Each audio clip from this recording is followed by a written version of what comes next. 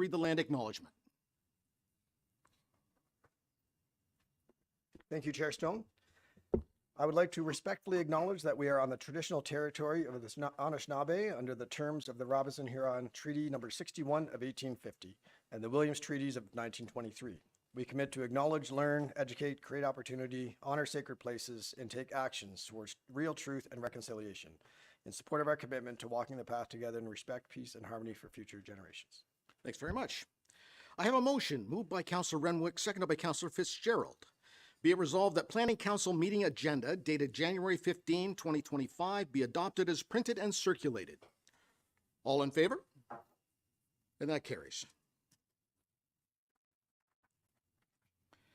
Are there any disclosures of pecuniary interest? I see none. All right. I'd like to welcome everyone to the public portion of the meeting to consider applications to amend the Town of Huntsville Official Plan and Community Planning Permit Bylaw 2022-97 pursuant to Sections 17 and 34 of the Planning Act. The procedure of the public meeting will be as follows. A brief explanation of the purpose and effect of the application and any correspondence received to date will be given by staff. The applicant or the representative will be asked to provide any additional comments without repeating the information already outlined by staff. Any members of the public present, in person or electronically, will then be permitted to ask questions or provide comments respecting the applications. Council will then have the opportunity to question the applicant, the planner, or anyone giving presentation. Once the public meeting is concluded, the input received and the proposed amendments will be considered by Council. Any persons making representation are requested to first state their name and mailing address.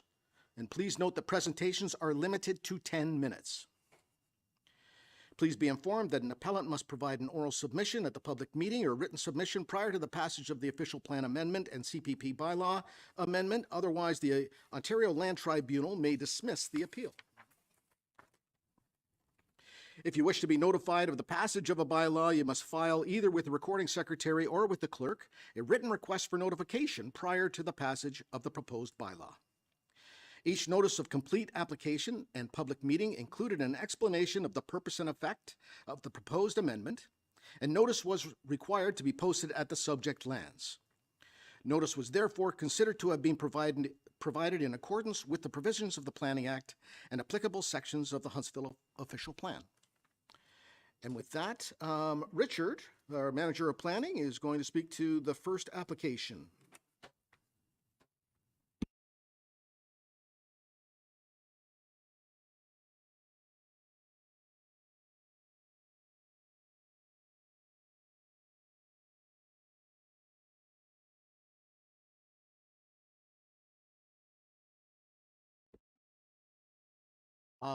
We have so many people here that we can't accommodate them all in the room. So some are outside, and we acknowledge that you're out there.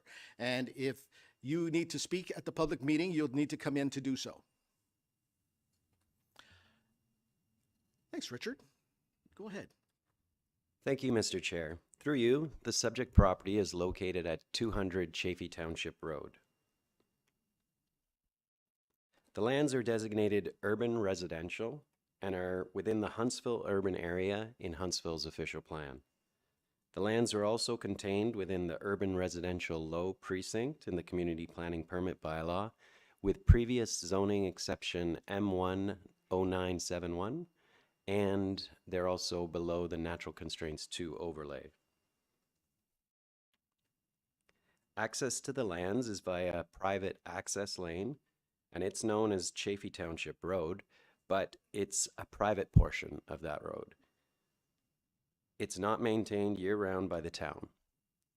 To provide access to the lands and other lots in the vicinity, a 30-foot wide right-of-way exists over the properties immediately to the south, being 195 Chaffee Township Road and 175 Chaffee Township Road.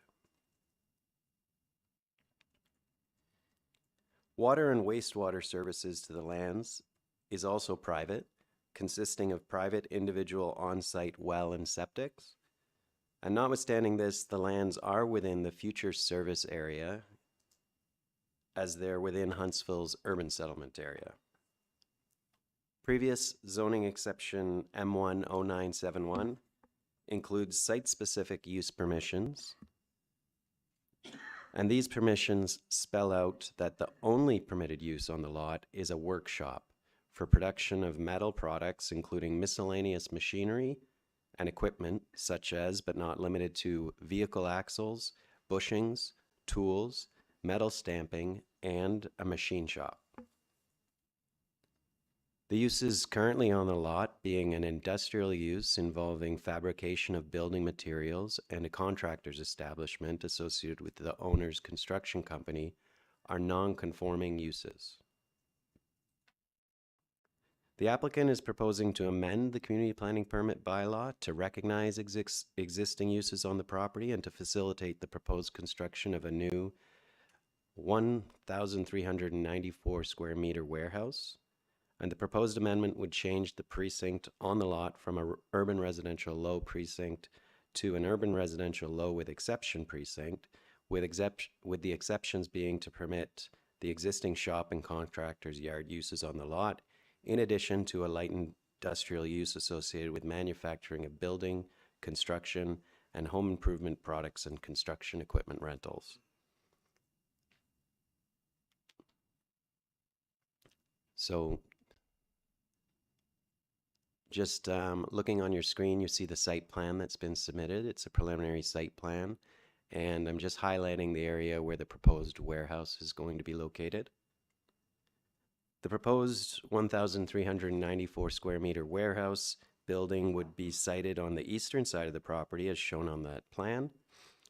A community planning permit would be required prior to any development occurring on the lands, but as the warehouse is to accommodate a use that does not match the uses permitted in that previous zoning exception I told you about, then this bylaw amendment is needed first.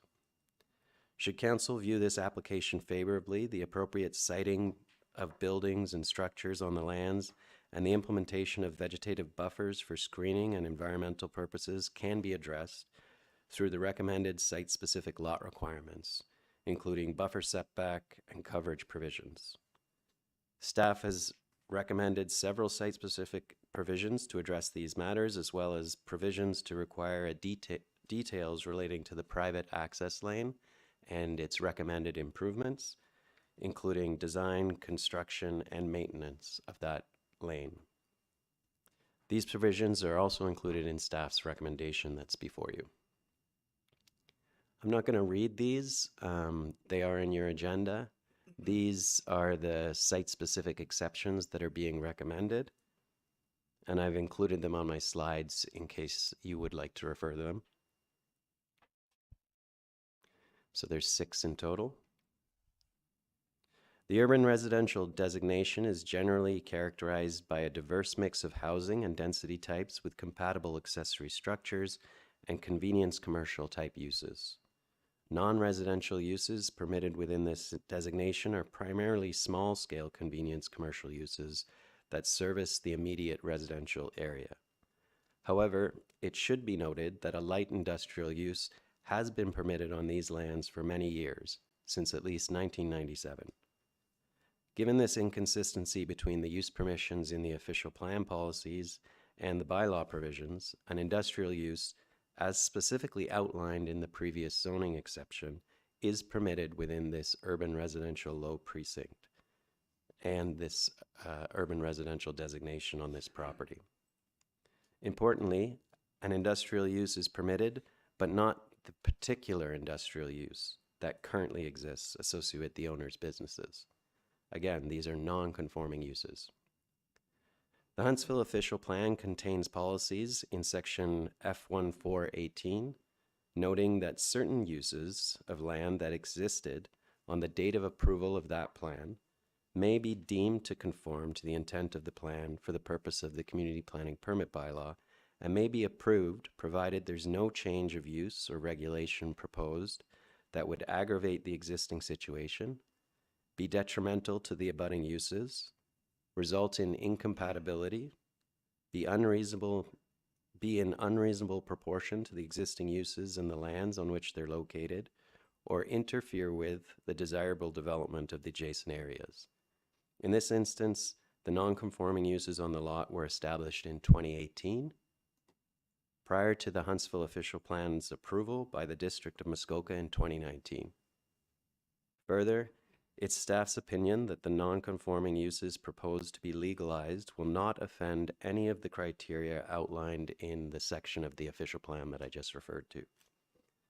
This is due to the similarity between the current non-conforming uses and other industrial uses already permitted as of right on the property, other non-residential uses permitted to be established on adjacent lands, and the measures recommended to mitigate potential off-site impacts as outlined in various technical reports prepared in support of this application.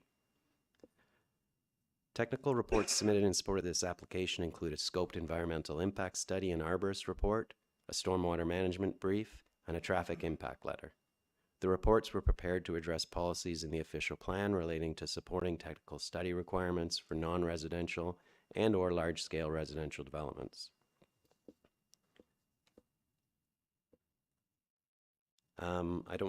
If you have any questions about those reports, I can of course field them. They are referred to in my staff report. I will elaborate on the traffic impact letter. The traffic impact letter assessed that the impact of traffic generated on the site as a result of the development on the adjacent roadway, and it noted that the proposal would not impede traffic nor result in any operational safety issues. The author of the report also reviewed access to the property, noting it is expected to provide acceptable operations with minimal delays and would provide necessary capacity to facilitate the existing and proposed business operations on the site.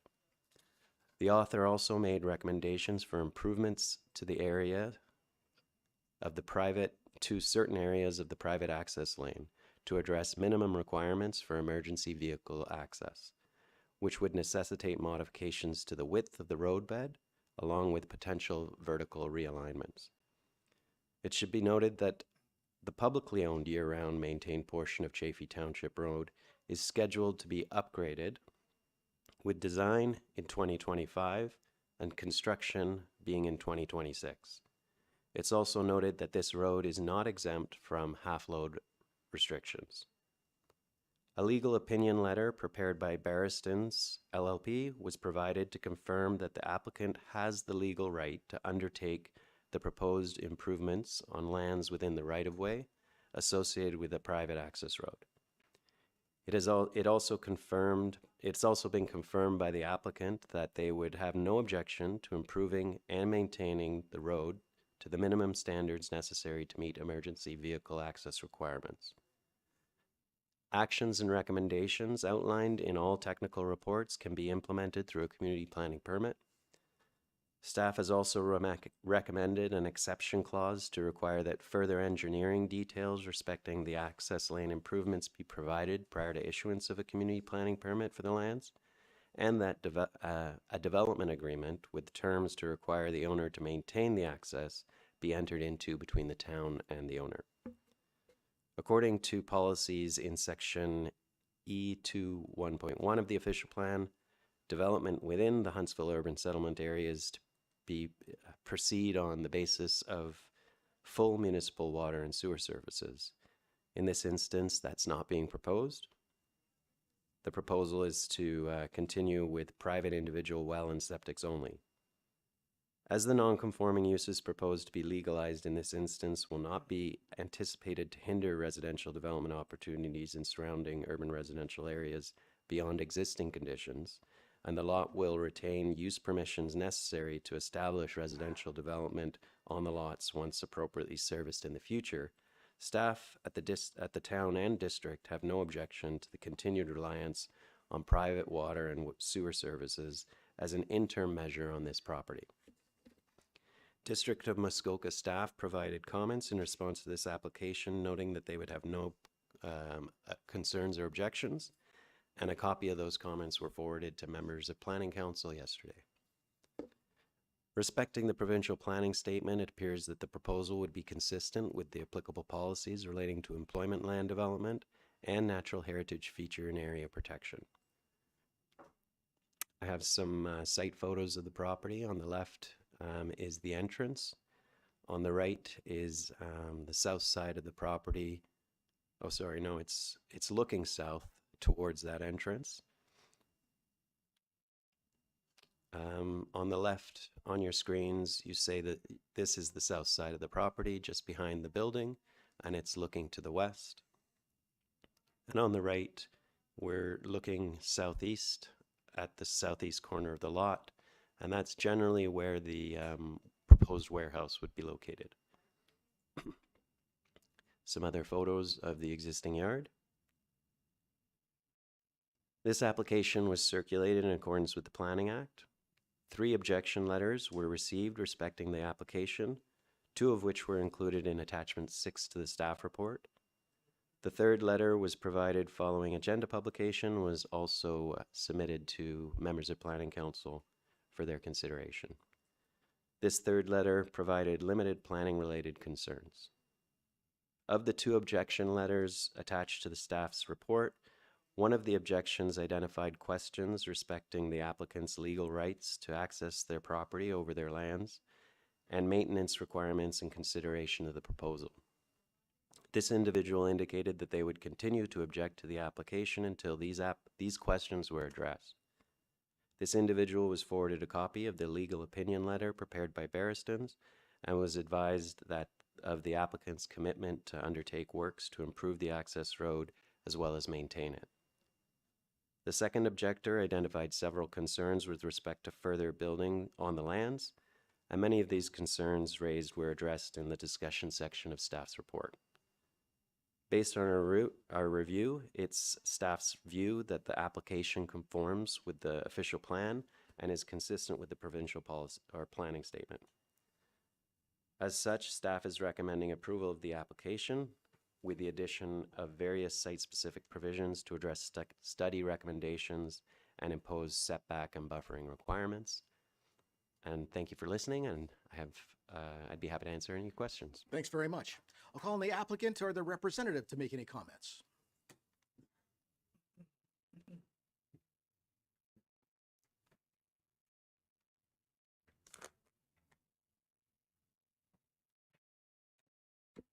Good afternoon, Chair Stone, Committee, Lanny Dennis Planning, Box 254, Nova, Ontario, P0A1R0. I represent the owners, Randy Blaine, he's in the gallery this afternoon. Also, we have available our consulting team, should there be any questions. Dan Duke is in the gallery from Duke Engineering, and the ecological and the traffic engineer is also, I understand, is available online.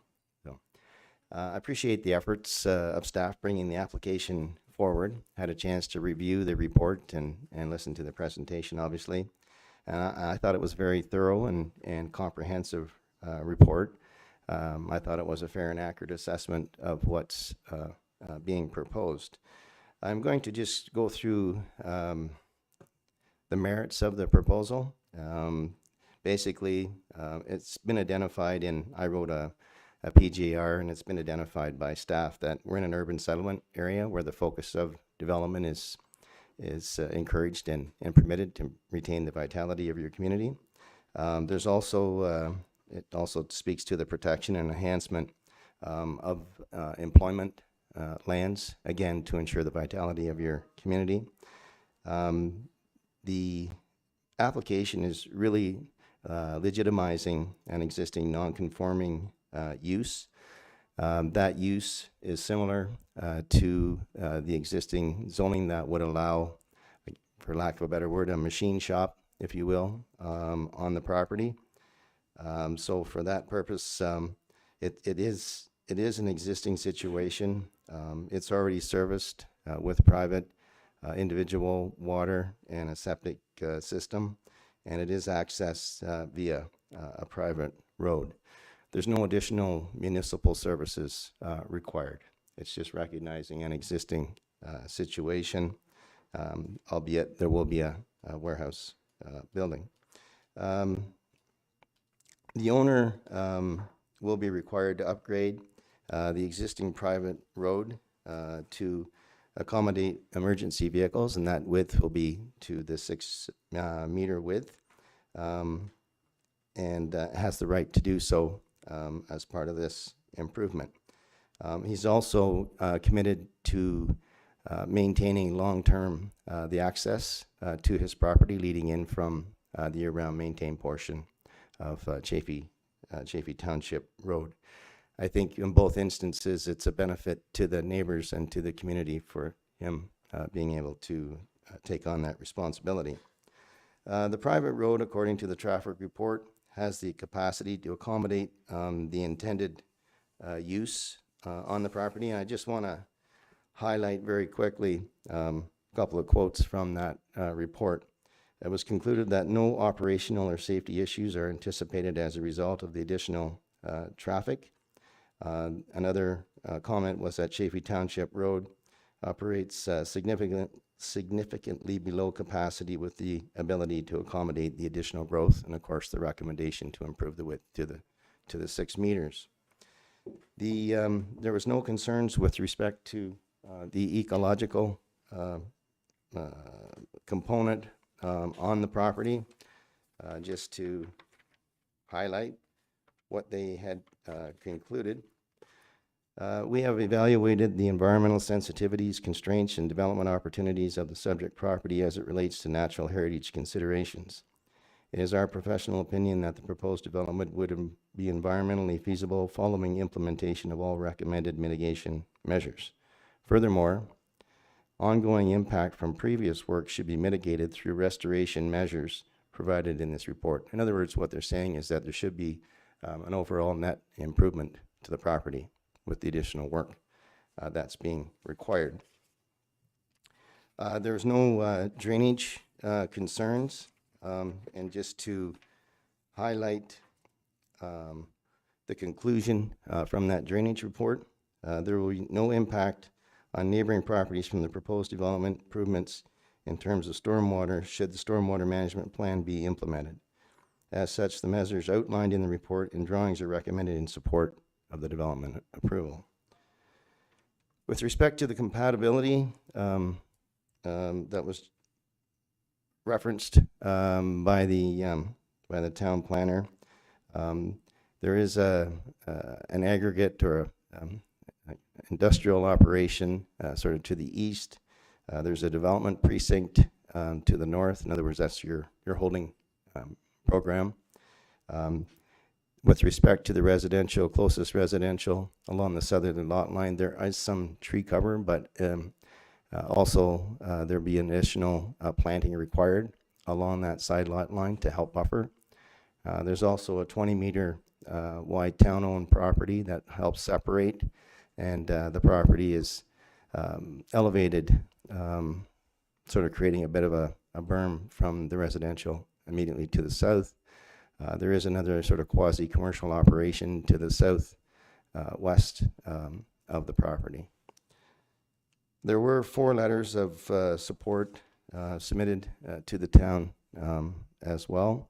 And as noted by the town planner, all the recommendations will be implemented through the town's CPP plus the zoning bylaw system.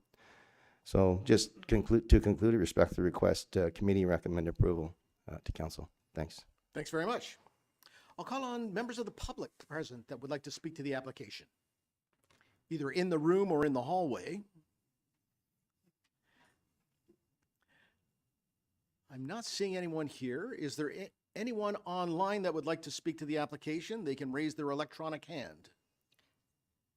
Chair Stone, I see 2 hands raised. I'll now bring the first person into the meeting. Perfect.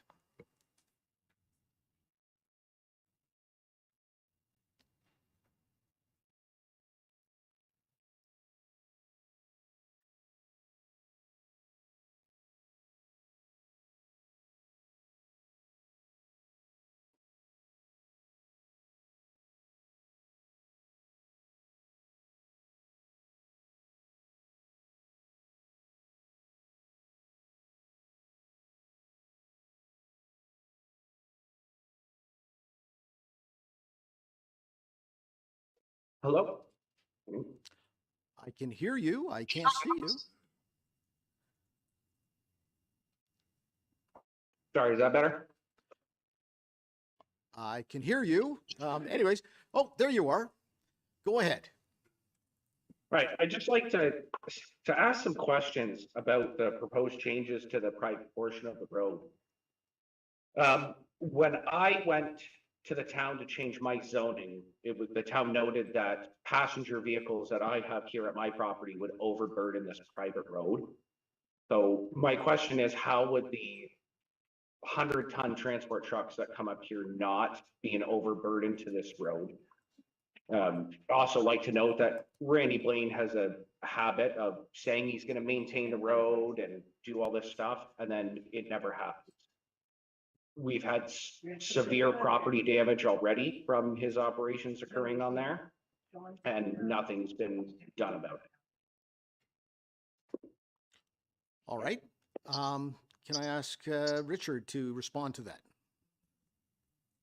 Thank you. Through you, Mr. Chair. Good questions. And perhaps I can start, and then if the applicant wants to add anything, that they can also be asked to elaborate. So one of the requirements that we'll be imposing if this application is approved is a clause right in the zoning provisions that would apply to this property that would require the applicant to prepare detailed engineering drawings, also detailed grading plans, also detailed construction mitigation plans to outline how this road is going to be, exactly how this road is going to be improved. And they won't be able to do any development on the property until those plans are submitted to our satisfaction. They'd also be required to enter into a development agreement with the town of Huntsville that says not only that they will build the roads in accordance with those requirements, which are requirements to allow emergency vehicles to access the property. So those are pretty heavy trucks. So not only would they be required to provide all those drawings and the agreement that says they're going to implement it, but they're also agreeing to maintain that lane between their property and the year-round maintained portion of Chaffee Township Road in a standard that would be suitable for emergency access vehicles year-round. So I think that concern is addressed through those two provisions. And it also, as I noted earlier, Chaffee Township Road, the year-round maintained portion is a half-load or is affected by our half-load bylaw. So when roads are at their most vulnerable, any vehicle that would be entering and exiting this private lane would have to be a maximum of 5 tons. So I think those concerns are addressed through those measures. Excellent. Thanks for that. I think that was a fulsome enough response. We have one other electronic deputant. Yes, Chair Stone, I do still see one hand raised, so I'll now bring them into the meeting.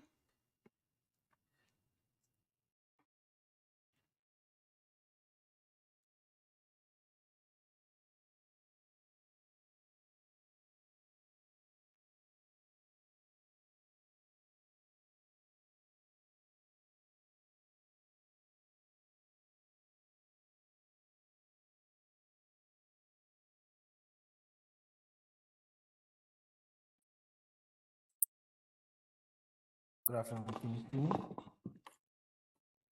Oh, I can see you and hear you. Thank you. Can you give me your name and Yes, address sure. first? Sure. My name is Camber Wadia, and I am the owner of 195 Chaffee Township Road. Wonderful. Thanks. You can go ahead. Thank you very much, Mr. Chair.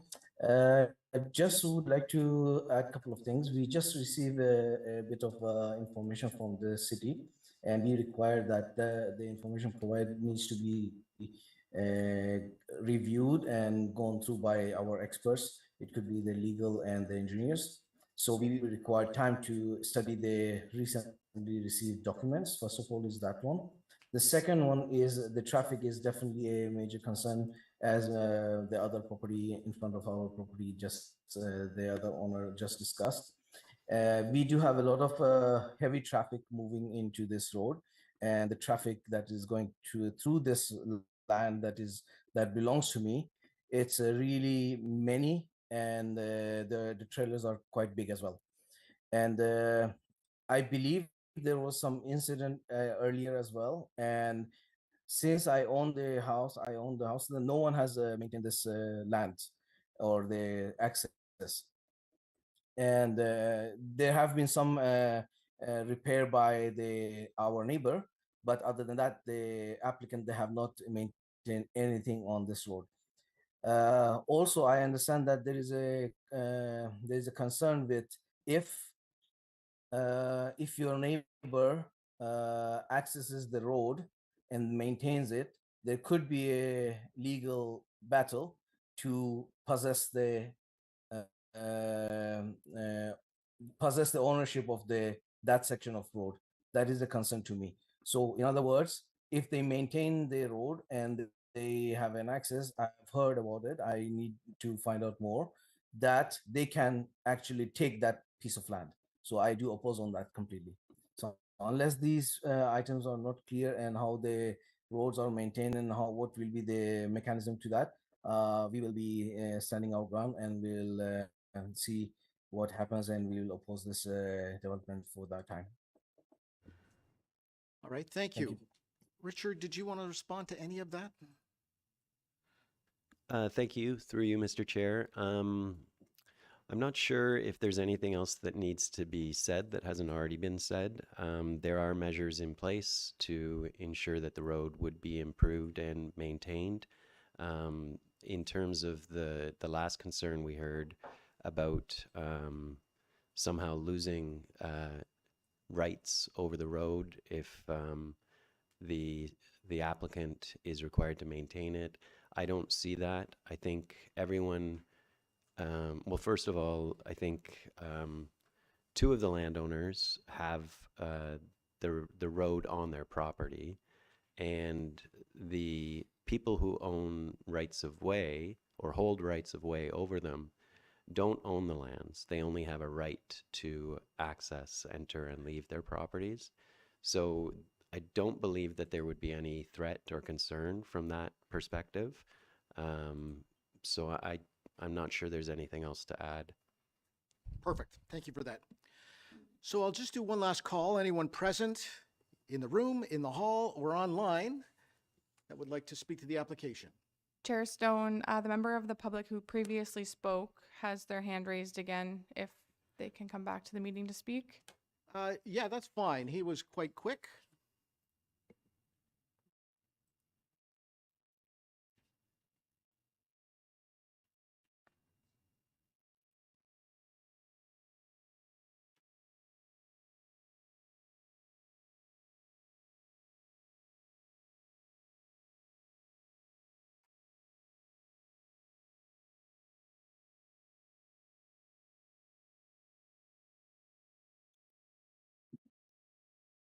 Hello again.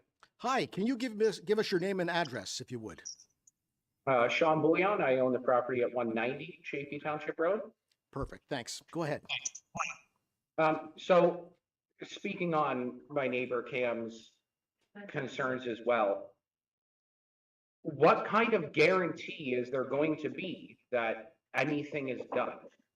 Because we have trucks coming up last winter that get stuck on that hill. The pictures that the town presented do not show exactly how steep that hill is. And they're full of rock. They're full-size trucks full of rock. They're in excess of 60 tons, 100 tons, and they come up all winter. So the town is never governed what comes in and out here. Transports aren't allowed on Earls Road. They're not allowed on Highview Road, but they're for some reason allowed on this road, which is a dead end and isn't designed for trucks of that weight. All right, thank you very much. I believe, Richard, you already spoke to the half-load restrictions that we have placed on the town, and it would be up to bylaw to speak. Do you have something to add? Thank you, through you, Mr. Chair. Just one thing to add. So the fourth clause in the site-specific provisions specifically says that if this zoning is approved on these lands, there would be a requirement for a community planning permit, not just to approve the development of the warehouse, but also to authorize those uses and the development that's already occurred. So by approval of this application, there is a clause that says this applicant has to get a permit and do those improvements, which it would include, if necessary, grade alterations. And I do believe grade alterations would be needed at the applicant's entrance. So that would all happen as a result of this approval. Perfect. Thanks for that. All right, council members, any comments or questions? Deputy Mayor Armour. Thanks, Chair Stone. Just a quick one. I noticed in the picture you got a couple of transport trailers in the back of the property where the new building. Are they going to be removed or are they going to stay on the site? Thank you. Through you, Mr. Chair. I might defer to the applicant's agent to respond to that. From what I understand, most of the outdoor storage would be taken inside into the warehouse, and that's part of the reason for the purpose of that warehouse. But perhaps I can ask Mr. Dennis to elaborate. All right, Mr. Dennis?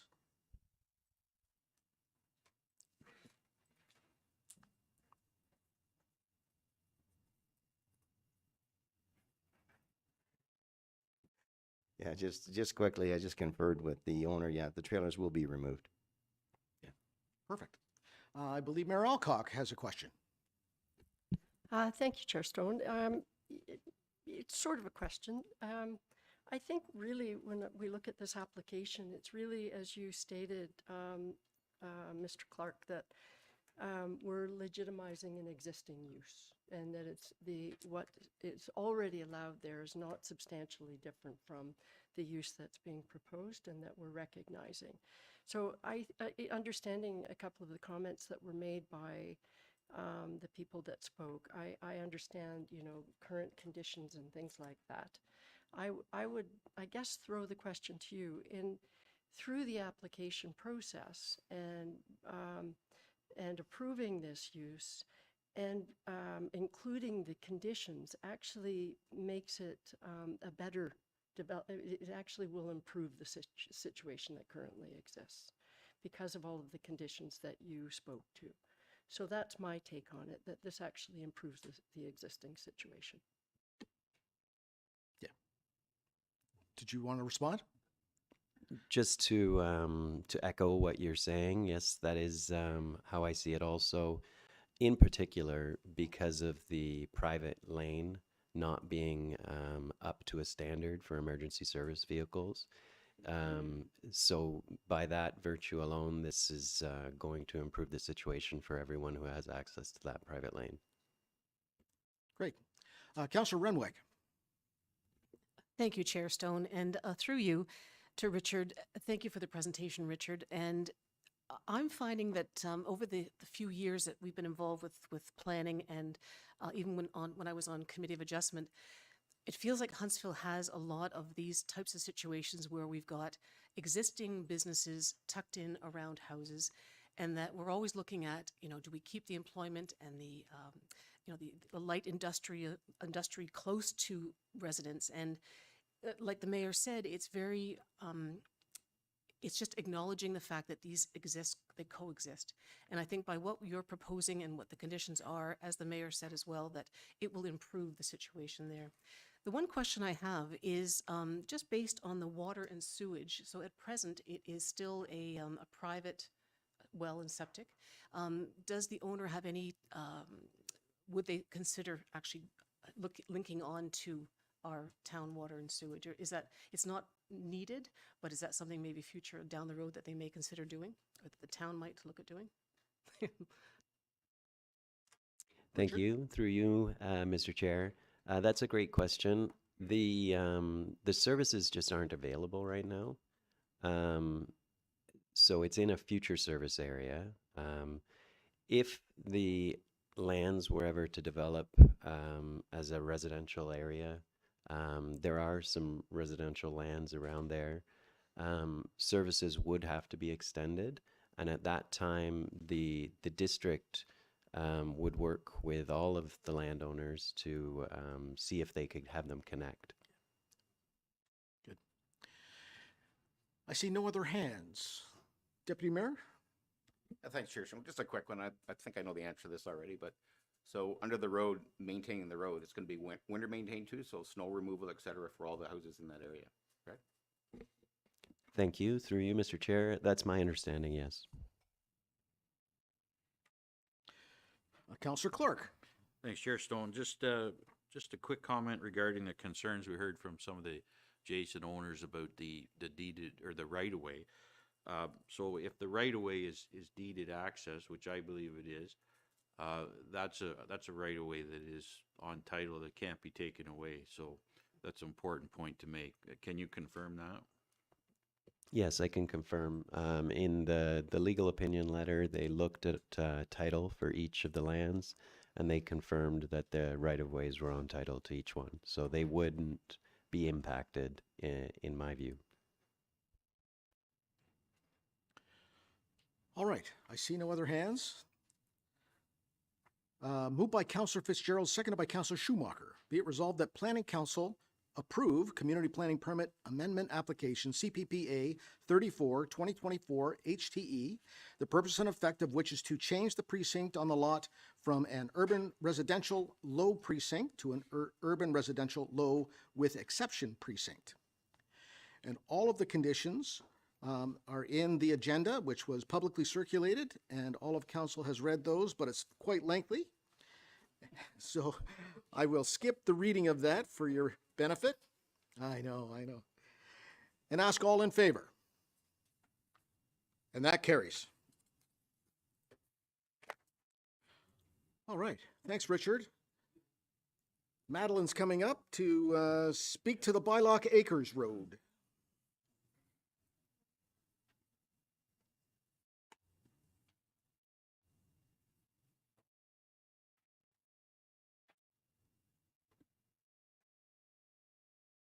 Hello, everyone.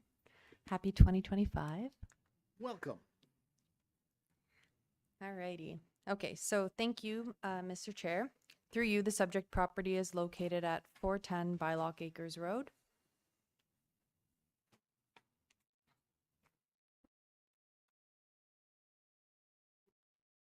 I'll just wait. Sure.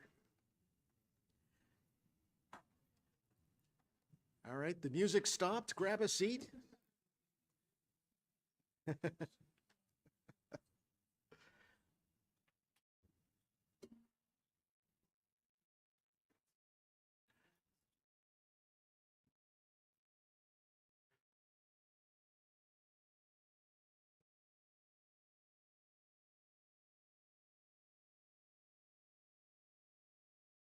All right, that's fine if they want to stay.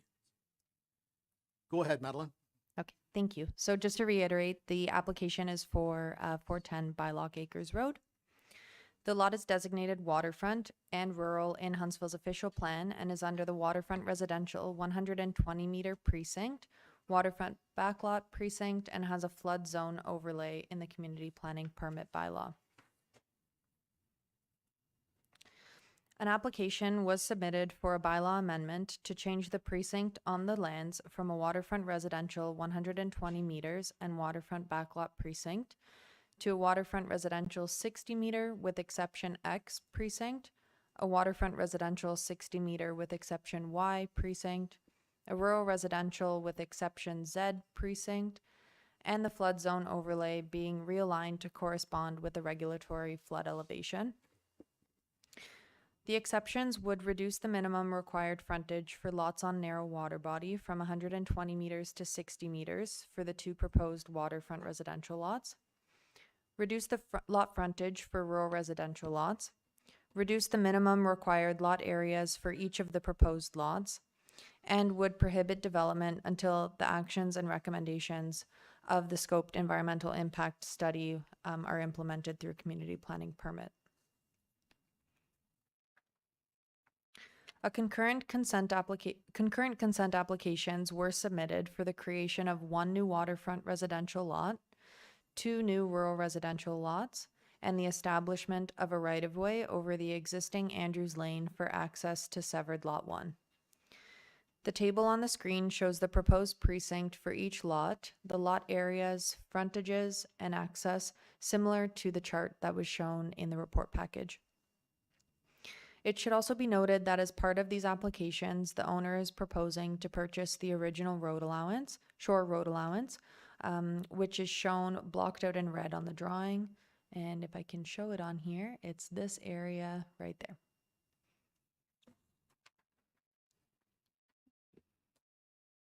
New lots within the waterfront residential precinct are required to have a minimum lot area of 1 hectare and a minimum frontage of 60 meters. However, lots fronting on narrow water bodies where the distance from shore to shore is less than 90 meters are required to have a minimum frontage of 120 meters. In this instance, the distance shore to shore is approximately 30 meters. And both retained Lot 1 and severed Lot 1 would be deficient in both frontage and area requirements. So site-specific exception X and Y have been proposed to address this. Further, new lots within the rural residential precinct are required to have a minimum lot area of 2 hectares and a minimum frontage of 134 meters. Both retained Lot 2 and severed Lot 2 would be deficient in both frontage and area requirements, and therefore a site-specific exception Z has been proposed to address this. The flood zone overlay is located on a portion of the property. However, the overlay does not correspond with the regulatory flood elevation. So the applicants have proposed to amend the flood zone overlay through this application to fully capture the most accurate flood hazard.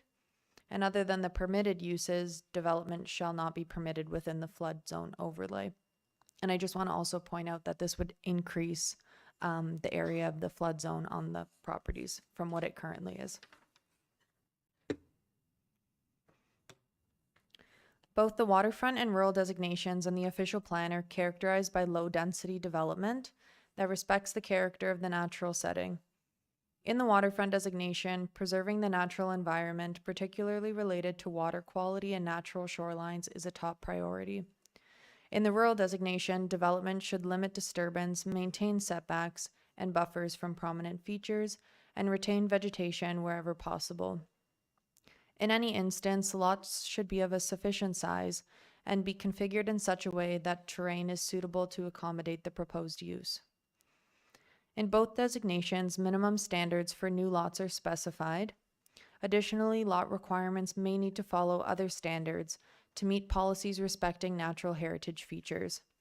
And in this case, the proposed waterfront lots and rural residential lots do not meet the required standards with respect to lot frontage and area as required by the official plan. Natural constraints on the site have been identified as steep sloping, narrow water bodies, unevaluated fish habitat, and flood-prone lands. To address the natural constraints on the lot, Frycorp Ecological Services was retained and provided a scoped environmental impact assessment for the proposed new lot creation. The report identifies the water body adjacent to the subject lands as a tributary and concurs that it's a narrow water body. Despite this, the report suggests that the lot frontage of 60 meters is appropriate and justifies docks on both retained Lot 1 and severed Lot 1, and a 2-meter wide pathway for access through the shoreline buffer. Congestion is noted to be minimal, and docks that comply with the narrow water body policies in the bylaw would be considered appropriate. The report did not identify specific locations for the noted dock structures, nor appropriate locations for pathways through the shoreline buffers and steep slope areas. Additionally, both retained Lot 1 and severed Lot 1 would be permitted a shoreline activity area of 15 meters, and the report did not identify impacts of potential clearings of this size. In 2012, when the subject lands were created, it was understood that the tributary would not be used for access or development, and the shoreline frontage of the lot was intended to be along the Muskoka River. With current lot standards, the parcel does not meet shoreline frontage requirements, and the creation of a second deficient lot would not be appropriate. Additionally, only one shoreline activity area would currently be permitted. Steep sloping was identified on the property in the area along the shoreline, and the report states that the 15-meter setback from the top of bank, as required in the official plan, would be adequate from a natural heritage perspective. Further, as fish habitat was unevaluated along this portion of the shoreline, the report provided an analysis that concluded observations indicating a warm water fish community known to be type 2 fish habitat. The report states that a 20-meter setback from the shoreline would be appropriate in protecting this present fish habitat, but also notes that the 15-meter top of bank setback being applied would push the shoreline setback well beyond 20 meters. Additionally, the report states that the applicant has proposed a wildlife corridor to encourage the preservation of some meadow species on the site. This corridor would be 36 meters wide and is proposed to intersect all 4 proposed lots, extending from Bylock Acres Road to Andrews Lane. The report does not provide any further rationale for this area, nor any specific recommendations on its maintenance. The application was circulated in accordance with the provisions of the Planning Act. District staff noted that they would support town staff's position on the application, and their comments were included in the report package. The town's Public Works Department noted that operational challenges concerning snow storage are associated with the proposed entrance at the cul-de-sac of Bylock Acres Road.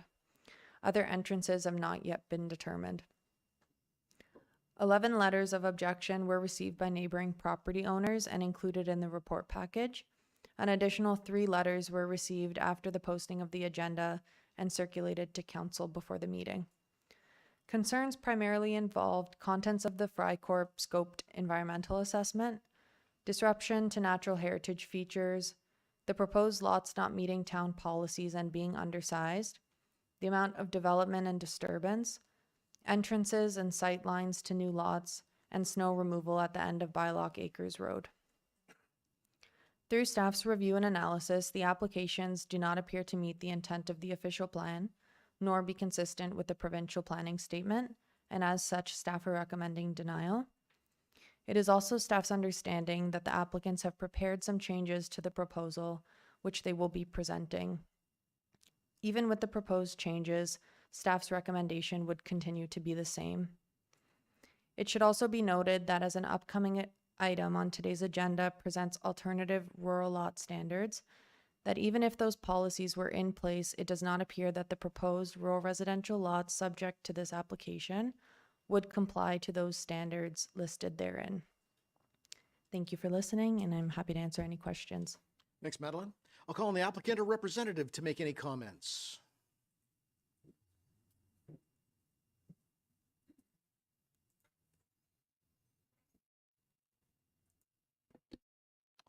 Thank you, members of council. I believe the landowner wants to speak before me, just real quick, but he's online only. So if you could just give him an opportunity to speak first, then I'll take over right after him. Do we see a hand online?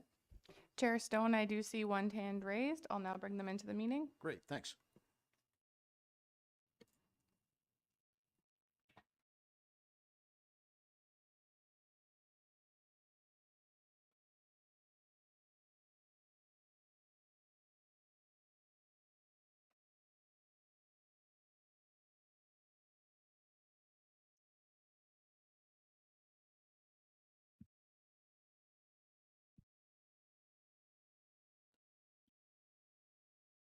Good afternoon, everyone. Can you hear me? I can. Go ahead. Great. Thank you. I'm Larry Ross. I live in Huntsville. I'm the owner in this case. I just wanted to give you a brief overview on what's happening here. So my wife and I bought this property last year, and it was our intention, it is our intention to build a home here, but the property is almost 7 acres in size. So we thought that there might be an opportunity for to create some other homes here and allow some other people to live in this nice area. And this particular property has road frontage on 3 sides. So again, we thought there might be an opportunity for what's essentially infilling. And I understand that there's some concerns with protecting the environment here, and I'm very concerned about that as well.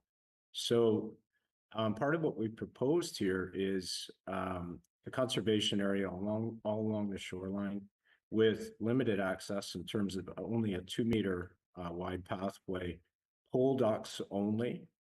And even though the environmental report didn't have any recommendations in terms of the field, like they didn't find any evidence of nesting birds or anything. We thought it might be nice to propose this wildlife corridor going across the field. And again, the idea is that that area would only be mowed every 3 years. Right now, it's all hay field.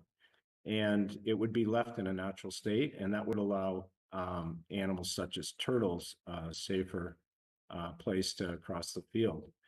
And I understand also there's a concern with respect to snow clearing at the end of the cul-de-sac and access for a driveway.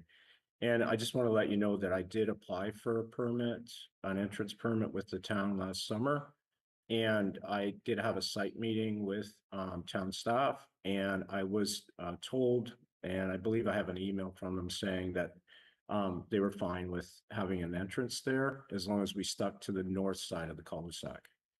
So that's really all I have. And with your permission, Mr. Chair, I'd like to hand it over to Savas. Yes, that's great. Thank you. Thank you. I have a brief presentation just coming up here. I think a lot of it's being covered in terms of the initial things by staff, so I'll just gloss over them pretty quick and get to the meat of it. So as you see here, here's the proposal, the 4 lots. Just so council understands, the left side of the screen, the 2 waterfront properties are in the waterfront designation. The right side of the screen is, which is the south side, is the rural designation. You've heard that there's 2 frontages being proposed of 60 meters minimum each. Those are deficient because this is considered a narrow water body. It's like basically an inlet that comes in off of the Muskoka River. Doesn't lead anywhere beyond what you see there at that point. But in terms of boating traffic, it falls off the main channel of the Muskoka River. It's similar in size to one of the existing frontages at the very end of the inlet as well too. It's deficient in area, you've heard that. And this line right there, that's the top of bank that you heard Madeline describe as well. And the dashed line beside it is the 15-meter setback proposed from the back of that top of bank. Then you come to the rural side with the 2 rural residential lots. They're both deficient in frontage along West Browns Road. I just want to make it clear though that I think Larry had already mentioned this, but Bylock Acres Road is a public road as well. It has about 100 meters of frontage on that side. And then West Browns Road is public road frontage as well. And then there is some private road frontage along Andrews Lane there as well too. So the property is bound by roads on 3 sides. Again, they are deficient in lot area as well. Looking at the land use map that we prepared as a draft bylaw to be considered by council, this is the conservation zone that encompasses the top of bank and the 15-meter setback. What it does is actually push development back but to about 38 meters on severed lot 1. And the building envelope to about 40 meters from the water on retained lot 1. There's 2 fairly large building envelopes retained on those 2 properties at a minimum of half an acre each. So there's still quite a bit of suitable land built for building in that area beyond the top of bank. The conservation area that Larry described to the wildlife corridor is shown in green there, basically straddling the 4 corners of the 4 lots that are being proposed here today. The building envelope for shoreline structures on severed lot 1 is shown highlighted there on the map. It is proposed to be only a 6-meter projection into the water body, and it's only floating docks only. So the CPP bylaw only allows that to be begin with only at this point in time as of right. So this is not a permission that's being granted by this application. And there is no intention of building a second dock structure for the other lot on that inlet as well. It's going to be built here on the mouth of the inlet on the main portion of the Muskoka River. So really realistically, there's only still 1 dock proposed in that inlet with the 2 lots being created. Looking at the property from a sort of a neighborhood context, when you overlay the proposed lot fabric on the property, you can see right away in this area that the lots are fairly large in comparison to the lots that exist, particularly to the west of the subject lands. The 2 rural residential lots almost look like infill lots, with the frontages of the West Browns Road properties being, similar in nature, and the lot sizes being similar in size to the 2 being proposed. And for the waterfront properties, obviously they're quite a bit larger than their counterparts to the west. There are larger properties in the area as well too, but there are smaller properties as well. And if you zoom out even further, what you see is in sort of a general neighborhood context, he starts seeing that this area of town has been developed quite a bit more dense than what's being proposed here by this application. So I know OPA 6 is not in place, but I wanted to sort of review it because I think it's sort of the way the town is heading with these rural residential properties.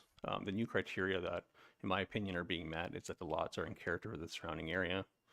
They're able to support entrances to public roads. As Larry had mentioned, the one concern that was raised about the entrance to retain lot 1, I think has been addressed by town. He has applied for a building permit or for an entrance permit, and I think he's been verbally granted that. Each property provides for appropriate size envelopes to permit development for its intended use. Given the topography of these lands, there's no reason to believe that those rural residential properties would not be able to be developed, particularly given the size and in comparison to the properties existing in the area. They're able to accommodate tree buffers along the public road that, again, is easily accommodated on those properties. The lot area is no less than 0.4 hectares. I think the minimum lot size for the rural residential lots is 0.53, so they actually meet that lot area permission that's being considered as well, and lot frontage of no less than 60 meters. That one is not technically met, but I just want to give you an example of how I came to the conclusion that the intent was being met. If you take these two lots and if you draw like a diagonal line through them, if they were to be severed this way instead, you'd actually have 100 meters of frontage on one of them and 100 meters of frontage on the other one. So keeping that in mind, we looked at the situation and thought, like, why propose a lot that is triangular in nature and sort of out of character with the lots all along West Browns Road, but retain it in its rectangular form. But although that technically shows it as less frontage, you know, in our justification show that there is in fact more road frontage that it's not being used if you're using it rectangularly, but could be used if we divided it this way. So with that in mind, my conclusions are, while deficient in lot area and frontage, the proposed lots are consistent in character and use with the surrounding area. The natural heritage features that have been identified and protected on the property will be implemented by way of the bylaw amendment. Suitable development almost do exist for each lot. The proposed docking strategy helps address narrow water body policies, and the rural residential lots meet the OPA 6 proposed criteria. And in my opinion, the recreational lots present good planning. I'd be happy to answer any questions that council may have. Thank you. Great, thanks for that. All right, I'm going to go to the members of the public. Anyone present that would like to speak to this application, please come down.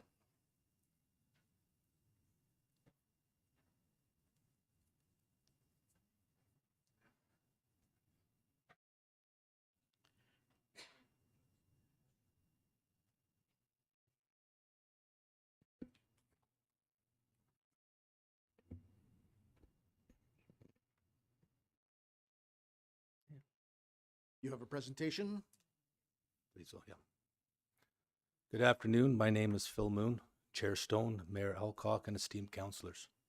Thank you for the opportunity to share my objection to the 410 Bylock Acres development. The picture you see on the slideshow is the meadow as it looks if you stand on West Browns Road.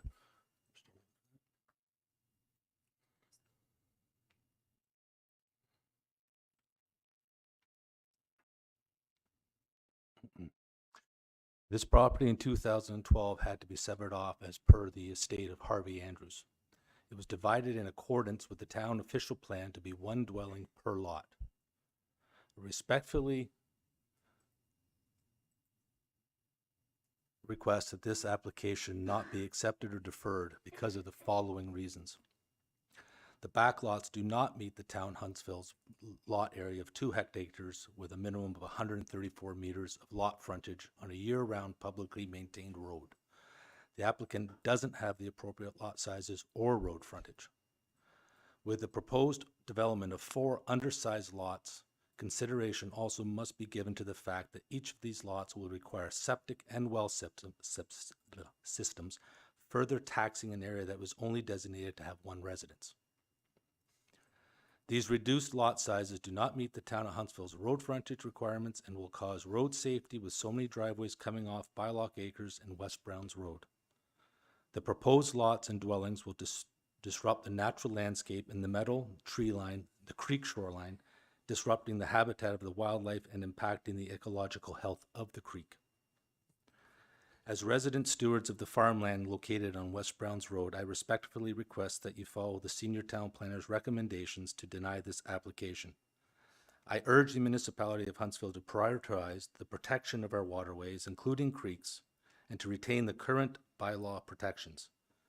The existing regulations represent a sound balance between development and conservation, ensuring that we protect our natural resources while allowing for appropriate development. The proposed changes undermine this balance and would result in a negative consequence both for the environment and the community. I also strongly oppose the presumed use of our family's privately built and maintained driveway of over 80 years to access one of the proposed shoreline lots. As a custom home builder for over 30 years in the Huntsville Lake Bays area and owner of several rental duplexes in town, as well as the rental of the farmhouse on the family property, I feel we have a balanced opinion of development, housing, and conservation of our beautiful town and area. Over the 30-plus years in building, I have had to follow the rules and regulations of all the individual townships. I've understood the need sometimes for small tweaks to properties to achieve a build, but the applicant's proposal for this particular property is beyond reasonable. All the rules would need to be rewritten to achieve their goal. This is neither the lot nor the area for this. I feel any approval outside the town's stated guidelines would and could set a dangerous precedent for future developments. Once again, I'd like to thank you for allowing me the opportunity to express my concerns. Thanks very much. Would anyone else like to speak? If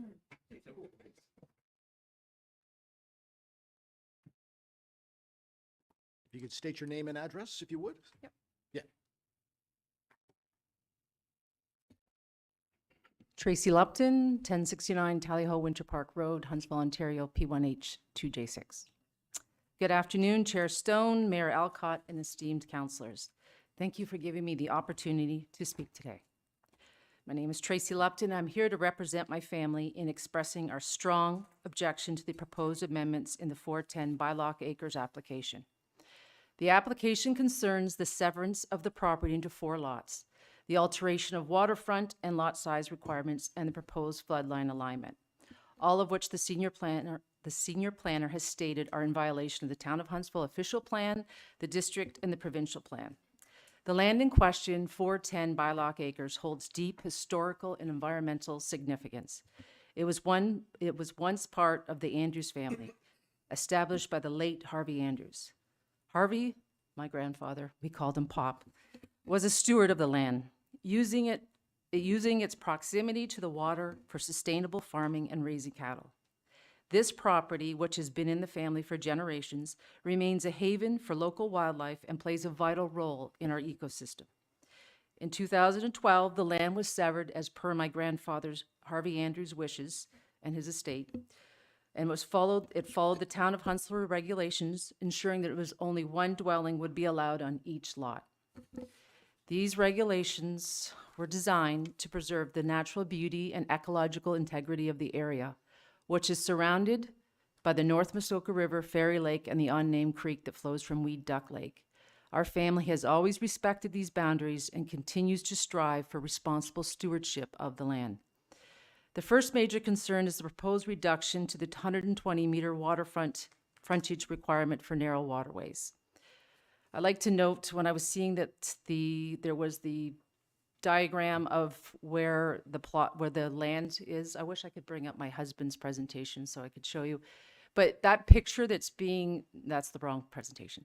That picture that's showing you where his property is going to go is actually not into the deepest part of the creek. The deepest part of the creek is right close to the culvert, which is probably in the summertime, maybe 4 feet deep. If you can go to the 3rd slide, please.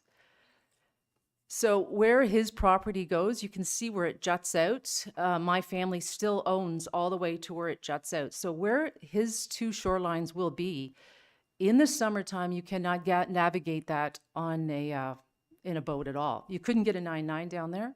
You can go down on a paddle boat, which I have, paddleboard, and I'm afraid to fall in, to be honest, because it is all vegetation. It's all vegetation. You can go down there in a canoe, but height of the summer, you can't get it down through there because there's so much vegetation. And this is what we're worried about, If this is proposed, it's well within his rights to apply for that creek to be dredged. So if he decides not to build and to resell those, that lands on the next landowner, and they might apply for a dredging of that creek. That's an unnamed tributary that runs at a weed duck lake, which I think should be named. It's pretty significant. And it's funny they don't want to talk about, there's creek on the other side of that road, and in all the diagrams that we're just showing, we don't recognize the fact it's a significant ecological feature that runs into the North Muskoka River. I just want to speak to the Frycorp environmental study that was commissioned by the applicant, which found no significant impact would occur from the proposed changes to the water frontage requirements. However, in 2012, Riverstone did a fish habitat assessment as per the town of Huntsville's requirements and found that the creek was a Fish 1 habitat and included vital wildlife. Therefore, the Frycorp environmental study has somehow failed to acknowledge the importance of the creek, the surrounding wildlife habitat, and the significant role it plays in sustaining our local ecosystem. We believe this was not a comprehensive study and that the 120-meter requirement should remain intact as it aligns with the town's official environmental protection goals. Our second proposal, or our second concern, is the reduction in lots. I'm not going to go into the size lots. You can see there how small they are going to be, although we're trying to represent them as being bigger in relation to a subdivision to the side of it. If this goes through, this will place excessive pressure on the local wildlife. This area has been a refuge for a variety of species, including deer, birds, and snapping turtles. Reducing the lot sizes and allowing multiple dwellings will crowd the area and potentially disrupt the vital ecosystems, including the creek and its surrounding areas. So we request that the original lot size remain at 2.5 hectares and only one dwelling be permitted to ensure the continued protection of the wildlife that depends on this land. We believe there are several solutions that can strike a balance between development and conservation. First, we recommend maintaining the 120-meter frontage for waterfront properties. We urge the town to conduct a peer review of the Frycorp environmental study and conduct a fish habitat assessment to ensure that all environmental factors are considered. In conclusion, we ask the Town of Council to uphold their original laws and prioritize the protection of our waterways and wildlife habitats. We urge you to take a careful and measured approach in making sure we're looking after the original plan for the Town of Huntsville. Even though that looks like it is big lots compared to the subdivision, it is not in keeping with the rest of the property that it surrounds. We also respectfully ask the applicant to withdraw their application and stand by their own words of August 2007 in the Muskoka Doppler, where the applicant stated, "Someone has to start responsible development, and it should be the developer, or we're going to end up with lakes with algae blooms and that are way over capacity. I think it would be a shame to see cottages every 60.96 meters. This statement would be in contradiction to what the applicant proposes for 410 bylaw acres." Thank you for your time and consideration. Thanks very much. All right, I believe one more is here. Couple more.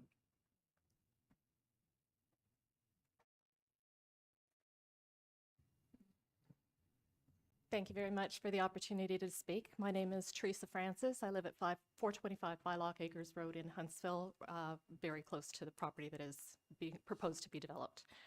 I don't have comments that I prepared specifically on this, although I will speak to the general proposal for the municipality that relates to rural properties, which is coming up later on. I just wanted to echo a few comments that were made already, both by the senior planner and by the other members of the public who spoke, that there are a series of environmental concerns that have been well addressed by all of them. I also would like to just speak to a couple of things that the developer had said as well, and his representative. They had argued that the proposed development is in character with the surrounding area. I would argue that it is actually not in keeping with the surrounding area, because the surrounding area that was intended to be, that property was a part of, was the farmland that's adjacent to it and the 4 lots that were divided into that same area in that spot. So the community that is beside it that has smaller lots was developed a long, long time ago, and it was not the intention when this property was subdivided to become a part of that community. Secondly, I would also suggest that where they have said that it meets the standard of 60 meters, the developer is incorrect in that. As was pointed out by the senior planner, it does not meet that requirement. And also they've argued that the intent is being met. And in their proposal, I had noted that they said that the numbers that are in the bylaws are guidelines, and that where there are minor changes proposed, that those would be acceptable to council. I would challenge all of you to decide whether the guidelines that you have set for Huntsville are guidelines, and whether those numbers should be met, and whether a change of or a difference between a 45-meter frontage and a 60-meter frontage is really a minor difference that should be ignored. So I just wanted to thank you again for that. Those are a few comments to echo what has been said and challenge some of the things that the developer has put forward. Thank you. Thank you. A couple hands went up. One of you, come on down.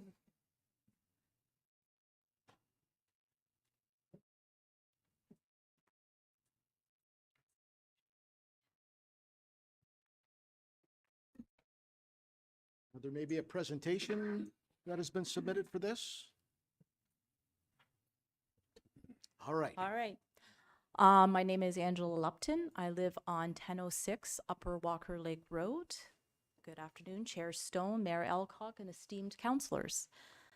This property has been in my family for over 80 years until it was recently sold a year ago by other relatives. My grandfather, Harvey Andrews, was not only a farmer, but he was a steward of the land, and we have carried on that legacy. So even though this property is no longer in our family, we still are here to protect it. And I am asking you today, what I want you to take away from my presentation is just how we should be protecting this area, and I'm also asking you to be stewards of the land. Okay, so you can go. So my objections are the development of 2 waterfront lots on an unnamed creek that runs from Weed Duck Lake into North Muskoka. This is not a river, this is a creek. Lot sizes do not meet the frontage requirement for waterfront properties. The impact this development will have on the creek and the impact it will have on the existing wildlife. Okay. This is the overview of the development area that the applicant is, but I won't go over it. But if you take a look at severed lot 1, and if we go to my next slide, and we can play it, it's a video of the creek. It's not playing.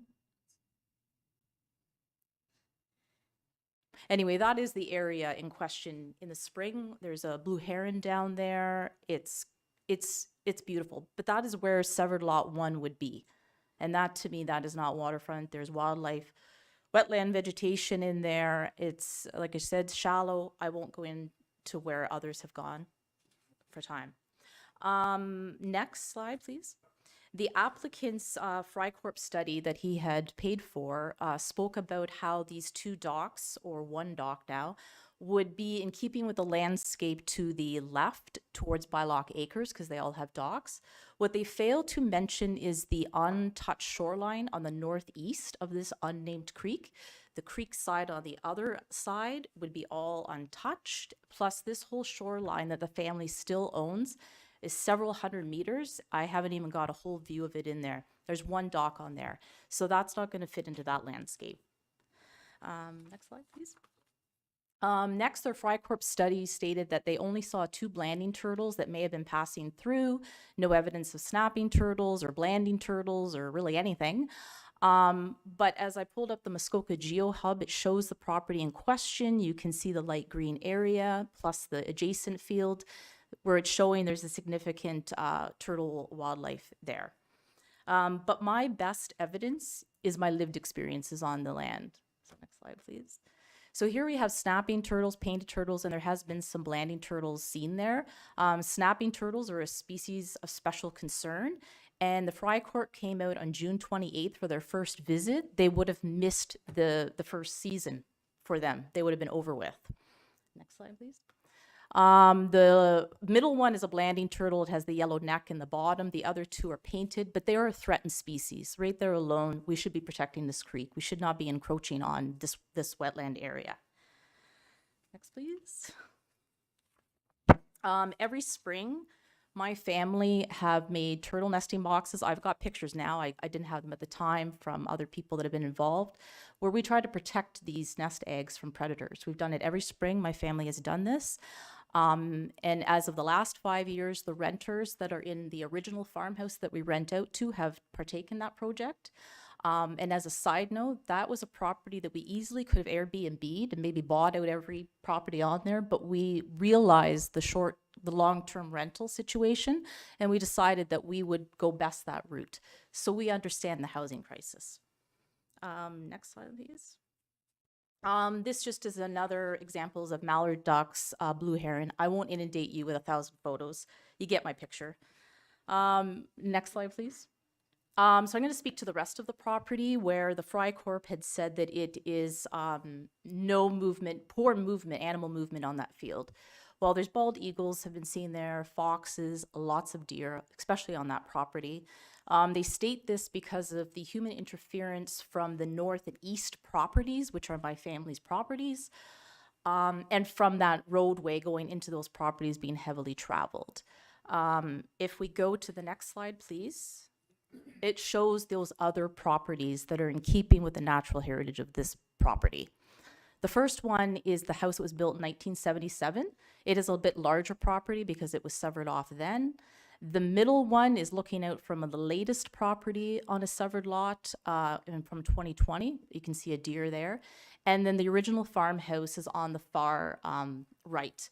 You can see that laneway is just traveled by 3 dwellings and family members, and the most invasiveness I saw was the Fry Corp and when the property was sold. I saw vehicles in and out of there. I didn't know who they were. Normally we know everybody that goes in that road because it's us.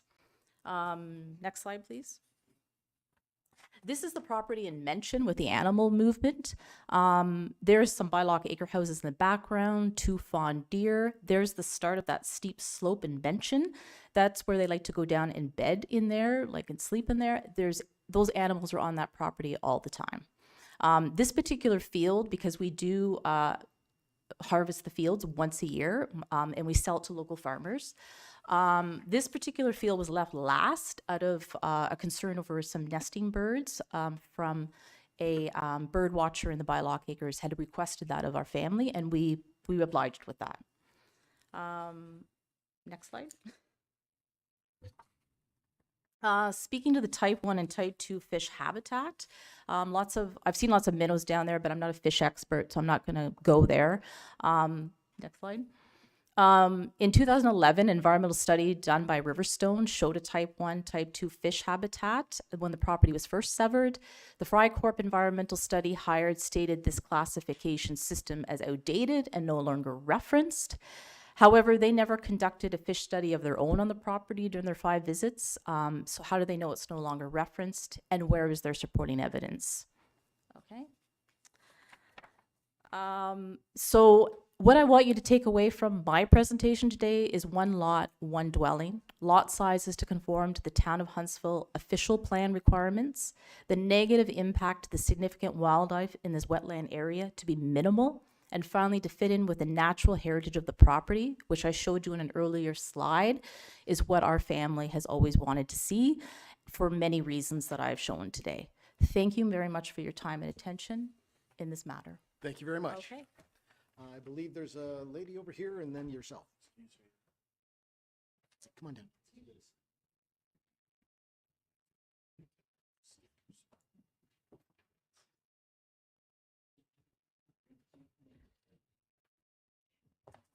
Hi there. Welcome. My name is Carmen Youngblood. I live at 75 West Browns Road, which is right across the road from the proposed development. We are opposed to any severance or rezoning and think that the property should remain as is. As mentioned before, this parcel of land was severed in 2012, and these were the sizes agreed upon by the town of Huntsville.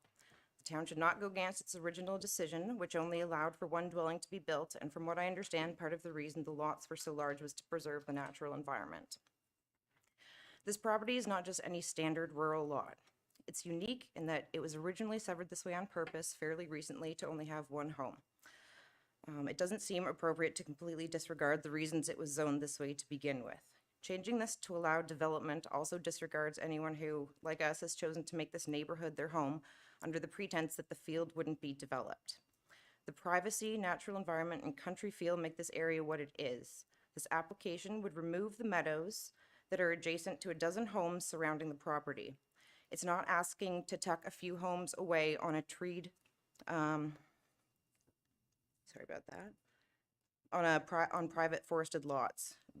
Being an open field corner lot, the visual impact of this would be significant. Also, the noise and disruption to surrounding residents and wildlife of having 4 driveways, 4 homes, 4 septics, 4 wells drilled over who knows how long of a period of time would be significant, especially due to how noise carries across that field and the water. If approved, this will irrevocably change the character of our neighborhood. This property has a long family history in the town and is well known to locals. Land that's cherished by many should not be allowed to be destroyed, especially when it's not necessary, as the plan is not in keeping with any of the other lots from the original farm. Meadow ecosystems are not a prominent feature of the area and need to be preserved as they are increasingly being destroyed in Ontario. According to the Grasslands Ontario website, grasslands mitigate the effects of climate change while also providing habitat for species at risk, improving pollinator health, and supporting biodiversity. As grassland habitats disappeared due to land conversions, so did the species that rely upon these ecosystems for their survival. In fact, some of Ontario's grassland species are listed as species at risk, with grassland bird populations in particular experiencing a sharp decline over the past decade. Of all the ecological services provided by grasslands, biological diversity is the most paramount. A range of species depend on the habitat, shelter, food, nesting opportunities, migration stopover areas, and winter cover found in grassland ecosystems. Changes in land use have led to a significant decline in grassland environments across Ontario, threatening the benefits which these ecosystems provide. The complete disregard for wildlife habitat and all of the probable species at risk on this property is truly concerning. The Endangered Species Act states it provides habitat protection. When a species is classified endangered or threatened, its habitat is also protected. I've gone into more detail in my letter that I submitted to the town ahead of this regarding Frycorp's EIS, but I'll summarize a few key concerns here below that some people have touched on, but yeah. Anyways, the EIS overall did not find any environmental natural heritage restraints that would stop this plan from moving forward. By coming to this conclusion, they've completely denied reality and ignored all of the species that use the property regularly, which have been visually confirmed and photographed by many neighbors. I do not believe that the EIS was done properly or thoroughly enough for the following reasons. In regards to the bird surveys, specifically for the threatened bobolink and eastern meadowlark.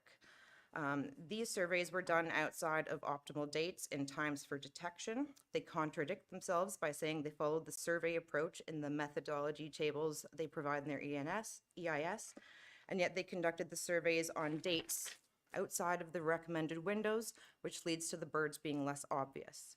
Their tables also indicate the survey should begin at dawn, but instead were conducted at 7:20, 8:35, and 7:30 a.m. respectively. In regards to bat surveys, the acoustic monitoring conducted to determine if species at risk bats and or significant wildlife habitat for bat maternity colonies was present was outside of the recommended timing window of June 1st to 30th, as it was done June 28th to September 7th. Fish surveys were not conducted, and the EIS discounts that this is a type 1 fish habitat as described by Riverstone in the study from 2011, and also Provincial Database of Fisheries Information also identifies this area as a cool water area with a species list. There are many other species present on the property that were not mentioned at all or discounted in their report. As others have mentioned, there is a very large herd of deer that regularly frequents that field. They're there every day and evening to feed. We know which the females are, which ones have the fawns every year. So saying that this isn't conducive to wildlife movement just seems crazy to me. There's foxes, turkeys, a lot. The proposed corridor ignores the natural movement of the animals, as we're right across the road and they regularly come from behind our forest and cross in the field to graze and go down to the water to drink. So that is their natural corridor, north to south, not specifically east to west, right where they're proposing it. Another couple concerns that today that got brought up to me were the traffic. We live right across from where potentially there would be 2 driveways on West Browns Road. It's already really dangerous pulling out of that section of road. It has very short sight lines. There's a curve, there's a hill. We've had snowplows stuck on that hill before. We've had my in-laws almost get hit by a vehicle because people fly down there. So adding 2 more driveways right there would be, I feel it would be dangerous for our family and the community. There is a bus pickup location for the 200 meters surrounding right at the corner of Bylock and West Browns. And families surrounding have lots of dogs and young children. So we disagree with that. In regards to the narrow water body, it didn't seem that there was any mention of depth and the impact on the creek that boats or docks could potentially have. Saying this tributary leads to nowhere seems silly since Wee Duck drains into it. Again, as others have mentioned, they say the lots are large in comparison to the others in the area, but they didn't compare that to the other lots originally divided from the farm. And finally, we're also wondering how they would maintain tree buffers that currently don't exist. This is not like you can't see the property and there's trees all along. It's a field. So how would something that doesn't exist be maintained? And would he be proposing to put the 15 meters of vegetation in order to add privacy to that? In summary, changing the rules to allow development with exceptions on basically everything would set a terrible precedent and would clearly indicate a priority for profit over the preservation of natural heritage. What's the point of having a vision for our town if the town is willing to disregard its own recommendations and bylaws? We don't want sprawling suburbia in a rural area, and we especially don't want to see it on an ecologically special piece of land. I would say to Mr. Ross, please just sell this land to someone who wants to fulfill the intended vision for this property. You don't live here and you don't understand how special and unique this place is for so many people. There are many other properties in the area that you could develop that don't hold so much history or sentiment to locals. And proposing to change the whole entire feel of a neighborhood isn't a great way to start getting the neighbors to be friendly to you if you intend to build your long-term home there. Ultimately, we really hope this application is denied in full and the property remains zoned and sized as it is with 1 dwelling permitted. This will maintain the natural heritage, abundant wildlife, and character of the neighborhood. Thank you. Thank you. Thank you. Come on down.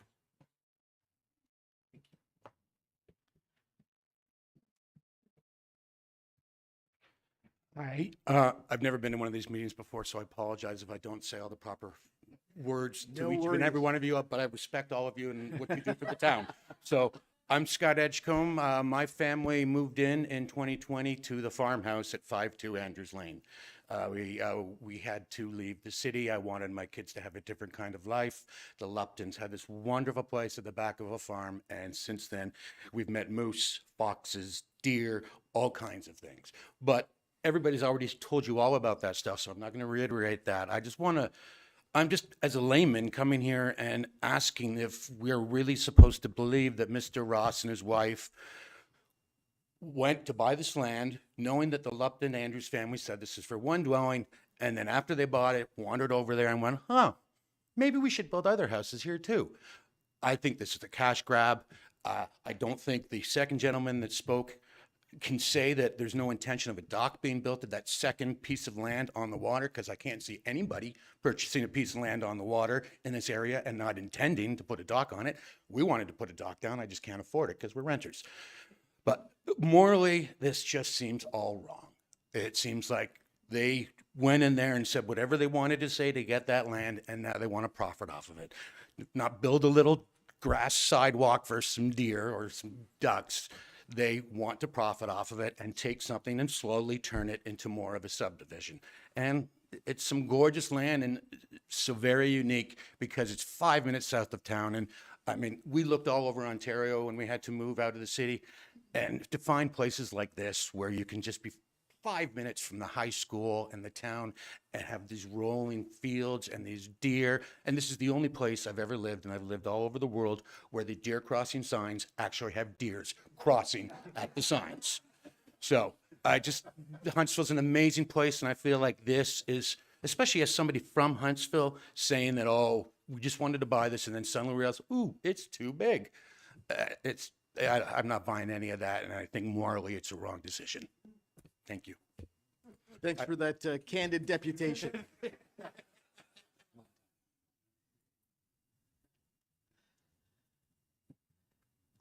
Hello, everyone. My name is Lauren Moon. I'm a fourth-generation descendant of the original steward of the land we are discussing today. I've already submitted my response detailing the ecological oversights and insufficient research that was produced in the scope environmental impact study conducted by Frycorp, which was submitted for the consideration of developing 4 lots on Bylock Acres. As we already know, the property in question is a naturalized field and considered a meadow ecosite, with frontage along a small, unnamed creek that drains Wee Duck Lake. This property is a critical habitat for numerous species that are endangered, threatened, and of special concern, including blanding turtles, snapping turtles, bobolinks, eastern meadowlarks, and several species of threatened bats. What I want to talk about today are the mitigation strategies that were set forth in that environmental assessment report. It's my concern that none of the proposed mitigation strategies are sufficient to protect this habitat, nor can they justify the development of 4 lots. The first mitigation strategy is a 30-meter development buffer. This suggested buffer from the shoreline aims to protect critical habitats and minimize human interference. However, this buffer does not take into account the constrained lot sizes. As we all saw on the map, dividing this field into multiple lots significantly reduces the acreage per property. For these front lots, even if development is set back from the shore, much of their property still falls within the protective buffer zone, which would concentrate human activity like maintenance work and recreational pastimes precisely where interference should be minimized. The shoreline contains old-growth trees, potential wetlands, aquatic vegetation, and great biodiversity. It serves as an overwintering site for blanding and snapping turtles, and it's also where the turtles come out of the water to access their nesting sites. Therefore, the 30-meter buffer, whilst affording protection from development, does not take into account the resulting human interference that will be concentrated in these small areas. Secondly, the environmental report included the proposed animal movement corridor to facilitate animal movement across the field, traversing from west to east between Bylock Acres and the gravel access road. However, as some people already mentioned, this corridor fails to align with the actual paths used by wildlife. Moreover, there's no guarantee that future lot owners will maintain this corridor, and the disruption caused by development and the proximity of butting against 2 dwellings on either side will likely render it completely ineffective for animal movement of any kind, especially the turtles. I'm not sure how the turtles are going to access that corridor because they come out of the water. So therefore, I don't think that's an appropriate solution. Number 3 is the vegetation and tree removal periods. The recommendations to clear vegetation outside of nesting seasons is appropriate for minimizing immediate harm, but does not address the lasting consequence, which is the permanent loss of habitat. Generations of wildlife have relied on this field for nesting, hunting, and breeding, and once that habitat is gone, it's gone. Despite this, the environmental report consistently makes the argument that because this property is just one of several adjacent fields, the loss of this field won't significantly impact local wildlife populations. Furthermore, the report states that for several of these threatened species, the total habitat provided by these combined fields is still below anyways. Therefore, the property in question is being claimed as insignificant for critical habitat. I firmly oppose this perspective and I believe represents a fundamentally flawed and potentially harmful approach. This field is part of several fragmented fields that are confirmed to collectively sustain endangered populations, such as the bobolink, the eastern meadowlark, little brown myotis, the hoary bat, eastern red bat, and silver-haired bats. A whole cannot exist without its individual pieces, and by eliminating this field, we are shrinking an already too small habitat and then shifting the burden onto the adjacent fields to sustain these local populations. This will further exacerbate the issue of habitat loss for many of these threatened species and make it increasingly difficult for their populations to be revived. In light of these concerns, I propose a better solution. The best compromise between necessary development and environmental preservation is to maintain the current bylaw, one lot, one dwelling. This approach would prevent the concentration of human interference within that 30-meter shoreline buffer. It would minimize human barriers to turtle nesting sites. It would preserve the vast majority of the meadow ecosite for endangered and threatened species that rely on it. It would minimize disruption of movement corridors for the local deer populations. And finally, it would respect the town's bylaw. So in conclusion, I believe it's imperative that we do not view this decision in isolation. What happens here today will greatly impact the future of the ecosystem and set a precedent for the adjacent fields, which also have frontage on this unnamed creek and provide critical habitat for endangered species. I urge the town of Huntsville to stand by its commitment to environmental sustainability and climate action, and in doing so, protect the natural environment of Bylock Acres and the legacy of Huntsville's natural spaces. Thank you. Thank you. Anyone else present that would like to speak to this application? No one's jumping up. Anyone online would need to raise your electronic hand. Chair Stone, I see no hands raised. Council members. Councillor Cluche, sorry. Through you, Chair. Thank you very much. I'd like to thank everybody for coming today and voicing their opinions. It's heartwarming to know that we have a pretty strong neighborhood over there. I don't live too far from there, around the corner from it. I go past this quite often. I find lately here, and I can kind of push back at the planners, they seem to be coming to us here on a very regular basis and making us push the envelopes here, wanting us to do stuff that we don't want to do, or we get pushed into trying to change things just for development sometimes. And there's certain pieces of property that should be left untouched in the way they are and the way they sit now. I think if you look down at the drawings of the lots one, the 2-lot one, the envelope where they have to build is way too small because there's just not enough room there to build on that rural. I don't care who's saying that they can or they can't. It just doesn't fit on there. I don't know Mr. Ross, but I have a feeling that if I bought this property to build my home, I wouldn't want to jam 3 others in on top of it. So I think, but his purpose is his purpose, and whatever it is, I can't speak for him, but in my mind, I think he bought this property to do exactly what's happening here. So in that light of fact, there's absolutely no way I can support this, and I would concur with my other councillors to do the same. Thank you. Thank you for that. I'll go to Mayor Alcock first. Thank you, Chair Stone. I am following up on Councillor Cluche's comments. One, I appreciate all of the comments that people made this afternoon, unbelievably well thought out, and I listened very carefully to everything that was said. You echoed what the good work that our staff had already presented and provided more information, which was really good. I do know the applicant. I do know Mr. Ross, and I do know that he has done a lot of work trying to bring forward solutions to our housing problem. So I kind of understand where he might have been going with respect to the creation of new lots for further, development. Having said that, I didn't hear any planning justification as to why this lot. I know that, Savas, you made reference to our upcoming policy with respect to decreasing rural lot sizes. And I've been supportive of that policy to date, but never to, it's always, you have to look at something like that and balance it with the other interests, such as the preservation of natural heritage corridors, which I think we're going to find ourselves looking more, doing more work on in the next year or two. But also the work around preservation of wetlands and the reference to meadowlands is actually part and parcel of that. So there's absolutely no justification for severing the waterfront property at all.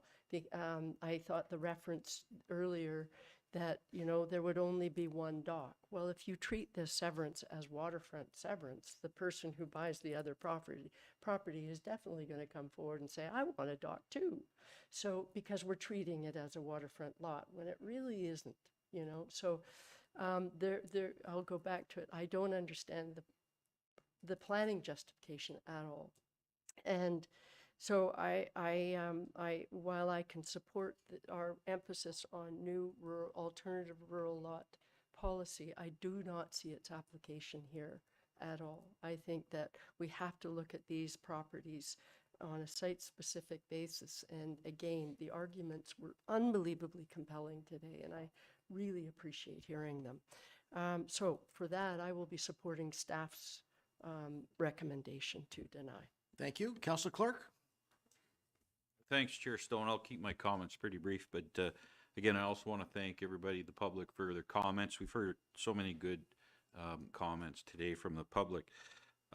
I can't support the application the way it is either. There's just too many exceptions required. I think 9 by my count. So it's just too many asks in there for me to approve it. I would like to just mention, I really appreciate Councillor Cloutier's comments about, as a council, we are more and more being pushed to make decisions by developers and their planners that come to this council. And I think a lot of the time that they aren't the best for our town. And that's part of our job as a council here, is to try to make the best decisions we can to protect the kind of town that we want to have. Any other comments from council? Councillor Morrison first. Thank you, Chair Stone, and through. And I echo some of the comments. The passion from this group was pretty excellent to see. Great presentations. You came at it with facts and data and not just the passion. You brought some stuff to back up your arguments. I have a family homestead in Cape Breton that's been there for 150 years. So I know how I would feel if what you're going through now, I get it. In hindsight, if there was some restrictive covenants when those severance happened, it might have made it a bit easier to protect that land. I'm not in support of doing anything on the waterfront whatsoever. Learned recently from one of my son's school reports just how many more endangered species we're getting every single year. It's going up, not down, and we're losing a lot of the stuff that matters to us. So I can't support that. I wouldn't be totally opposed to seeing another vacant lot at some point there. Again, I mean, if it was the family bringing it, it'd be a slam dunk. So I think to Mr. Ross, if it's one lot or something like that, maybe down the road I could get behind. But what's being proposed today, I just think goes against a lot of what we stand for. So can't do it. Thank you. Councillor Renwick.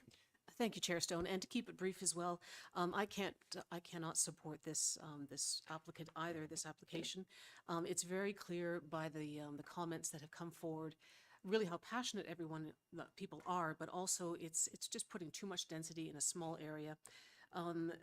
Interestingly, it was said that the waterway doesn't go anywhere. But a few councillors and I actually walked the property in the freezing cold one day. It was minus 27 something. It was very cold. But there is a waterway that actually goes under the culvert and goes up to that Wee Duck Lake. So there is a waterway that continues. So that I wanted to make very clear. The fact that that little creek as well is not named, I think there's an opportunity to name it something. And I think there's a history maybe with the Lupton family or the Andrews family, but that's another issue. So again, without going over everything that has been said, I would not, there's no way that I would propose to have or agree to have 4 lots on this piece of property. I think that the natural beauty of it, and like I said, even walking it in the wintertime, it is absolutely stunning. And I think that we have a duty as a council to make that balance between smart development and existing landscape and fields and meadows that are there now. So I think very, to what Councillor Clark said, I would agree that we are being pushed constantly to make decisions like this. And I'm not comfortable with it. And I think that we want to find, and there's been huge public outcry saying we need to find that balance between development and keeping the natural beauty of what makes Huntsville. It was why we want to live here. So I will not support this, but I do support staff and their reason to deny. Councillor Schumacher, or sorry, no, sorry. Sorry, he had his hand up first. I just wanted to follow up though quickly on it is to deny. Everybody keeps talking approve. It is to deny the staff It is report. the Yes, staff correct. report, yes. Councillor Fitzgerald. Thank you, Chair Stone, and I was thinking maybe Renwick Lake might be an appropriate name. I appreciate the applicant's efforts to continually try and bring us good developments. And unfortunately, this time I support staff in their recommendation, and I think staff did a great job representing the application file and the passion in the gallery from the neighbors and non-neighbors. Fantastic. I'm glad we all have the opportunity to be here and represent this and you. So, thanks. Councillor Schumacher. Thank you. Yes, I concur with staff's recommendation to deny, but again, as Councillor Fitzgerald and Mayor Alcock said, I do appreciate Mr. Ross's commitment, especially in the Port Sydney and Utterson area. He has developed a number of developments that have been good to combat our housing crisis that we do need in this case. I know there is a push because of the provincial policy statement that Savis was talking about when we're looking at new rural development, but to the mayor's point, this doesn't affect in this case, so thanks.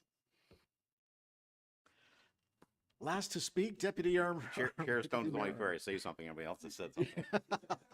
I support staff in this, and I just hope that Mr. Ross comes back with a better plan.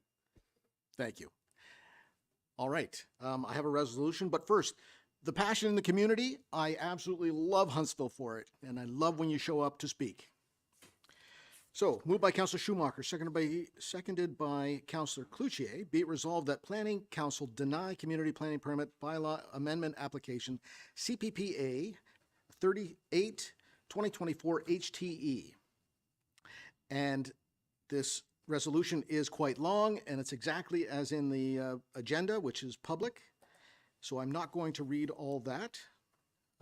You've already seen it in your packages. So any further comments or questions? All in favor? And that carries unanimously. And I have one more resolution moved by Councillor Schumacher, seconded by Councillor Cloutier. Be it resolved that Planning Council deny consent to applications B3536 2024 HTE for the creation of one new waterfront residential lot, 2 new rural residential lots, and the establishment of a right-of-way for access. All in favor? And that carries as well. Thank you, everyone. What's that? Want a break? All right, we're going to take 5 minutes to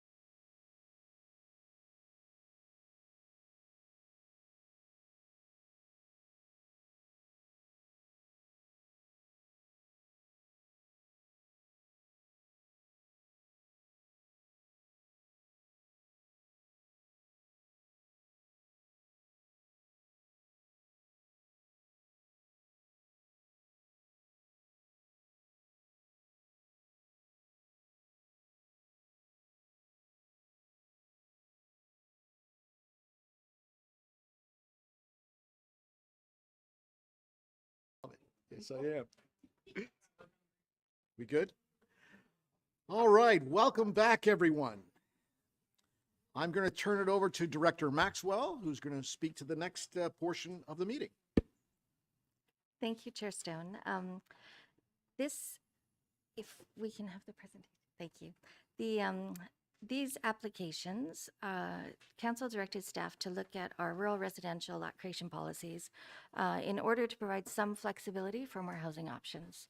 The amendments would provide alternative standards for rural residential lot creation, and the policies would apply to lands within the rural designation of the official plan and the rural residential precinct in the CPP bylaw.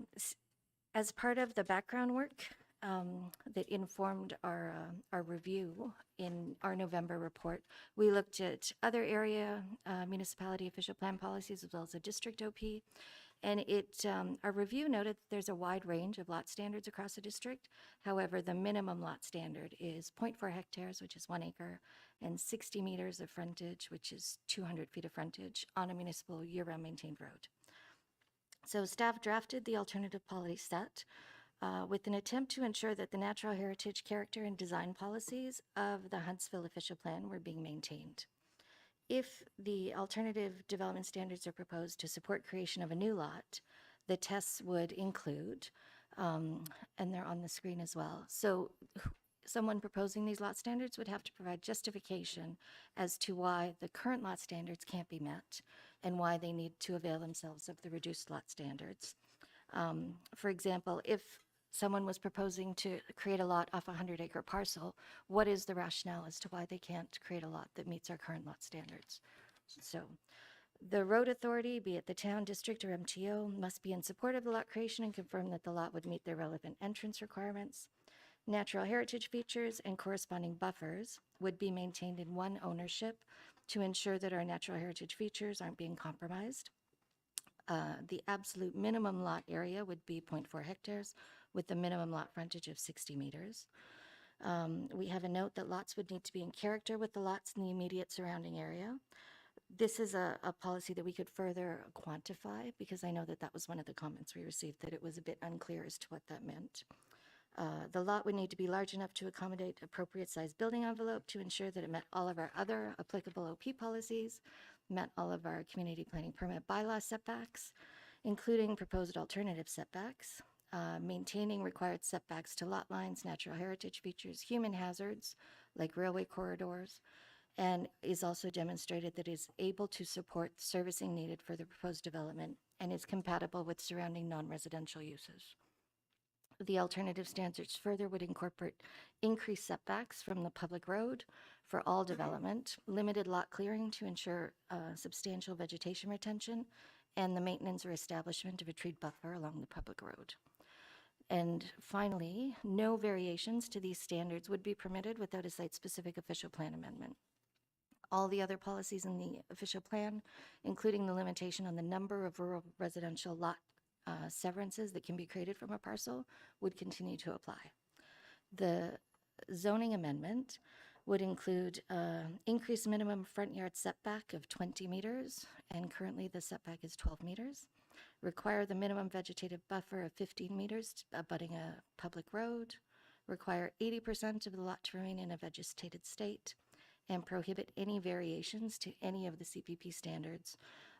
Lot coverage, decreased setbacks, additional uses, nothing would be permitted on these lots.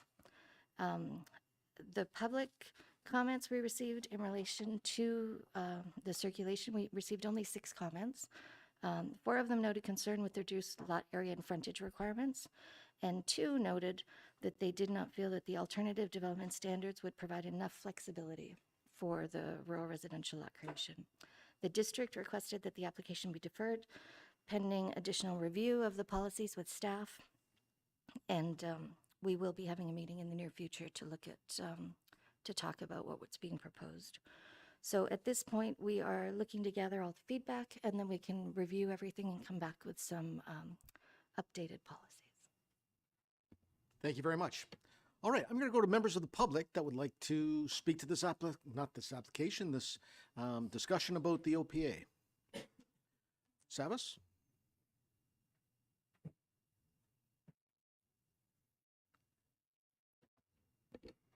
I'll keep this pretty brief, but I want to thank staff for putting together this this OPA. I think it's comprehensive and well written, and we just had a couple comments. Me and Larry Ross were working on some analysis of how to practically apply these guidelines and criteria to lot creation.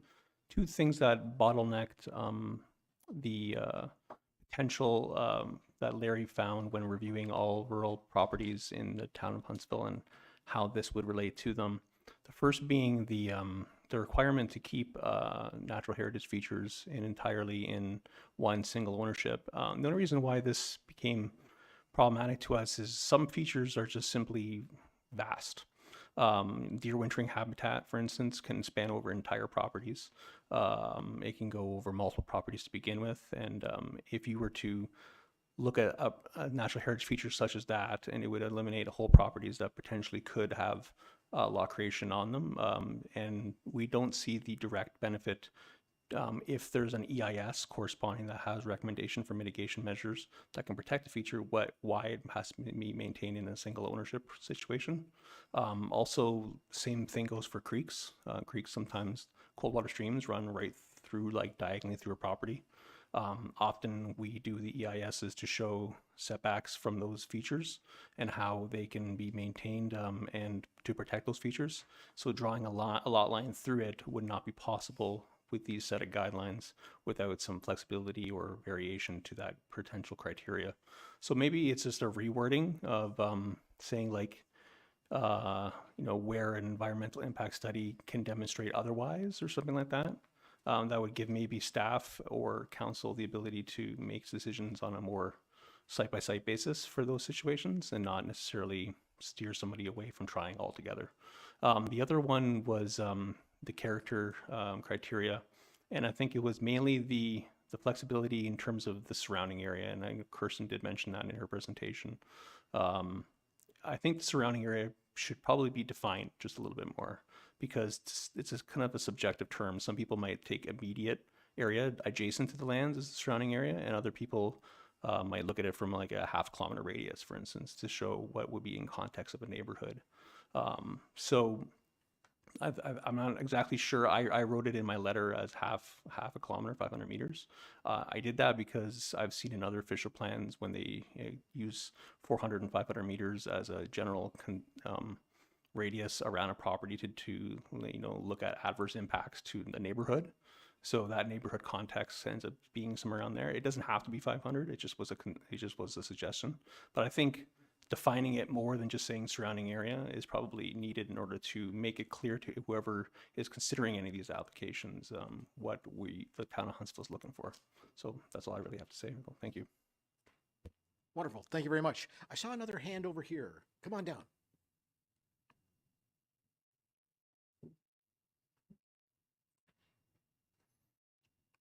Welcome back.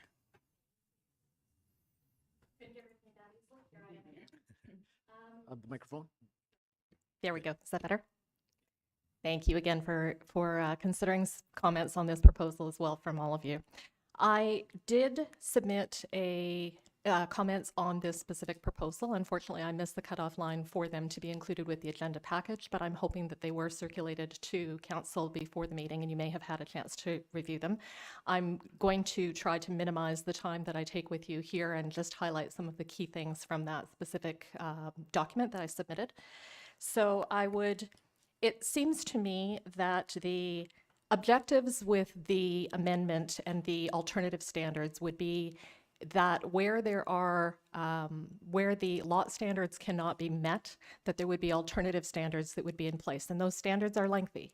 And they are, in my opinion, many of them are objective, because we saw just in the 410 bylaw proposal, 2 different environmental proposals for that property that were very different in their conclusions as to the ecological sensitivity of that property. So it's not a hard 2-hectare, 120-meter guideline. This is now a series of subjective proposals that would need to be considered where those original objective standards can't be met. It seems to me that the planning staff is already considering many of those, because we saw even in the 410 bylaw, a lot of the criteria that they were using to evaluate some of the alternatives in the environmental standards were some of the things that seemed to me to mimic what the requirements would be under these new alternative standards. So it seems to me that some of those alternative standards are already being considered by Planning Council when they are looking at whether exceptions would be provided for those properties. The standards, if they were introduced as alternative, from my understanding, would only need to be, those alternatives would only need to be addressed where it is demonstrated that the current standards cannot be met. It seems just from the 410 bylaw property that proposal that we just saw that there wasn't even an upfront demonstration that those standards couldn't be met. They simply jumped to, we want to go with the alternative standards. What we want is something less than what there is under that standard that we have of 2 hectares, 120 meter frontage right now. And then they jumped into a whole series of, well, this is why it should be allowed under that. Those are characteristics that are already considered, I believe, by Planning Council. If you made them into an alternative standard, then they would be required to use those for every single application that they are going to be looking at under the reduced guidelines of potentially 0.4 hectares and 60 meter frontage, if I understand correctly. So we're really going to something where we're taking it from an objective guideline right now that's 2 hectares and 120 meters, and it has been supported in the official plan. It was not changed with the official plan that just came in 5 years ago, 6 years ago in 2019. They left those standards as they are going forward. And now we're looking at dropping those standards that would allow the density on rural properties to be increased by 5 times as matter of rote whenever the current standards can't be met. And then there's the question of objectively, well, why can't the standards be met? And that would have to be analyzed first. So you're going through a gate that already exists to a new gate that has 20 different criteria that you now have to meet in order to now develop under the lower standards. So it doesn't seem to me as if it decreases the complexity of all of this. It sounds like it really increases it. And we already saw from 410 bylaw as well, you can put the standard at whatever you want. It can be 2 acres, 2 hectares, it can be 1 hectare, it can be a half a hectare, and you're still going to have a proposal come forward that doesn't meet those guidelines that you now need to meet. So is it appropriate at this point in time to consider dropping the standard from a 2 hectare, 120 meter standard that we have that was in line with the official plan and remains in line with the official plan in order to now potentially increase density in rural areas by 5 times because we're seeing a large number of applications coming forward that have to be dealt with in order to determine whether or not an exception should be provided. So the other thing that I would bring forward is I wonder whether this is the time for a proposal for changing the standards in rural development.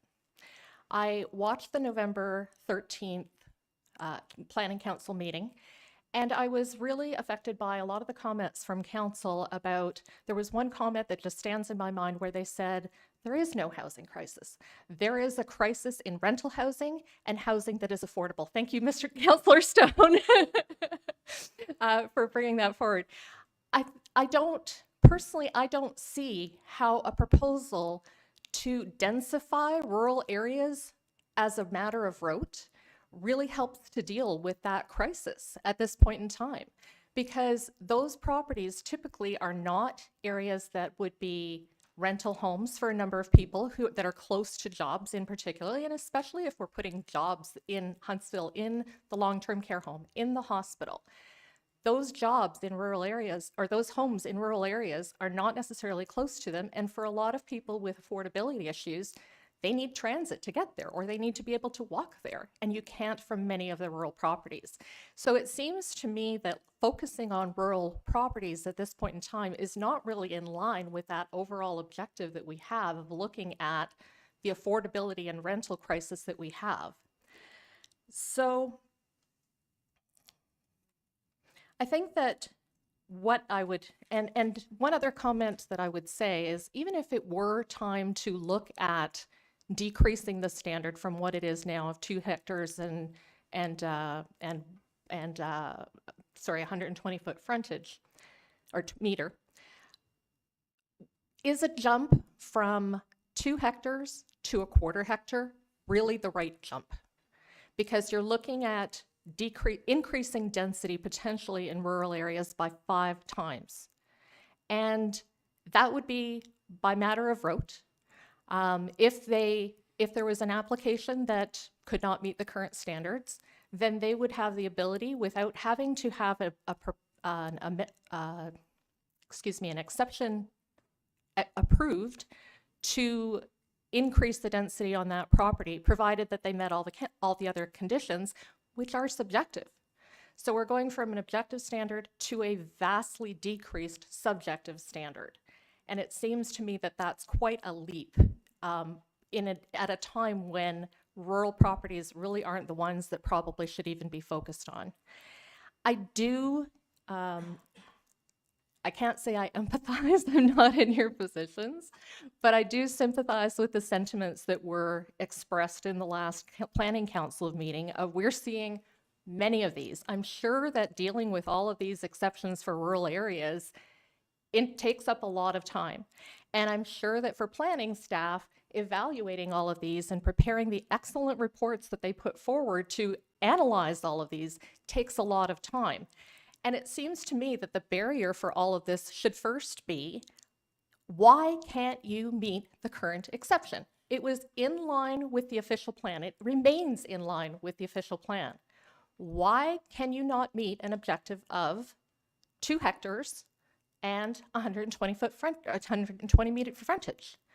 If there is a valid reason why you can't meet that standard, absolutely an exception should be considered, particularly where what is being proposed is in line with the official plan. But if there is no valid reason for that, it takes an awful lot of council time and a lot of staff planning time that could be better spent on projects that are going to address the town's needs than reviewing these.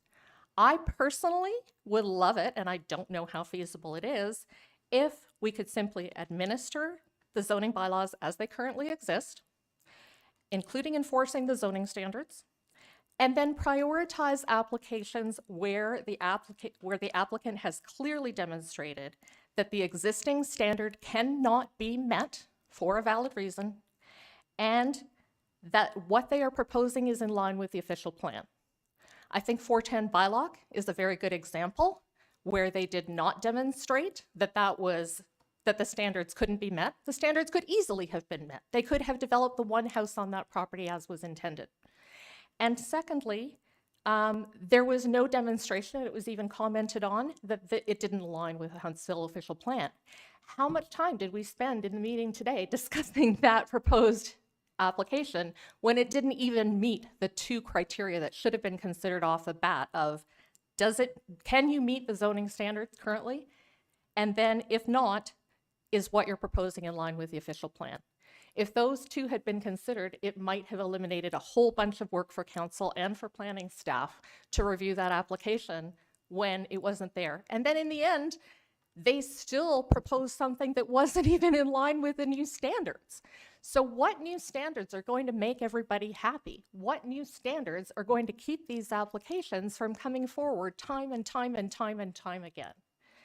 And I don't have an answer to that, but I would suggest that if you were looking at reducing the standards, the comments that I heard in the November 13th meeting would be more supportive of something that maybe decreased the standard by a half, going from 2 hectares to 1 hectare. I believe that there were comments from council members supporting a 1 hectare standard and maybe 60 meters. If you were going to change something, would it be more appropriate to consider changing the standards that exist under current bylaws to something that is maybe a 1 hectare standard and some lower amount of frontage, maybe not 60 meters.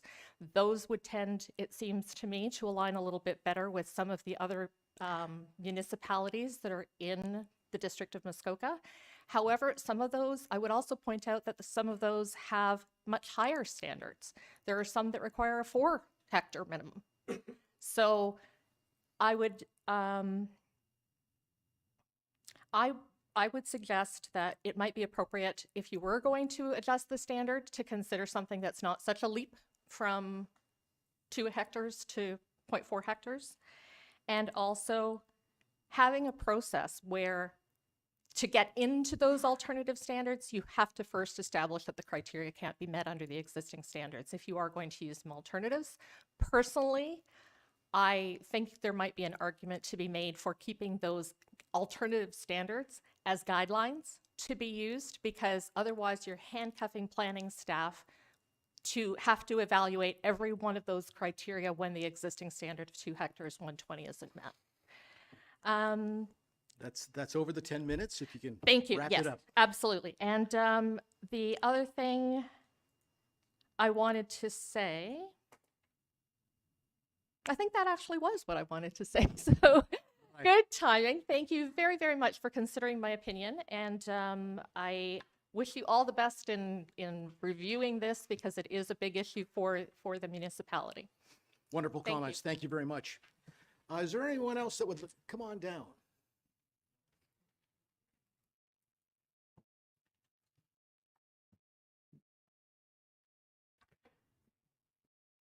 Hi, Tara Naylor from 1986 Yearly Road. My comments are maybe a little bit different from other people's. I've spent most of my career working in infrastructure as an engineer. And I obviously live quite far out of town, and I have some real concerns about what intensifications on some of these further out areas means. We are very poorly serviced in many issues. We had, 2 years ago, we had 5 days where we couldn't even leave our road. We have regular power outage. We have no cell reception. The point is, one of my concerns with this lot size and the vegetative requirement is due to forest fires. 2 years ago, when we could all see smoke everywhere, I talked to the town specifically saying, what happens? What's our evacuation plan for animals, for us, for these areas? I do keep chickens and turkeys in the summer. I have neighbors with horses, and I also am passionate about farming. So in magazines and things I subscribe to, it is highly recommended we all have a forest fire plan. To this end, I have removed trees around my home. I have extensive gardens, but I have removed large trees. These requirements for vegetation on this size lot, I have quite a concern about how close the trees would be to people's homes. And in some of these, we've had a couple of wet years, but in some of these very, very dry years, it would be very fast between a tree catching fire and we would not be able to get services out to homes in time. Just last summer, we had a power outage in our stretch of road, and while Hydro was trying to energize in another area, sparks were flying. And I ran to my neighbor's home to tell her, because we had no phones, no power, no phones, and I had to run to my neighbor's home to tell her there were sparks flying between her and my home. So it's a bigger picture, because we know as the climate is changing, that this is going to become an increasing area, a challenge for us. And although I don't know what the answer, I'm not thinking and dealing in the way you guys are specific for meters and frontage, but this is a bigger concern. Same with infrastructure and how we're served with infrastructure, that the more we break an area up, the more traffic we put on an area, then our roads become inadequate, which then costs an incrementally a lot of money to maintain. Like I said, I worked on MTO projects for 15 years. So really those were my biggest concerns, is surrounding infrastructure.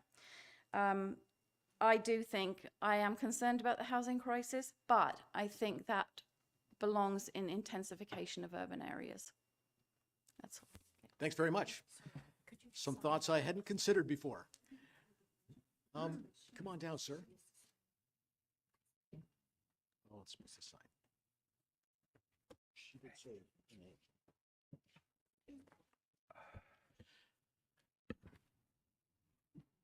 So your name and address, if you would, sir, and then you can Yes, start right away. Mr. Stone, Mayor, Council, members of council. I haven't been able to submit, sorry, I've got a code. I haven't been able to submit anything in writing. I just got back from out of the country. Could I throw something around to all of you now? Afraid we can't take it here because. Okay, can I submit it to at least the clerk to put on tape? Yes, for sure. Okay. I'll be able to make reference to this anyways in my presentation. So your name and address first? Terry Serreras, 200 Lindgren Road East, Huntsville, Ontario, P1A 1Y6. As some history, I wanted to speak to this, and I do love having the opportunity to speak, as you love to hear from us, I'm sure. If you might recall, and I don't know if you're aware of this, but back in the 1970s, when the original zoning bylaw came to Huntsville, 1 acre, 200 feet was the standard for the rural area. That continued to exist to approximately 2007-8. And as from that point on, in many municipalities in Muskoka, the standards went up and up and up and up. I'm not sure. I have speculation of the reasons why and who, but that's not the issue here. The issue is, what's the intent of council for this particular amendments? And if your intent is to provide opportunities in the rural area for the rural landowners to have a opportunity to provide for smaller lots, and if it is council's intention to try to address, in some degree, at least in the rural area, the housing availability and attainability, then I have to commend you on this amendment. If that's the intent, to go back and to give this opportunity and provide opportunity for people to get rural lots at a more reasonable price, then I commend you on this. And I think it's a good solution and it's a good direction. I have to say from history, the 1 acre, 200 foot lot has worked well in the municipality. If you go around the municipality, the majority of the lots were created on that standard. I'm not talking about vegetative cover, whether they required buffering in the front, but the lots were created on that standard. They function with a septic system. They function well with, because there's enough land area for a well, a septic, amenity area, garages, gardens, and I like to speak to that further on the 80% coverage issue, because it does have impact.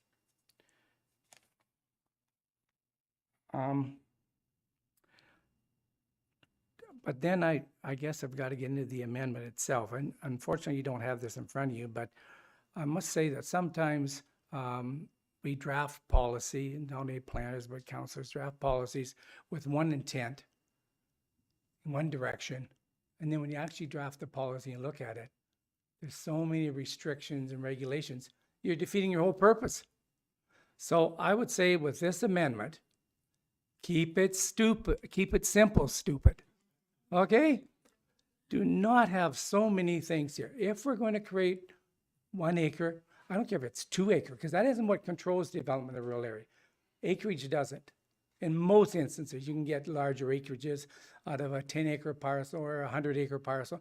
The frontage is what controls it. So I think the frontage is the important thing here if we're going to create rural lot development of that nature.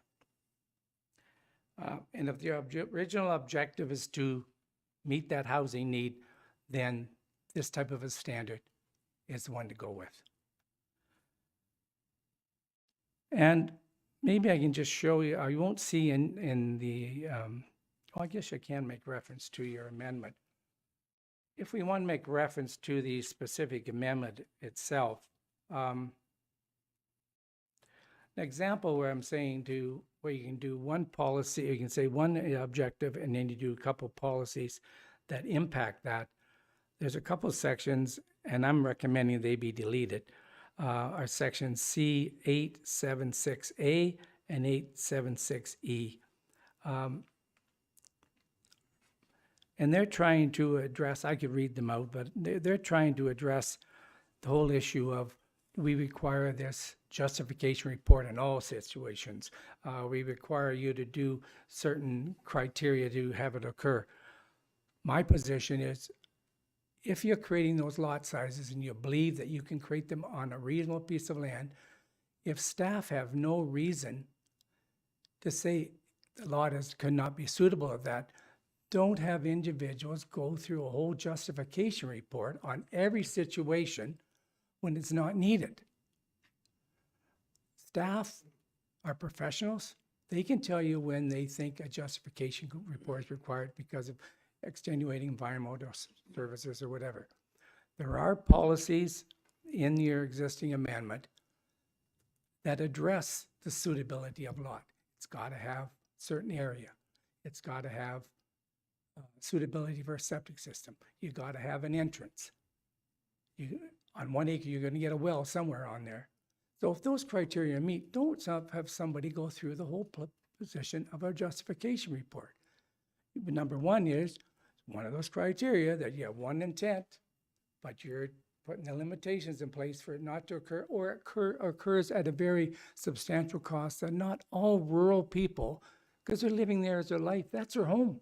Like each of you have in the urban area, wherever, it's their home. They're not there trying to do speculative development in the majority of cases. So that's one statement I like to make. The second thing I'd like to draw your attention to is this buffer area and rural character.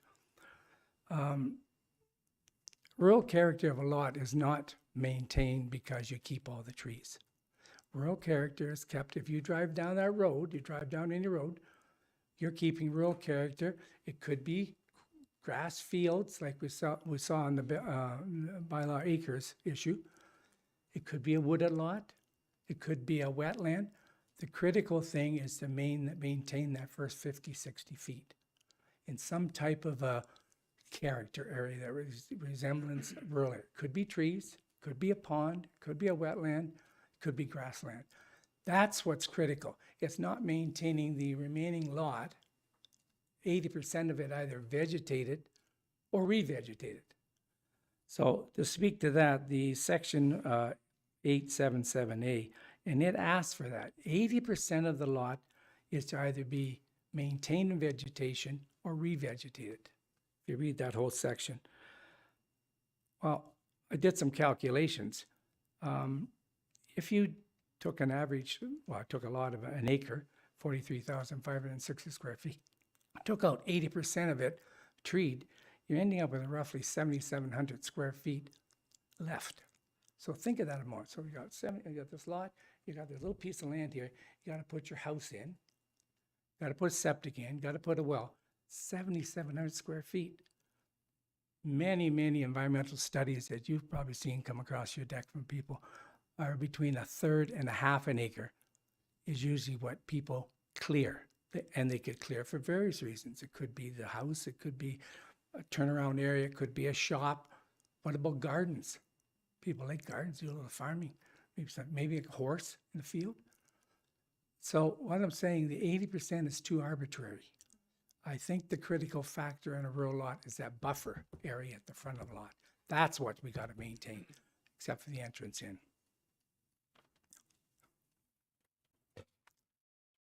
So with regard to the concept then of, are we going back to the intent of this whole amendment to provide something new in the rural area and trying to get more affordable, attainable housing? Many people in the rural area, it comes down to costs. Can I afford to create this lot? There's pretty substantial costs that are in place for doing that today, right from the issue of, well, the first thing we've got to do is we've got to do a community development permit. We remember prior to the 2000s, well, your community development permitting bylaw, prior to that, there's no requirement in the rural area except where council said it was required, they had to do a site plan agreement. So why are we doing it arbitrarily across the board now? If we're assuming that we want to create lots at reasonable price, easy, make it simple, stupid, let's not go back and put that requirement in place. that you have to now have a community development permit and all in place. So in that regard, it's not in this amendment, but Mr. Chairman, I might suggest that you might want to go back and have your staff look at the community development permitting bylaw with regard to the one issue. When do you require permits? Which comes back to the plan, you got to get done by a professional. When do you require that, when you don't, for single-family development? We never had that before. It's always multiple, residential, industrial, commercial. So you may want to go back and just revisit that to see if we can make it again, simple, stupid, and let's get it out where we don't need it. I don't disagree. If we need it, we need it. And I'm not against protecting this and that, but there are so many policies in here now that we have to require studies or requirements for environmental protection, for steep slopes, for wetlands and so forth. We don't need another criteria on top of it. Thank you very much. Thank you, Mr. Chairman, and appreciate, I've asked for it in my, I'll give one of these to your staff. I've asked for notification on this particular amendment. Perfect. Thank you. Thank you very much. Is there anyone else present that would like to speak? Come down, please.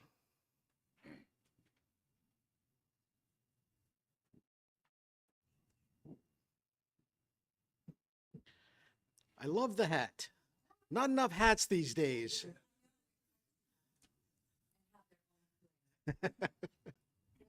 Welcome. I'm sorry. My name is Karen Inslee, and I am here to just make a short comment. I just love the comments, and Mayor Alcock and the rest of the councilors. It's a joy to be here. Thank God I'm able to be here, safely arrive and come and listen to all these people. It's been really, really refreshing to hear the passion that I am hearing from Huntsville.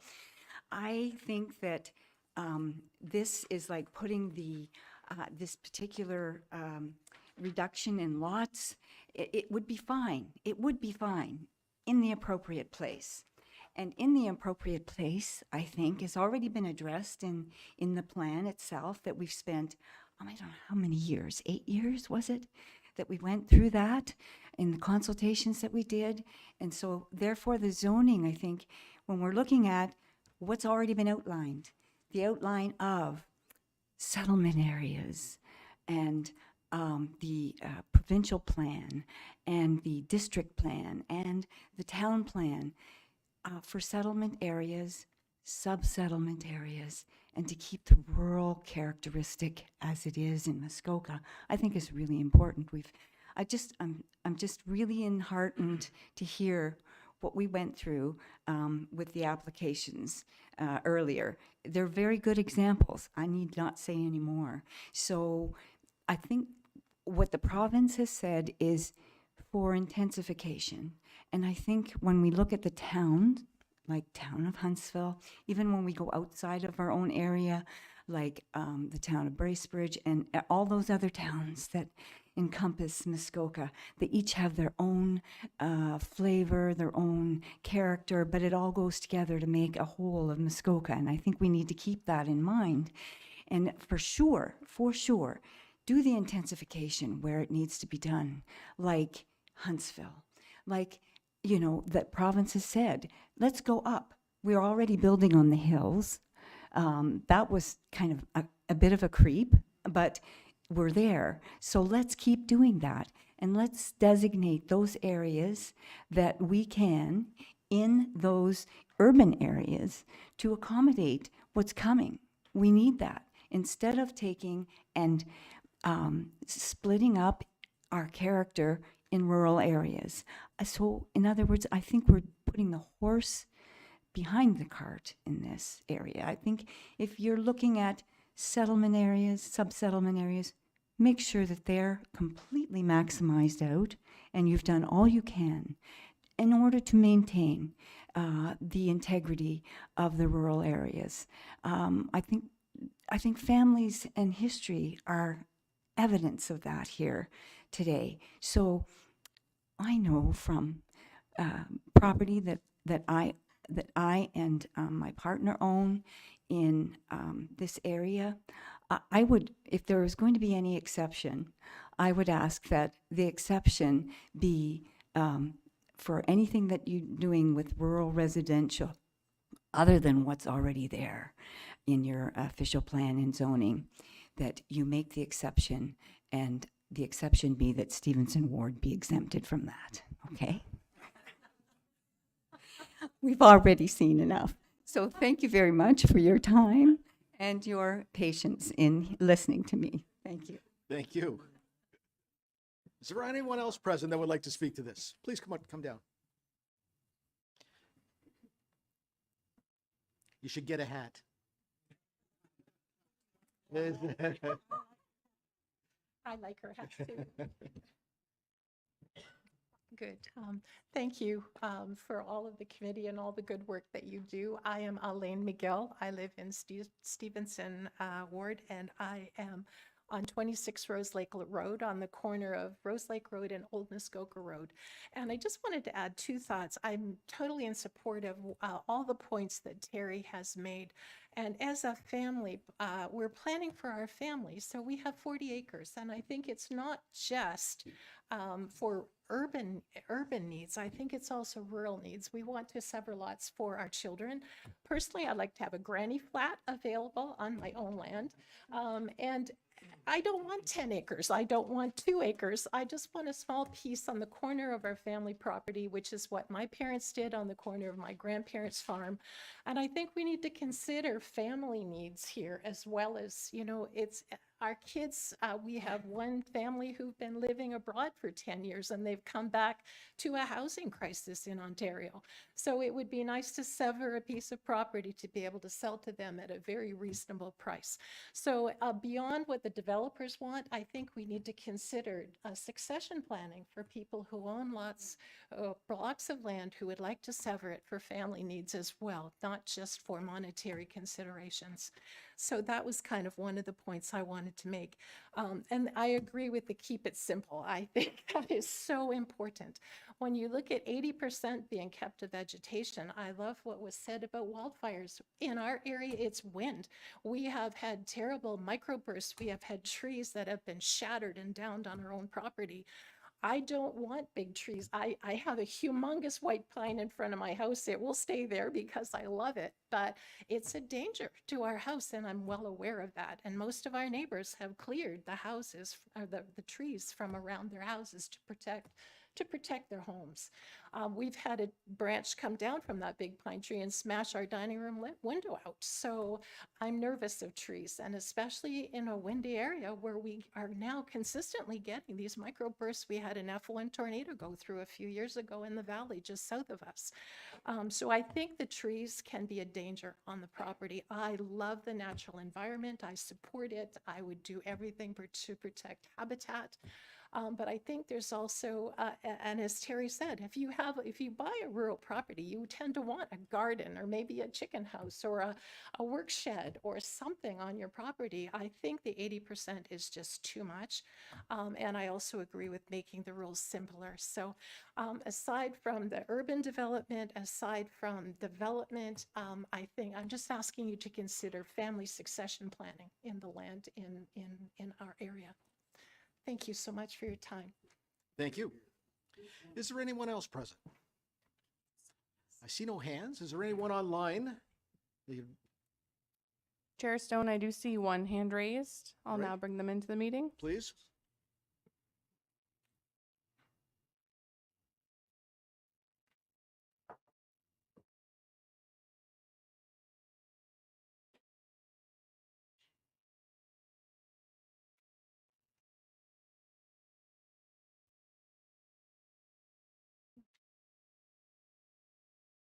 Hello again.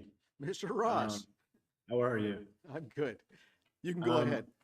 Just a few points, and I've been in the development business for 23 years. I've probably done more rural residential development than anyone in the area, and I'd just like to make a few points. And one is I'd like to just reiterate that everything that Mr. Serreras said, I agree with. I think I applaud this council for the direction you're going. I agree with him in terms of the 60-meter frontage. makes a lot of sense.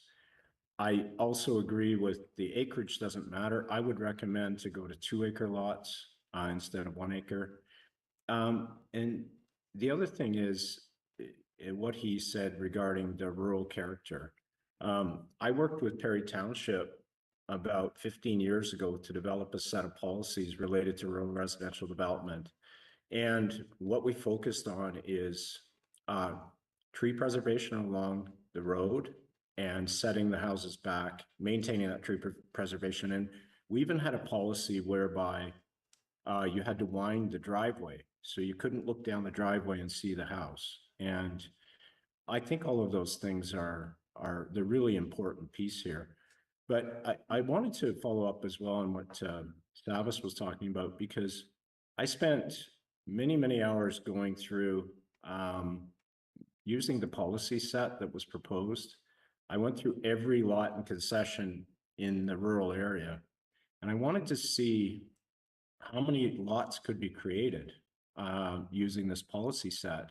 And I didn't know what the answer would be when I started out, but when we look at it, there are very few areas, there are a few small areas in Huntsville that have been traditionally developed using these smaller lots. And there are vast areas of Huntsville and the rural area that still have larger lots, 40, 50, 60, 100-acre lots. And so if you use that character requirement, you can only really create new lots in these little pockets of areas that are already developed to smaller lots. So I would encourage you to take a good look at that, because you know, one of the last speakers was saying what's important here is families and giving them the ability to create a lot for a child or 2 lots. And if you have that character restriction, then if they have 40 or 50 acres, then they won't be able to create those smaller 2-acre lots with 60 meters of frontage, because it doesn't fit within the character of the area unless they're in one of those little pockets, which has already been developed. So I would ask you some consideration in terms of deferring any decision today. I'd like to dig into this a lot more, and you know, I think we're on a great track here. It just needs some refining. Thanks very much. And there is no decision being made today. Okay. All right. Anyone else online? Chair Stone, I do see another hand raised. I'll bring them into the meeting.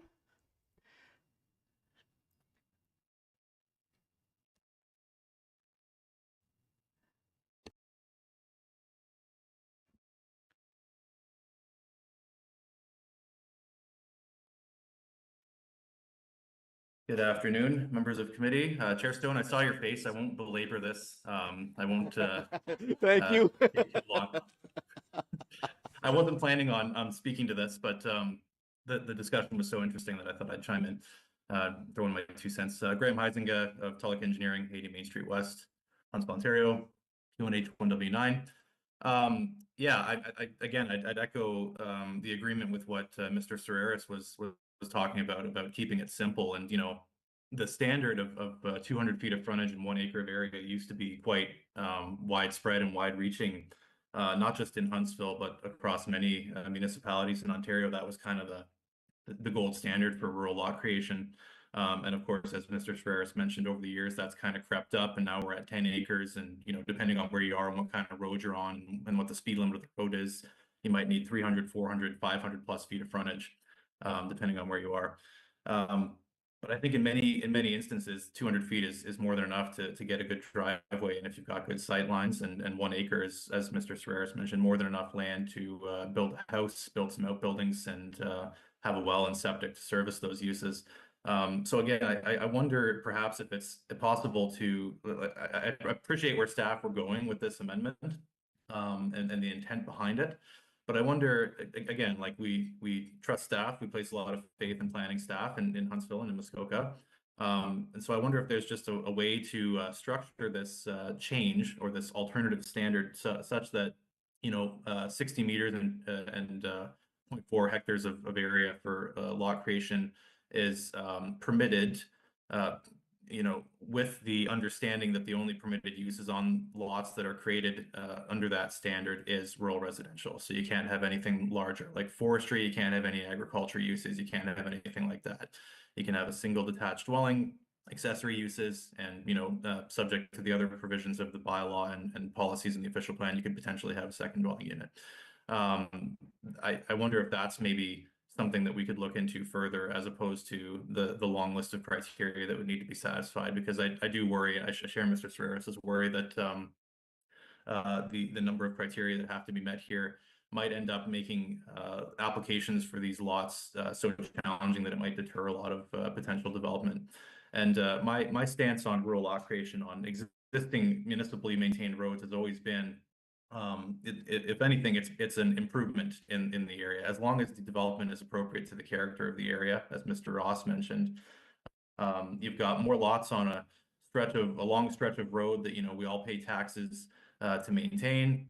The more lots that you have within reason, of course, along that stretch of road, the more people you have paying taxes in. You've got people making better use of existing infrastructure, hydro infrastructure, snow plowing infrastructure, and things like that.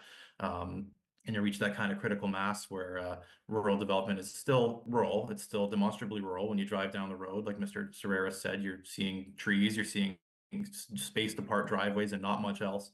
But you're making better use of taxpayer funds and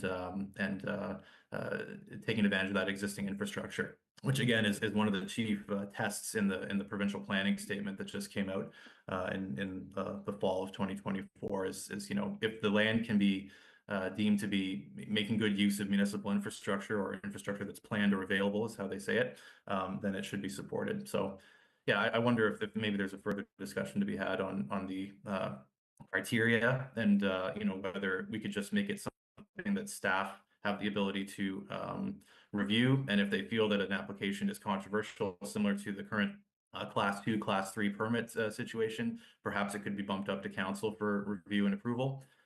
But in many situations, I would imagine if it's just a typical rural lot creation and the uses proposed are limited to rural residential uses, then maybe that's something that could be handled at the staff level. So yeah, that's my comment, and thank you for your time. Thanks, Graham. Sorry about the face. I don't know why that always happens to me. All right, council members, comments or questions? Oh, we got lots of hands. Councillor Morrison first.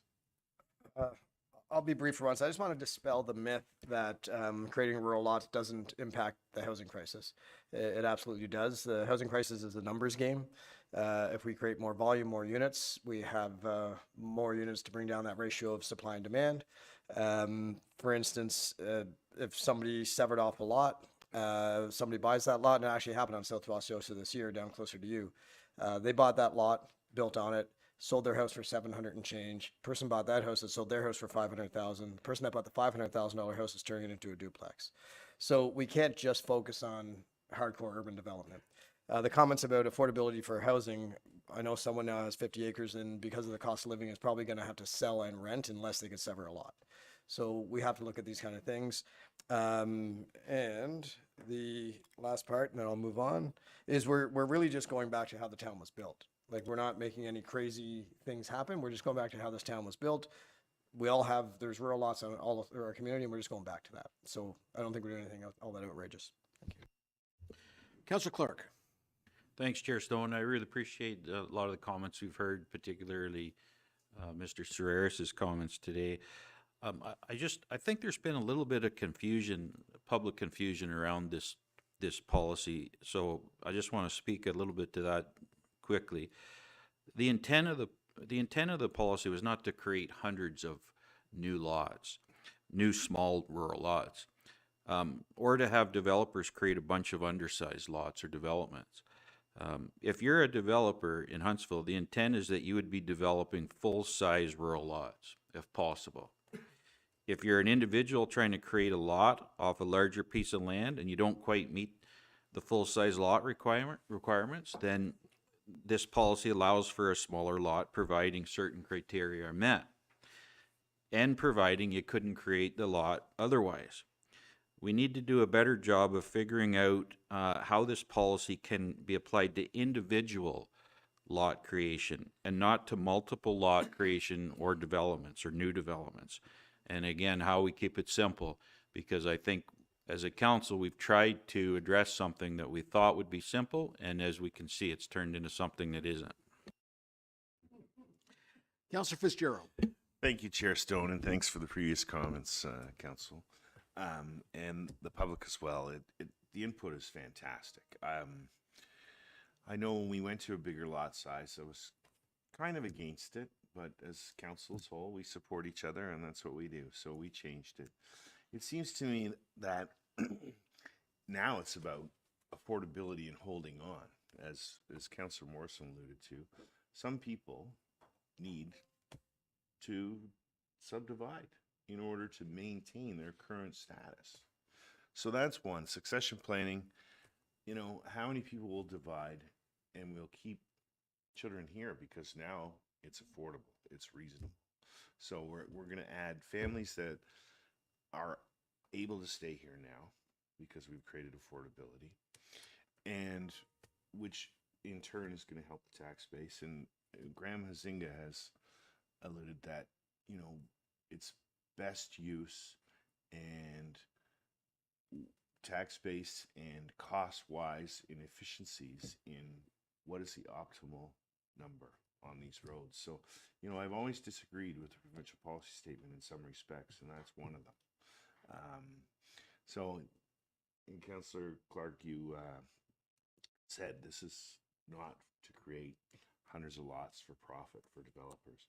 This is for people to try and help their families out. This is our effort in creating affordability and to solve some of the housing issues that we have here. So I'm proud that we're doing it, and I knew it was never going to be easy. I love some of the points that came up. When I reviewed it, about the 8th time, I did kind of have issues with the 80% coverage vegetation. And is vegetation grass or is it trees, you know?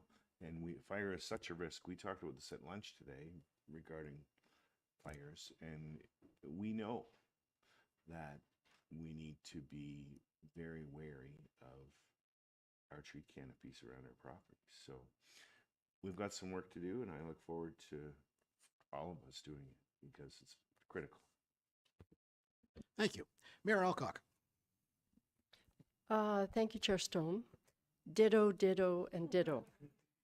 So I can be really brief. I echo the comments about it's really always interesting getting the input and from the people that did today, because they have a lot of expertise and I really value that. And I think I might be partially to blame for the lack of simplicity in this, because I was the one who said, we can do this as long as we have criteria coming out our yin-yang. So I really appreciate the comments around that and building in more flexibility if we can do it. But especially Councillor Clark, your comments around this is to support the applications that we've been seeing before this council, where families would like to create that one lot for the kid that's returning home from Europe or wherever. And so it does actually support the affordable housing spectrum, right?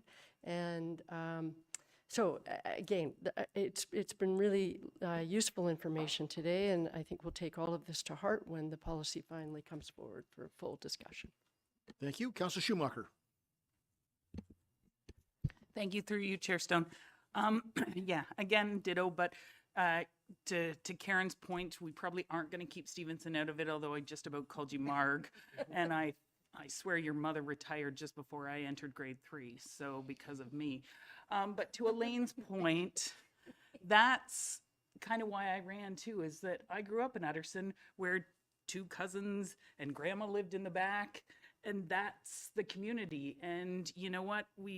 It takes a village to create that and to build that family. And so to your point, that is what I pursued with this. That was kind of my punch with the planning department, was to create opportunity for families so that they can stay here, like I did, and be able to have a job here.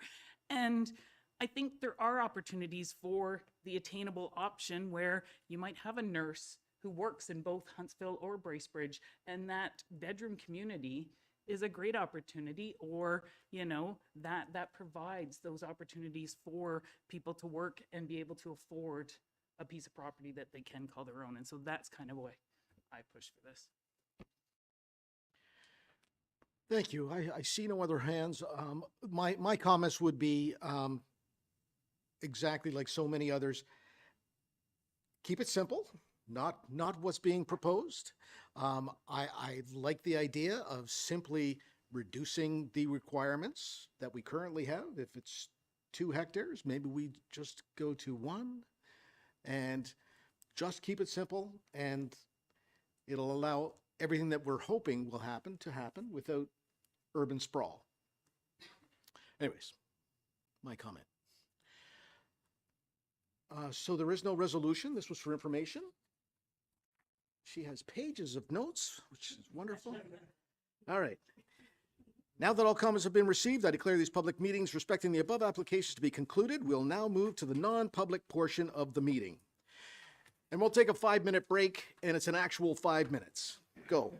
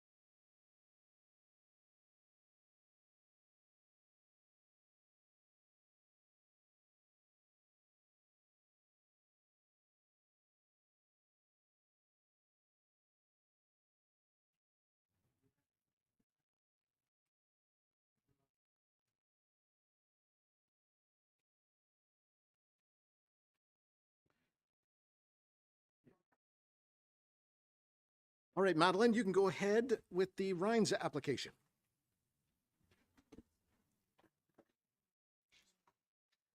Alrighty. Okay, so thank you through you, Mr. Chair. The subject property is located at 262 Swallowdale Road. Ooh. Okay. The lot is designated waterfront and rural in Huntsville's official plan and is under the rural residential precinct with the natural constraints 2 overlay in the community planning permit bylaw. The application has been submitted to permit the construction of an 80 square meter detached 2-story garage with no habitable space in the second story. A Class 3 community planning permit is required to reduce the western interior side yard setback from 6 meters to 3 meters for the garage, reduce the setback from the top of bank of a steep slope from 15 meters to 6 meters for the garage, increase primary lot coverage from 10% to 11.5%, reduce the required front yard setback from 12 meters to 9.75 meters for the garage, and recognize an existing eastern interior side yard setback of 0.6 meters for a utility shed attached to the existing dwelling. Final conditions of approval have been listed in the report package, and in addition to the standard final conditions, the following have been included. Structures labeled Shed 2 and 3 on the approved site plan being removed, no habitable space being permitted within the second story of the detached garage, and securities in the amount of $2,000 being filed with the town to guarantee completion of a vegetated buffer in compliance with the marked site plans. The property is currently developed with a 1-story dwelling with attached decks and utility sheds, a utility shed with attached deck, 2 additional utility sheds, a sauna, hot tub, and swimming pool.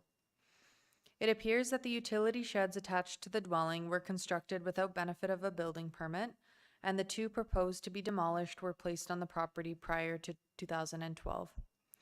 Currently, the 2 sheds attached to the dwelling increase primary lot coverage beyond what is permitted and encroach into the side property line.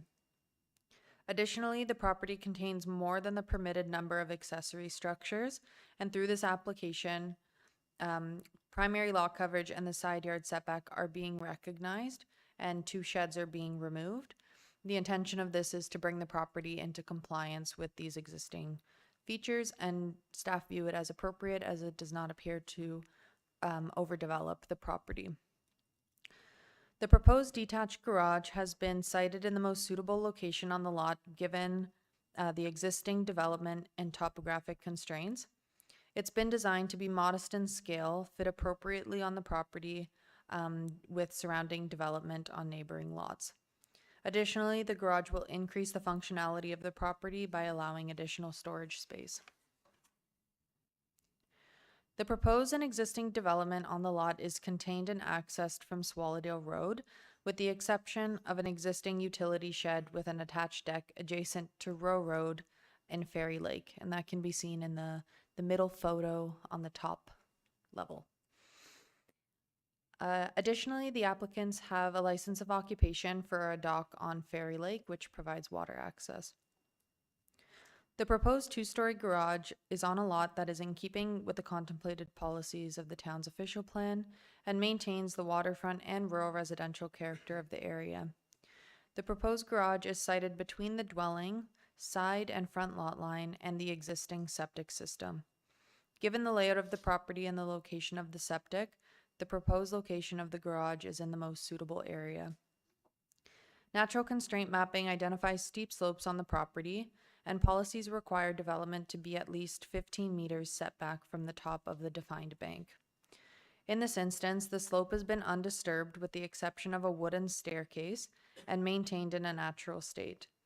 The proposed garage, although not set back 15 meters from the top of bank, is located in a flat area and set back further from the slope than the existing dwelling on the property. No visible signs of erosion were observed in the area adjacent to the existing development and the area adjacent to the proposed garage, and therefore it does not appear that the proposed garage will have any negative impacts in relation to the steep sloping on the property. The application was circulated in accordance with the community planning permit bylaw. 3 letters of support were received from neighboring property owners and included in the report package. And through staff's review and analysis, the application appears to meet the intent of the official plan and be consistent with the provincial planning statement. As such, staff are recommending the application be approved. Thank you for listening, and I'm happy to answer any questions. Thank you. I'll call on the applicant or representative if they want to speak.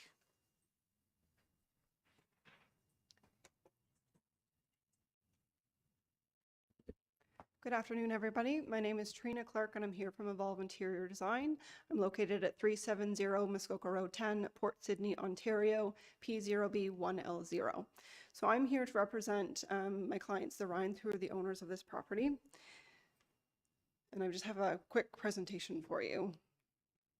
So the application, as noted, is a community planning permit to permit primary lot coverage 11.5%, a variance of 1.5, which is an increase of 0% from the existing. Front yard setback for a detached 2-story garage, which is 9.78 meters, a variance of 2.22 meters with the existing encroaching. The western interior side yard setback for the garage as well at 3 meters, which is a variance of 3 meters. And again, the existing is encroaching. The steep slope setback from the top of the bank for the garage is 6.47 meters, which is a variance of 8.53 meters. The existing is encroaching. And the eastern interior side yard setback to recognize the existing shed attached to the dwelling for 0.6 meters, which is a variance of 5.4 meters. So here you can see the existing site plan. I have notated in pink the 2 sheds that are being proposed to be removed. So with regards to the primary lot coverage, again, it's 11.5%, which is a variance of 1.5, an increase of 0% for the primary lot coverage. The lot coverage request is to recognize the existing structures, which is the dwelling and the attached accessory structures. The proposed detached garage isn't included in the primary lot coverage, and it actually counts for the accessory structures for the coverage. The existing and proposed site characteristics are consistent with the scale of the surrounding properties. Detached dwellings and accessory structures are generally located within this area. The property doesn't appear to be overdeveloped and consists of significant vegetation, with more being proposed within the front and side yard lots to enhance the visual buffer on the property as recommended. In recognizing the lot coverage, we are ensuring everything is legally recognized and bringing the lot further into compliance. With regards to the front yard setback, so I've highlighted that in blue. Again, for the detached 2-story garage, for a setback of 9.78 meters, we are actually bringing the structures further into compliance. As you would have seen on the existing, the one shed is actually quite close to the front lot line. The proposed location provides proper access into the garage. It's the most fitting location on the lot to maintain the proper setbacks from the septic, but also and to avoid locating it closer to the steep slope. Level areas of ground with little removal of vegetation is required, and buffered by existing and proposed vegetation as well. So here you can see the existing property within these photos. So the grassy area to the left of the dwelling is where the garage is being proposed. With regards to the side yard setbacks, the western interior side yard setback for the garage will be 3 meters.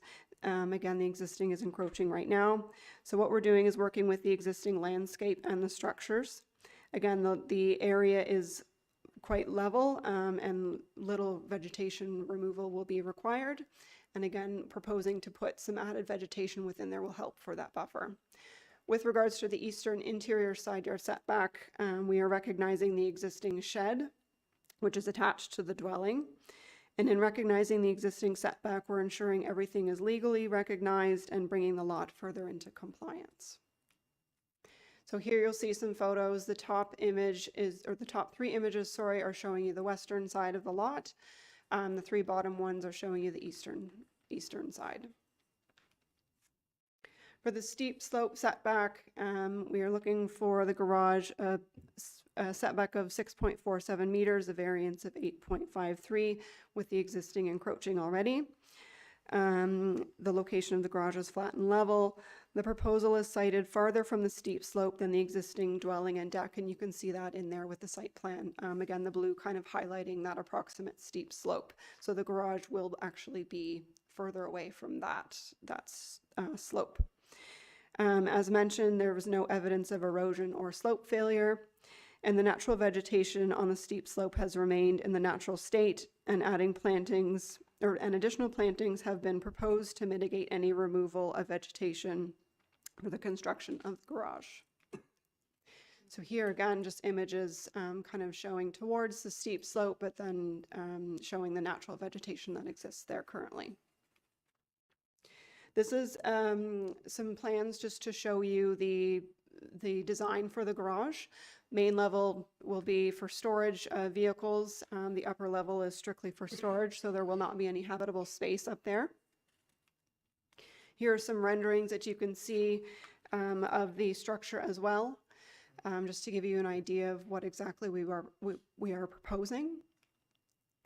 And again, just some 3D perspectives. We have also, so it was mentioned that 3 letters of support were provided. We have actually received 5 letters of support, and then another neighbor has also provided support as well. So we've got really great neighbors who have no objections to this application. It was also mentioned from the town staff and consultants that there are no objections. The Town of Huntsville official plan meets the intent. District of Muskoka official plan also meets the intent, as well as a provincial planning statement as well. Here are just the clippets of the letters that we received.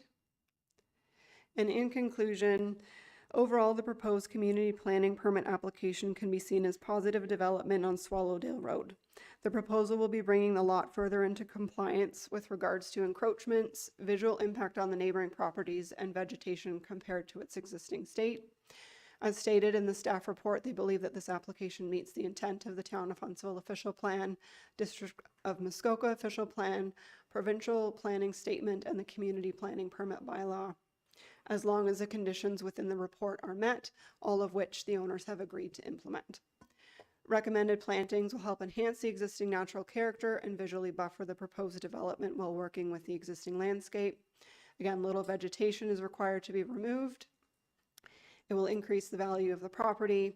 The proposed development is consistent with the surrounding areas as well and creates a more desirable property for the owner and the surrounding areas. The proposal will also help clean up the property by removing 2 of the existing sheds and providing additional storage and interior parking for the owner's vehicles. The proposed location of the garage creates a safer and more functional path for the owners due to the proximity of the garage to the existing dwelling. The goal for the owner, designer, and contractor is to create a property that works with and enhances the existing lot and heritage of the Swallowdale Road area. It was also demonstrated in the multiple letters of support from the surrounding neighbors that the proposed development will cause little to no disturbance and will enhance the property and the surrounding area. Thank you very much. I'm here for any questions you may have. Thank you very much. I enjoyed your graphics. That was good. Thanks. Council members, comments or questions? Councilor Renwick. Thank you, Chair Stone. And very briefly, thank you both for the presentations. I concur with staff's recommendation to approve this proposal from the applicant. My question is, and this may be just a general question, the license of occupation of the land that goes towards the water to Fairy Lake, does that count in, does it add to the acreage or the size of the lot? Do you count that portion of land as well, or is it not? Madeline? Thank you. Through you, Mr. Chair. It wouldn't count towards, it's no extra acreage that's being added to the property. I see no other hands. Moved by Councilor Cluche, seconded by Councilor Clark. Be it resolved that Planning Council approve Community Planning Permit Application CPP 150 2024 HTE, the purpose and effect of which is to permit the construction of an 80 square meter detached two-story garage with no habitable space in the second story and provide relief from subsections 2.3.1.13.3 B. You know what? I'm not going to read all that. It's all on the screen. It's all in your package. You've seen it before. All in favor? And that carries.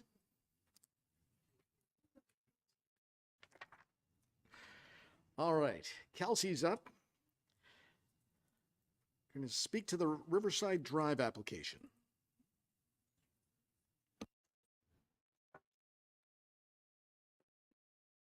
Thank you, Mr. Chair. Through you, I'll just get the presentation now.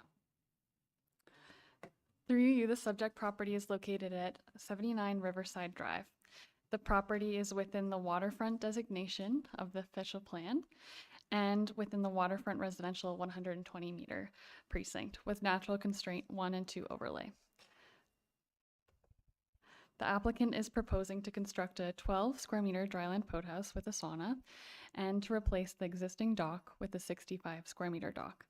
Class 3 CPP is required to increase the dock projection from 10 meters to 11.3 meters, reduce the setback from type 1 fish habitat for the dryland boathouse with sauna from 30 meters to 5.3 meters, and reduce the front yard setback for the dryland boathouse with sauna from 20 meters to 5.3 meters, and reduce the required setback from steep slope from 15 meters to 3 meters for the dryland boathouse with sauna.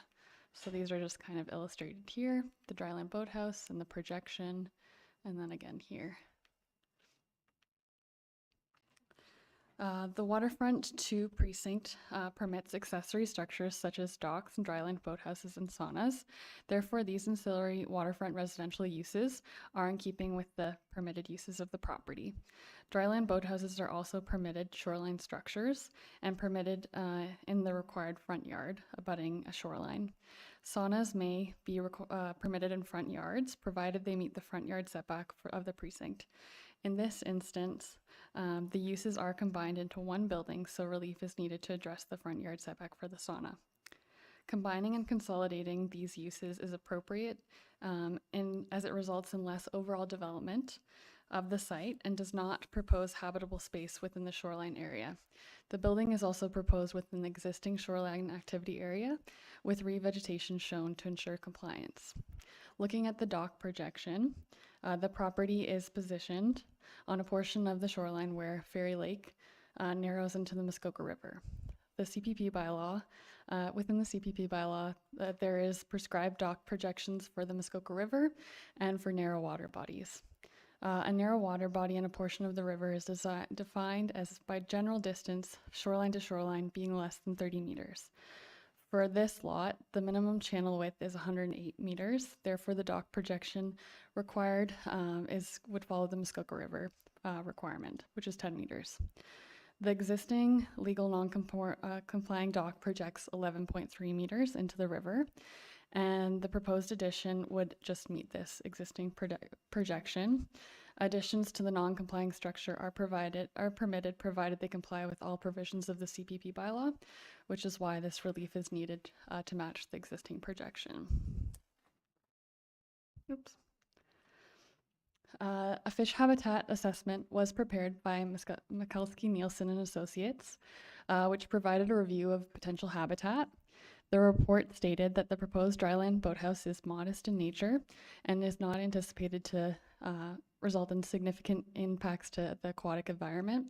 The assessment details the proposed location would be approximately 3 meters back from a stable top of bank for a steep slope along the shoreline and does not create any concerns from fisheries water quality or bank perspective. The report also concludes that there would be no navigational or environmental concerns regarding the dock projection. It was noted that there is navigational buoys at this portion of the river which delineate the channel. So boats must abide by those markers, which are in front of the shoreline.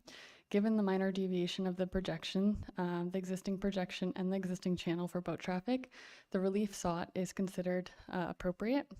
Recommendations from this report were also included silt fencing and revegetation, which are conditions should the Planning Council view this application favorably.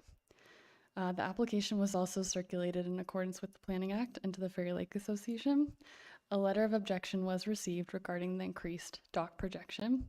The letter details concerns about safety at this juncture of Fairy Lake and the Muskoka River, boat congestion, and environmentally sensitive fish habitat.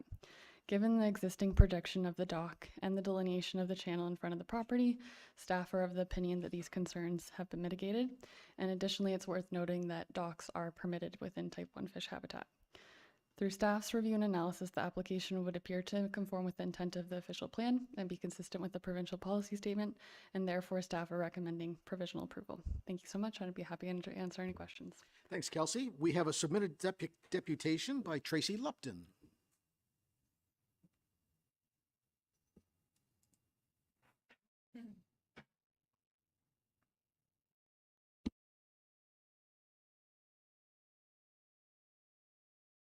Tracy Lupton, 1069 Tally Ho Winter Park Road, Huntsville, Ontario, P1H 2J6. This is my first time being at one of these meetings, and I'm speaking twice. This is insane. Anyway, I'm here to represent my family's objections because the applicant's property is across from part of our shoreline. As was addressed, our family owns 5,000 meters of shoreline all the way around into that creek. On that 5,000 meter shoreline, we have one fixed dock and two floating docks. And this applicant's dock is right across from we call it the point of land. And when I did the measurements on the Town of Huntsville map, I actually came up with, I think it was 91 meters. Yeah, I saw 91 meters. And I saw nothing in there about the narrow water bodies, so I'm glad that it was addressed about the narrow water bodies. I just want to make sure we're well aware of where this property is situated, and that projection of 1.3 out into the channel doesn't seem like much, but as a person who is down at that waterfront from July to September, there's a lot of boat traffic on that applicant's dock. If you were to stand on it, you look to the right, you'd see the busy Brunel Road boat launch, which is, as anyone can see, anyone that knows Brunel Road, it's busy all summer. So there's a lot of traffic coming down that channel. Also the locks, when it lets out, traffic comes down there, and the 25 to 30 residents that live down river use this constantly. We can attest to the fact of how busy that waterfront is. And I know the applicants like to swim off their dock, and I'm really concerned about the safety of it and the precedents it would set for other owners along that narrow channel to want to extend their docks. And I'm also worried about, have we looked at the depth of the channel? Because across from that, the shoreline across from the applicant's dock is all undisturbed. And when trees fall into the water, we don't take them out because those are natural habitats for turtles and fish. So when they fall on the shoreline, and our shoreline does have natural trees, logs on the sideline.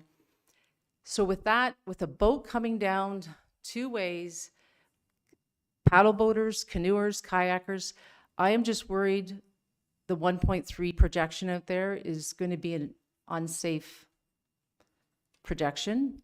I have no problem with their other amendments to what they want to do, but I think we should really think about the location of the dock and whether it's safe for all the people that use it recreationally going back and forth. I think that's all I wanted to say. That's it.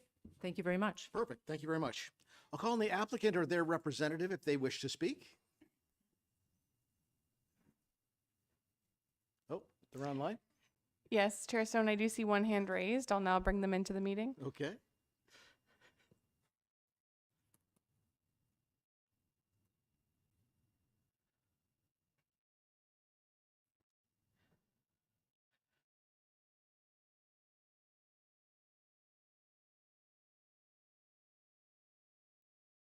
Hello again, Chair Stone, members of the committee. Graham, yes, go ahead. You heard again. don't know why that happens, but bear with me. Thank you for having me. Members of committee, I'm here on behalf of Charlie Vanderway and Kelly Schnurr, the property owners of the subject lands. For the record, of course, Graham Huizinga with Tulloch Engineering, 80 Main Street West, Huntsville, Ontario, P1H1W9. So again, thank you for your time and your patience for getting this far down the agenda. I'd like to thank staff for their review, and especially I'd like to thank Kelsey for being so patient with all the back and forth and comments and questions about the how the nuances of the bylaw would apply to different aspects of this proposal. She's been very patient and it's been very helpful. So there's two components to this proposal. Essentially, there's the dock projection component that we're discussing. We just heard from Ms. Lupton about, as well as the reductions in setbacks to permit a mixed dryland boathouse / sauna structure within the shoreline yard. So I'll start with the dock issue. So the existing dock, as Kelsey mentioned on the subject lands, has a projection of 11.3 meters into the lake or river, however you want to describe it, kind of the mouth of the river in this location. So that makes it legal non-complying when you consider the 10-meter maximum projection for Muskoka River. As such, we would be asking for an expansion of a legal non-complying structure, and as Kelsey also mentioned, the applicants could have proposed an extension of this or expansion of this non-compliant dock, so long as it met all the other provisions of the bylaw. So in this case, the provision that is not being met is that maximum 10-meter projection. If the proponents had designed an expansion of this dock widthwise to meet that requirement, then it would have resulted in kind of a zigzag at the end of the dock, where a portion of the dock that currently exists would project 11.3 meters out into the river, and the proposed addition or new section of the dock would project only 10 meters out from the river, which is not very practical, and it would probably be more costly to design. There's a reason most docks are rectangular in shape. And so, you know, as part of the design of the proposal, it was decided to request this 1.3 meter extension into the river. Although, again, I would highlight that we're not proceeding any further into the river than the 11.3 meter projection of the existing dock. So this is not a further extension into the river of this shoreline structure. It's simply matching the projection of the existing portion of the dock here. So from a navigation perspective, I don't think we're causing any issues there. And the Michalski-Nielsen report had something to say about that as well, and came to the same conclusion. And of course, Michalski-Nielsen has engaged in dozens, if not hundreds, of boat impact assessments and shoreline studies for similar types of applications. So I certainly defer to Gordon Nielsen's expertise in that regard. As for the sauna / boathouse portion of the proposal, interestingly, when the CPP bylaw first came into force in 2023, both a dryland boathouse and a sauna were, of course, permitted on shoreline properties. They're commonly seen on shoreline properties. However, both of them were required to meet the minimum front yard setback for the property it was located on. So that could be 20 meters. In this case, it's 30 meters because of the proximity to Type 1 fish habitat. There was a housekeeping amendment that this committee deliberated upon and approved last year that actually removed that requirement for dryland boathouses, because in many cases it doesn't really make sense practically to have a dryland boathouse situated 66 or 90 feet back from the shoreline, when the intention of a dryland boathouse is to store marine equipment and boats and things like that. So if the structure were a dryland boathouse only, it would be permitted in its proposed location. By virtue of adding the sauna, it's now, as of right, would be required to be at that 20 meter setback for a front yard perspective, and 30 meters when you factor in the Type 1 fish habitat. And that's where the requirement for the technical report prepared by Michalski-Nielsen came in. So in my opinion, I don't really see the difference between the use of a shoreline structure that's a dryland boathouse or a sauna. You know, they're both contained spaces. They're not going to interact with the shoreline in any way because they're designed to be dryland structures that are set back from the water. The sauna, of course, will not have any kind of, effluent or leachate or anything that might impact fish habitat or destabilize the shoreline or anything that we'd be normally worried about when we think about shoreline setbacks and their appropriateness.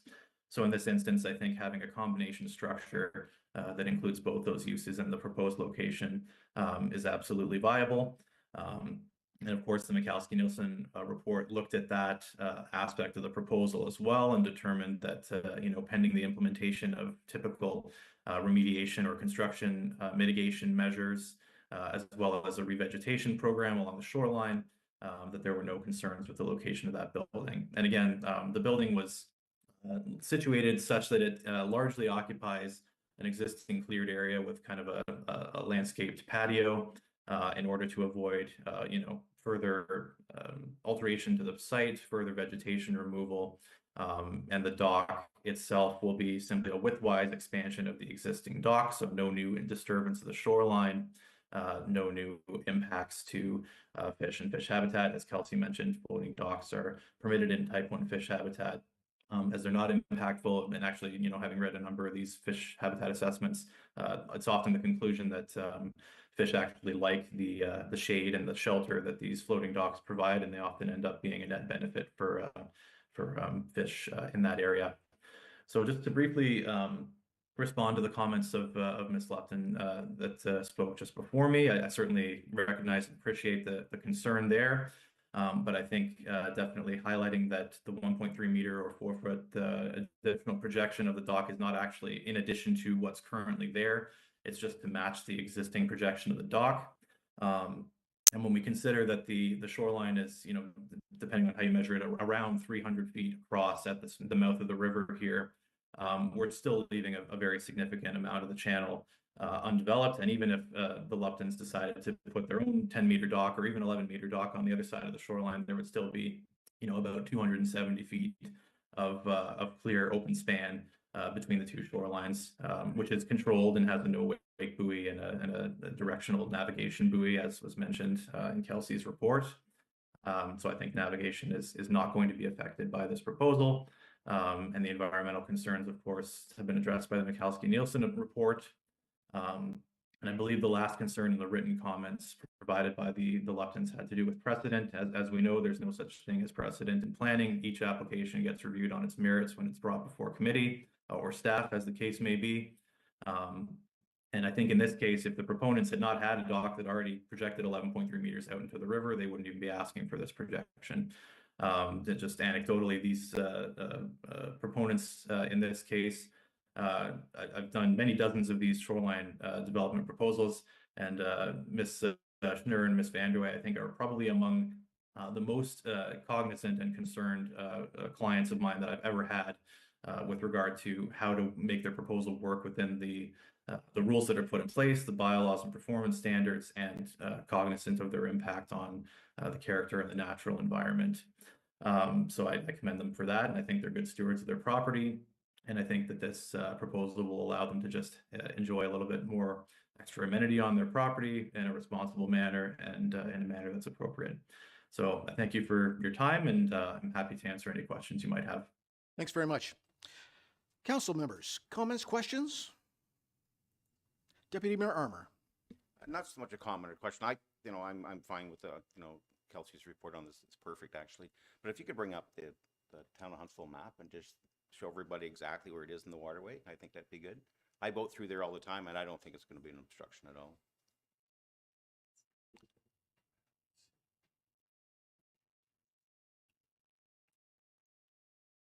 Do we have a map readily available? Excellent.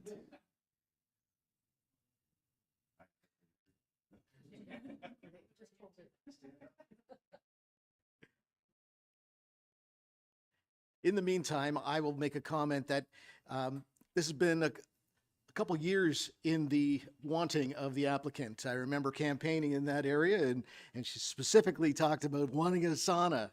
So hopefully it's coming to fruition now.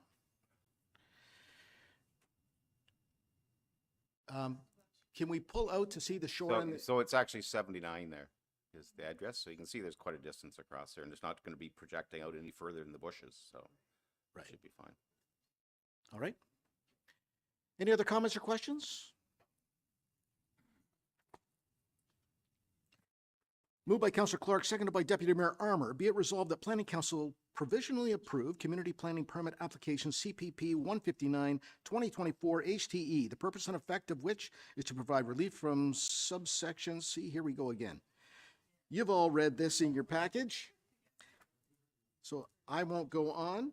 I will call the question. All in favor? And that carries unanimously. Thank you very much, committee. All right. Kelsey, you can move on to the fitter application.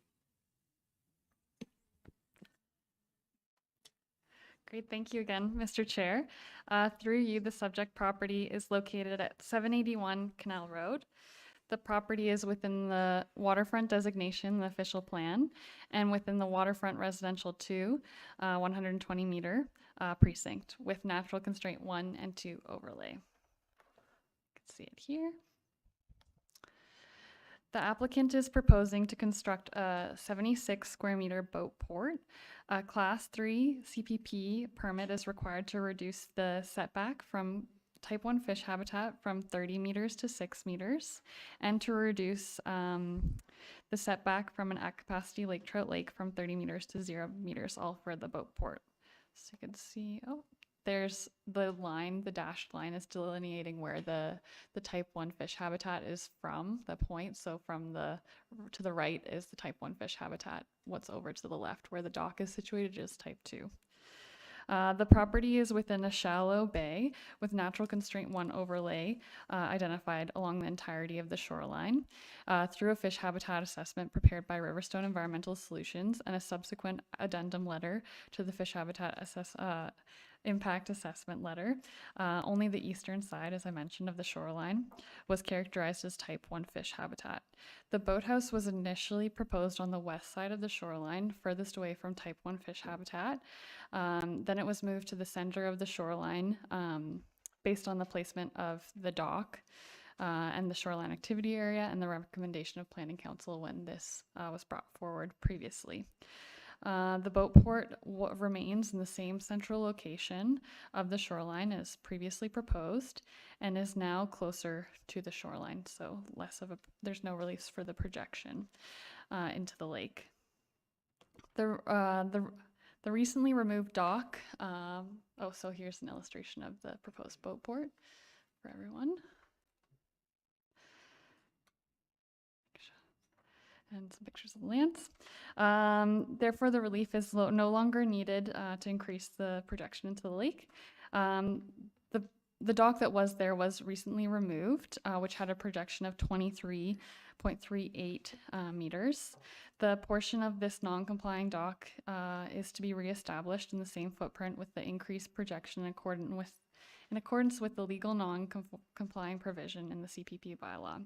This provision states that demolished non-complying structures can be reconstructed but restricted to the original footprint.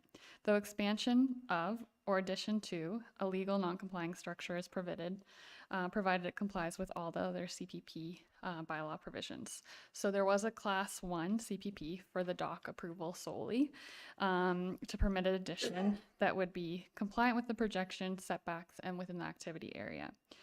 With the condition for revegetation. The boat port would be constructed over this approved dock with the compliant projection, setbacks and within the identified activity area. Now the boat port requires less bylaw relief and is located within Type 2 fish habitat, making it more appropriate for the site.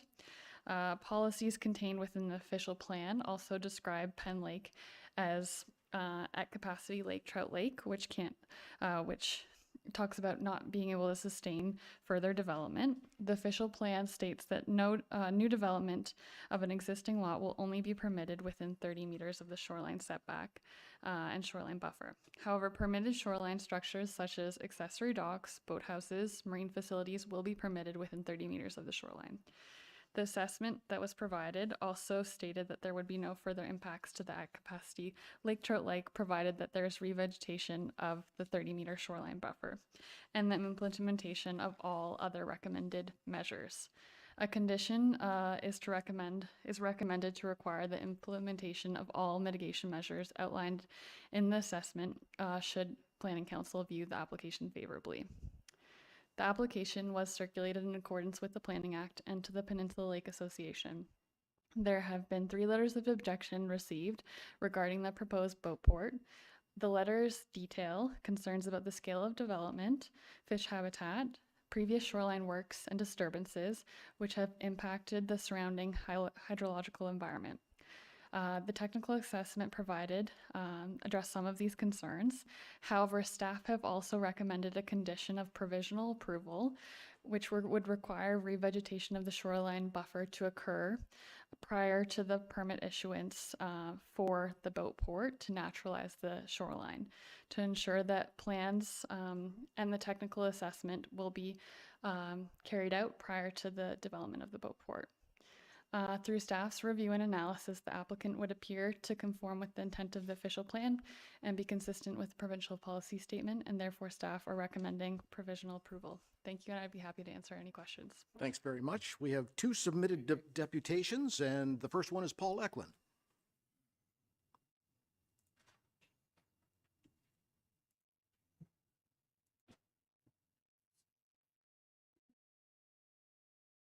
Good afternoon, or evening. I don't know what. Can you put up the first picture? I have 2 pictures.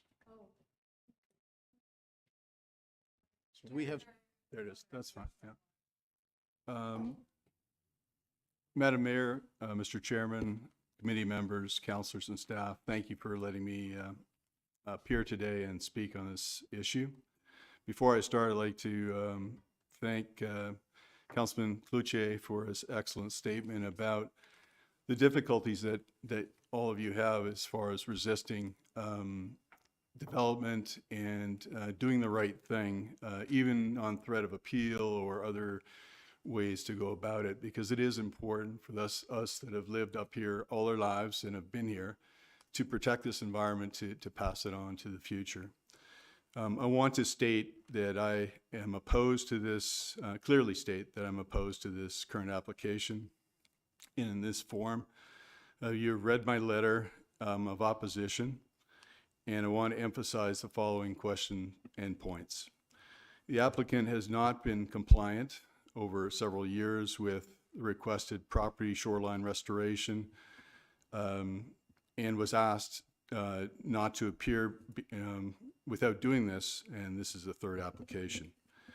These include removal of non-compliant dry boathouse, restoration review of the freshwater stream, removal of the false peninsula. You can see at the tip of the freshwater stream, that whole area was just a flat line.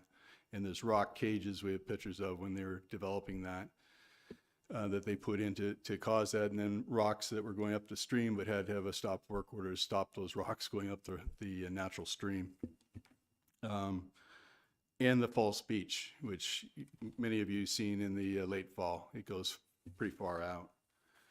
The second point is the recent demolition of the applicant's large 111 square meter, you can see that on the picture, multi-boat dock. It's only 10 years old. The previous dock in 2008 that the applicant bought was 73.8 square meters with the same projection. But that's what you see there. You can see at least last summer there's two pontoon boats at least and multiple other boats. This is concerning because especially when this is a live current application that that it was issued so he could, I went down this morning down to the lakefront and it was gone. And I read about it. I think many of if I talked to you and talked to others that read through the application didn't see that had been issued and had been in this last past month had been taken out. That includes multiple cribs and other places that exist, although it was mentioned it was a Fish One habitat. The whole area is a Fish One habitat in the town of Huntsville and the MNR current websites. The second is the application is not clear what the dimensions of the structure are. Is this a boat port as described? Or is it a boathouse as also described in the application? Boathouse and boat port words are important. That's the first drawing or that I've seen of what they're describing, but they're describing two different things and putting them both in the application. Or is it a dock? You know, it's a dock, boathouse, boat port. And what's the height of the boat port, boathouse? Both words are used because there is obstruction. If we look at the next picture, if you could. Next picture. Along the shore, and we're got the 747 canal roads on the left side, 799s on the other side. There is obstruction if you start to elevate structures upwards. And, you know, I said that the 2008 structure was 73.8 square meters. This current dock is 111.7 square meters, and the current proposal is 191.05 square meters through AutoCAD. So it's a pretty precise of how big this projected dock complex is. It's not just a 73 boat port. So it has to be clarified, especially for an important application like this. Third point is why is Riverstone a private environmental consultant? And I've heard the different consultation applications today. Why is that the final decision to change a documented, and it is documented on those two sites, a Fish One Habitat, M&R and Town of Huntsville websites? Where's the peer review with this? If you're going to take this seriously, and this is the future of our lake, our future of our cove, that as you can see has already been significantly changed by the applicant without some kind of proof. You know, is it not the view of the council and the committee to reduce your footprint, to use an awning versus a boathouse or boat port? That's what the rest of the lake does. And use floating docks. I mean, if you're going to rip out your dock, then think about those options, because they are real options if you go around any of the lakes that we talk about, that we've grown up on. In conclusion, this meeting is about thoughtful stewardship of vulnerable lands and the property owners, only to preserve and pass on to future generations to enjoy. Further development or construction, expansion, such as the expansion. Again, that's what they're proposing is a 2,000 square foot dock. Like it is a large construction. Again, further development construction on the small area of grandfathered, overdeveloped shoreline and grandfathered dock, because it's a legal non-conforming dock. This is not good stewardship. Stewardship would be to restore the damage done, replace the footprint or reduce the footprint, and do no harm, as they say in medicine, do no harm for a future environment. I want to thank you again for presenting today. Thanks very much. The second deputant is Jane Woodcock.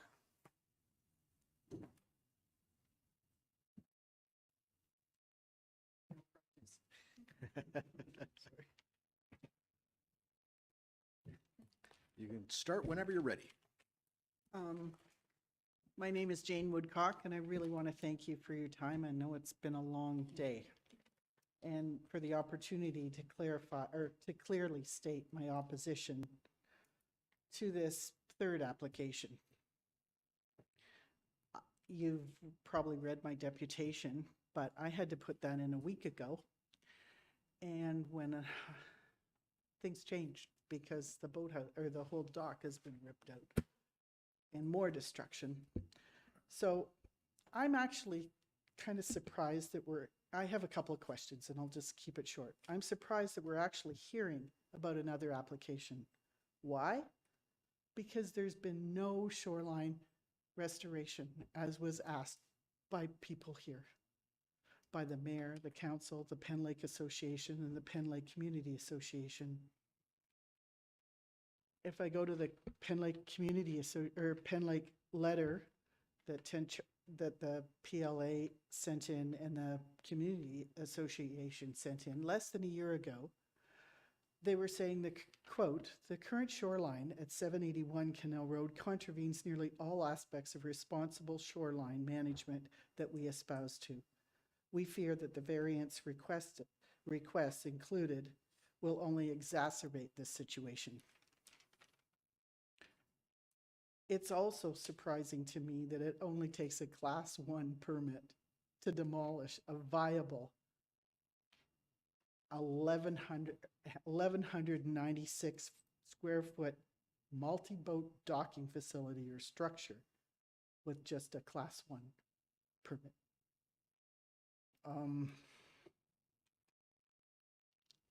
This is just an example of all the ongoing destruction of fish habitat in a lake that's already at capacity for trout.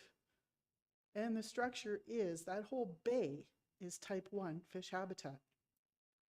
So why do we just rely on one environmental consultant paid for by the applicant to change the fish habitat restrictions for personal use? It's a want, not a need. At the end of Riverstone's report, I quote, and this was sent to the applicant, "We trust that the information provided in this letter/report satisfies your requirements." It's CC to Eric McPherson too. My next question is, what are the full dimensions of this whole complex? It's so, I can't, like, I live beside it. I can't figure it out. And I just figured out that the dock was ripped out. We were up in late November, so I don't know when it happened. Is it a boathouse? Is it a dock? Is it a boat port? Or is he doing all of them? I can't figure it out. And I can't, it comes out digitally. You take it to Staples, you try to enlarge it, you can't see it. The dimensions that come on the map. I just feel a little confused by the non-transparent application, because, I rip out my dock with an easy permit to get. I can put it back in because it's grandfathered. And then I'm just asking for a boat permit. But when we had an engineer look at this on an AutoCAD, it's about 2,056 square feet. That's a little less, that's about the same size as a singles tennis court. So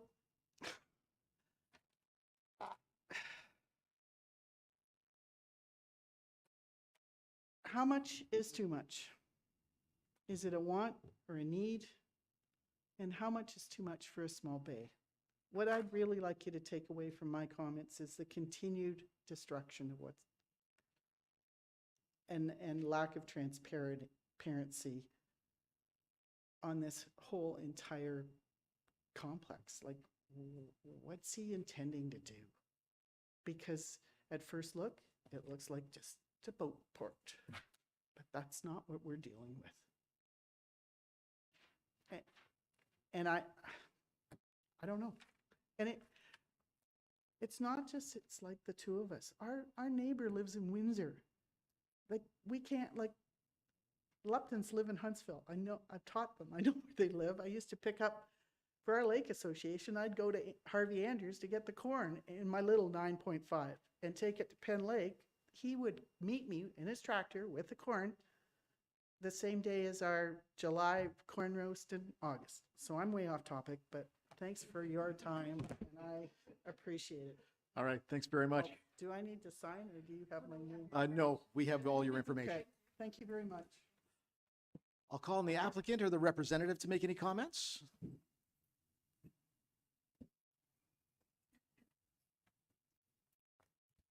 Good afternoon, everyone. Blaine Hutchins, Box 5287, Huntsville, Ontario, P1H2K6. So good afternoon, everyone. As you know, this is our third time coming before council.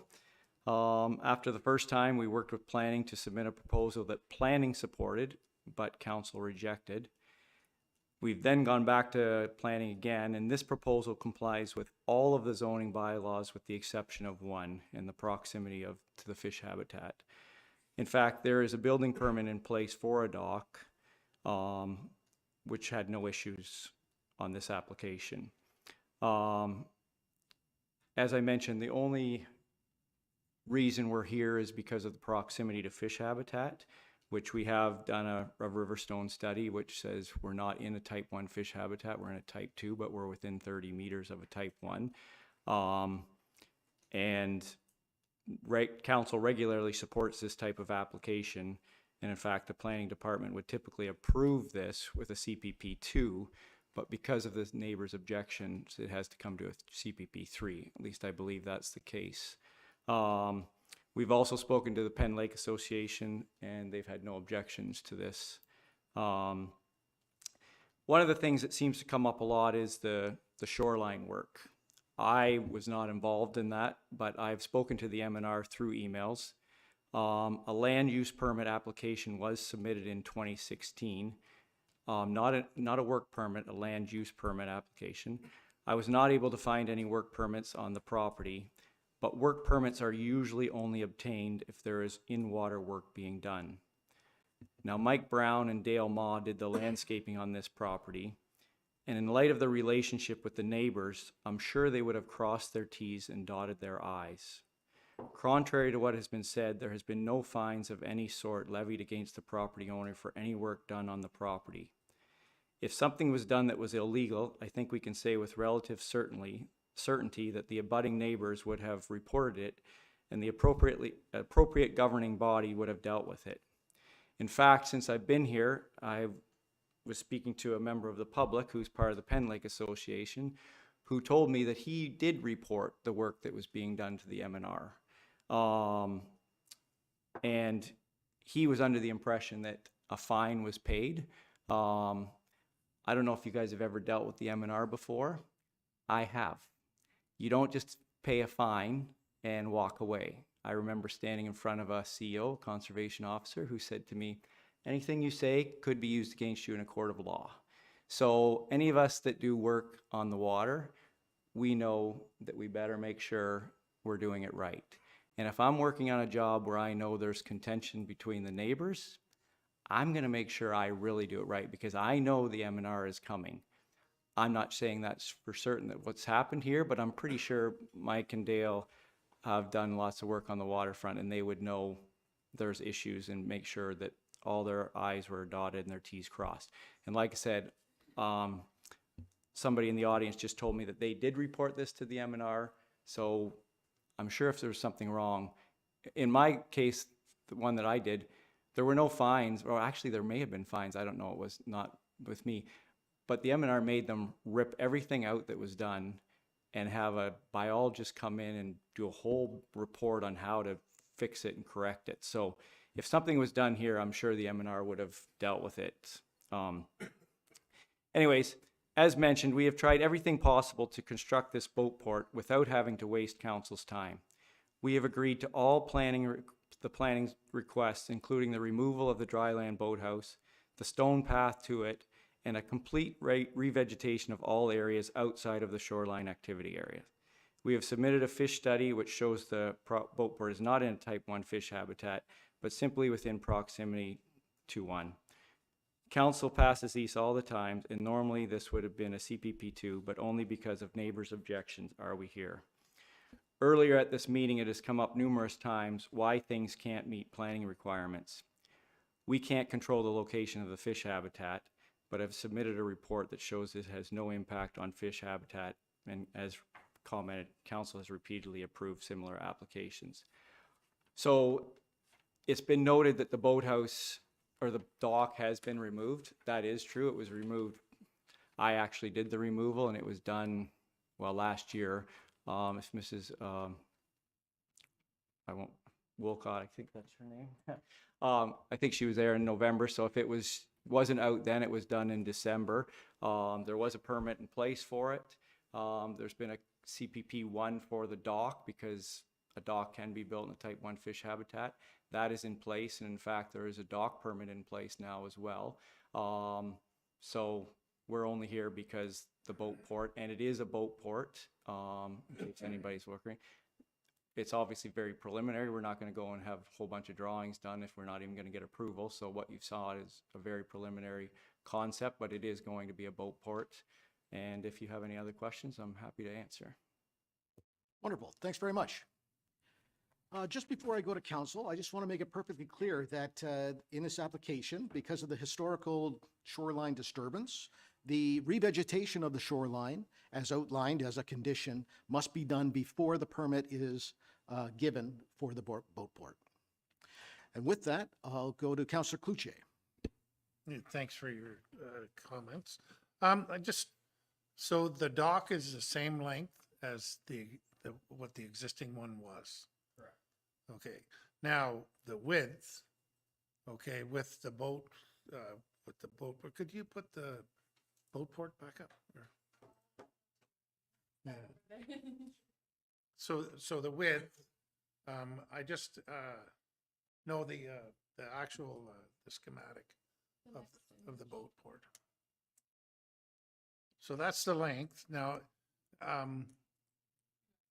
so is that going to sit, the boat port going to sit right where the wide part of the old existing one was?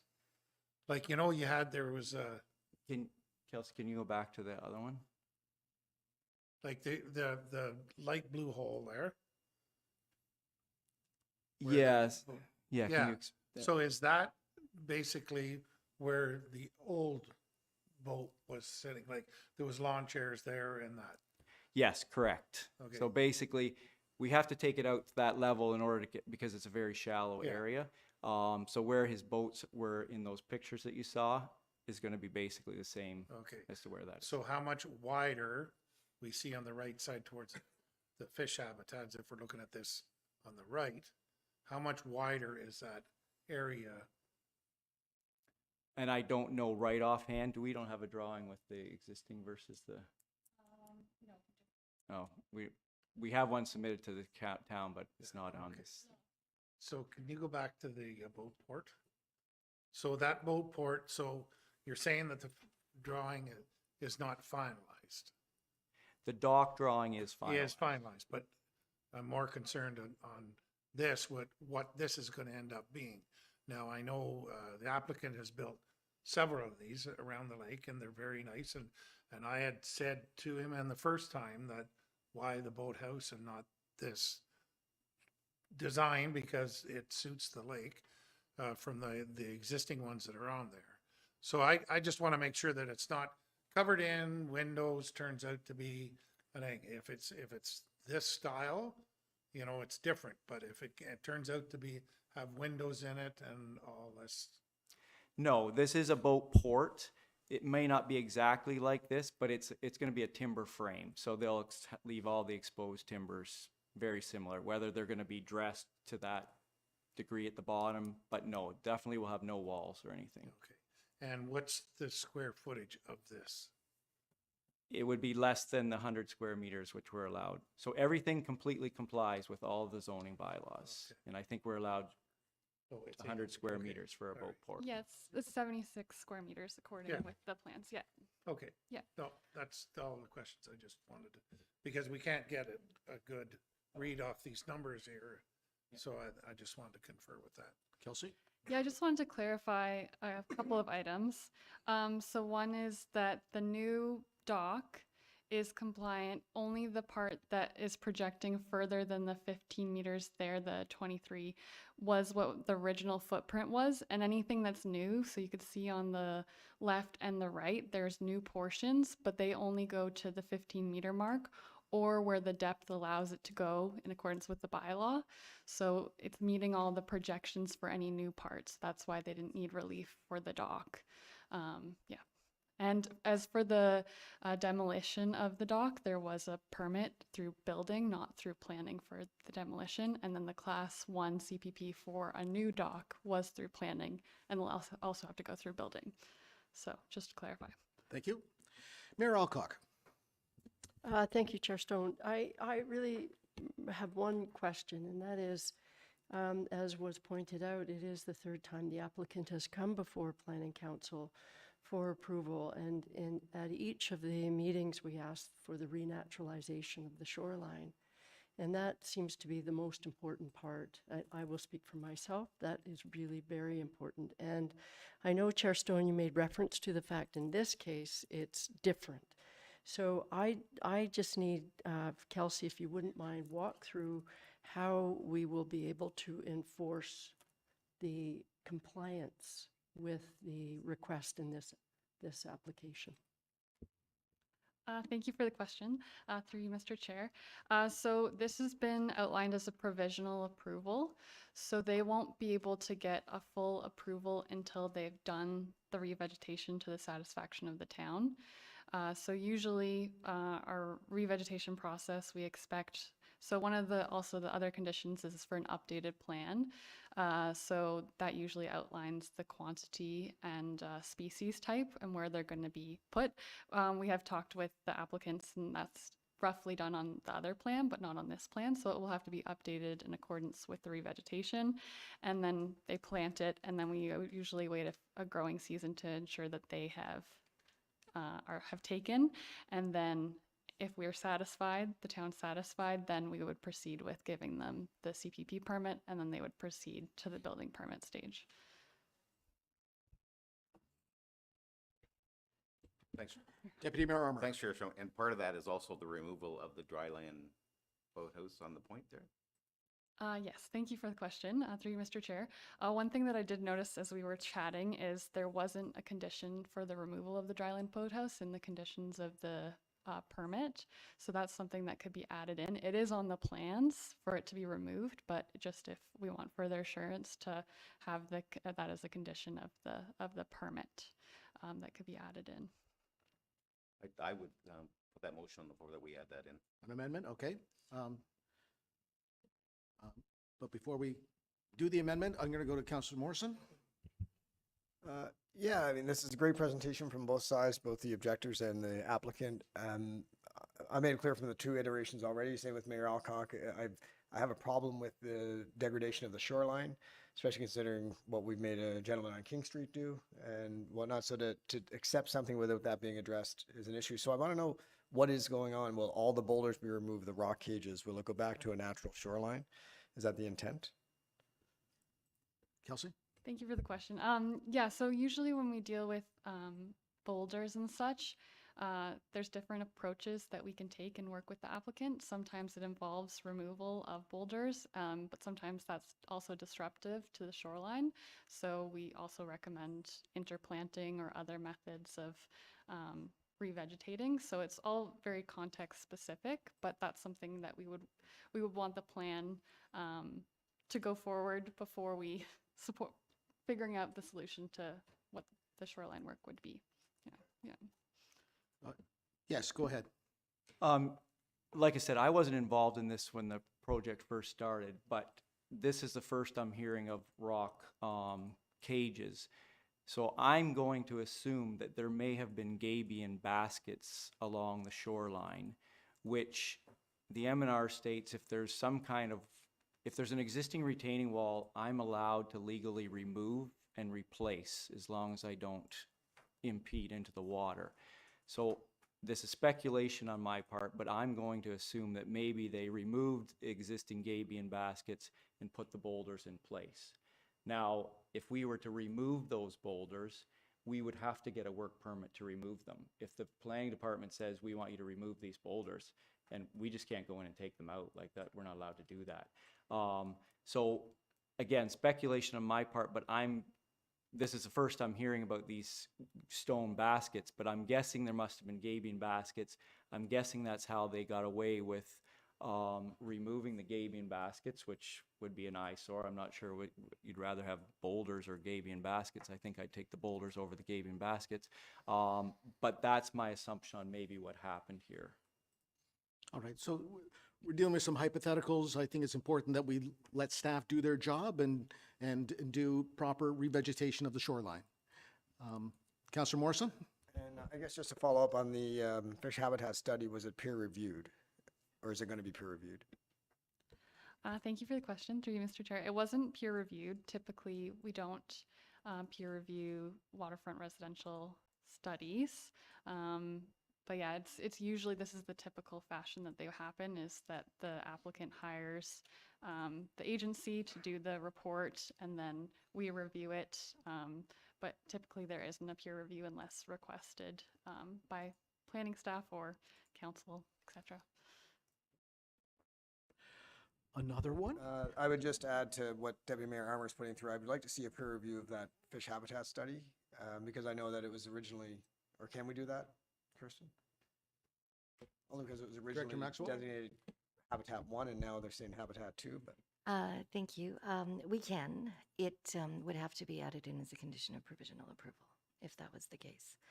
I can say that the majority of shoreline habitat assessments that we see are very typical of, we don't think it's this type of habitat, here's what you do to mitigate. I don't think there was anything strange about this one necessarily, so.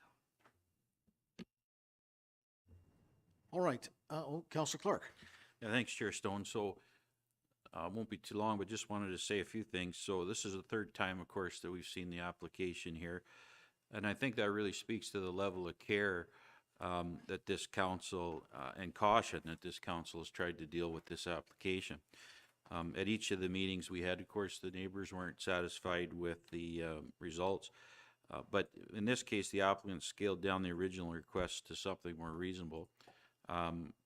And although the neighbors might not be satisfied with this new proposal, I think at the very least they can feel confident in the fact that they played a major role in having the application scaled down, and the shoreline vegetation being restored, which is key. And I just want to make a quick point, and that is that it's important to know that, and we know this at council, but when an applicant isn't happy with council's decision, sometimes the applicant can bypass council's decision and go to the Ontario Land Tribunal for a decision. And when that happens, it seems like generally these days that the OLT very much favors the developer.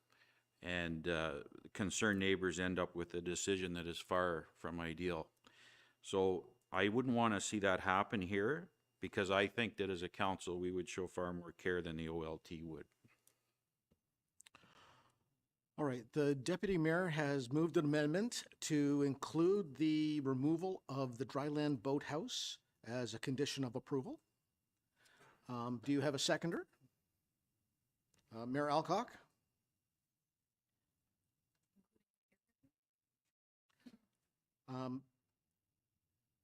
Sure, include the peer review as well, and we can discuss that.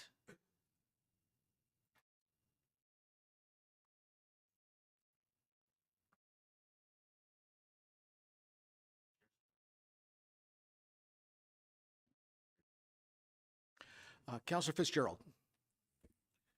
We ran into this peer review situation last term, and it was I was actually a little bit embarrassed. We questioned their professionalism. We have their reports here on a regular basis, and I think they were offended by the remarks that were made too. So I can't support a peer review. It just seems to be we're not respecting their professionalism. So I won't support it. All right, so I'll have to ask the mover and seconder if they want the peer review still included in the amendment. Thanks, Chair Stone. I'm fine without the peer review. I Without the peer respect, I review? respect where And the we're- seconder without the peer review. The proposed amendment by Deputy Mayor Armour did not include the peer review. Right. Right, so. All right, so if you can put that up on the screen for us. And it's moved by Deputy Mayor Armour and seconded by Mayor Alcock.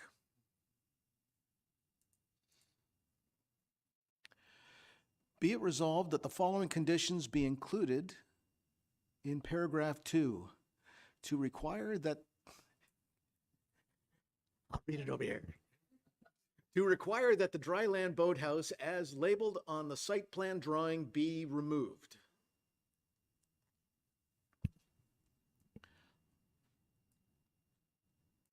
All right, so there's the addition to the conditions. Comments or questions? Thank you, Chair Stone. Just a quick comment. I know this is really just pacifying everybody here. I know it really doesn't help out the depositants that came to speak against this, but I think we need to move this forward, and we need to get this. We don't want to see it here again. So thanks for everything you've done. I know you're real stewardships, but it's time. Thanks. All right, any other comments or questions? Then I will ask the question on the amendment. All in favor? Opposed, if any? That carries. All right. So all right. So you've all seen the original motion in the package with the addition. I'm going to call the main motion as amended. All in favor? Opposed, if any?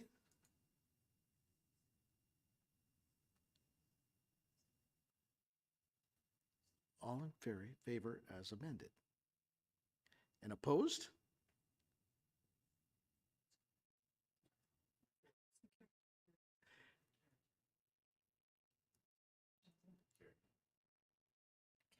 The main motion, so. All in favor? I'm in favor. So it carries.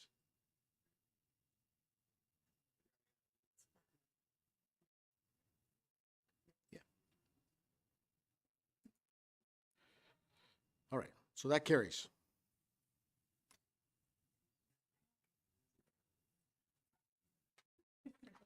All right, so what is this? All right. Moved by Councillor Morrison, seconded by Councillor Renwick. Be it resolved that confirmation bylaw 2025-1 be received and passed this 15th day of January 2025. All in favor? And that carries.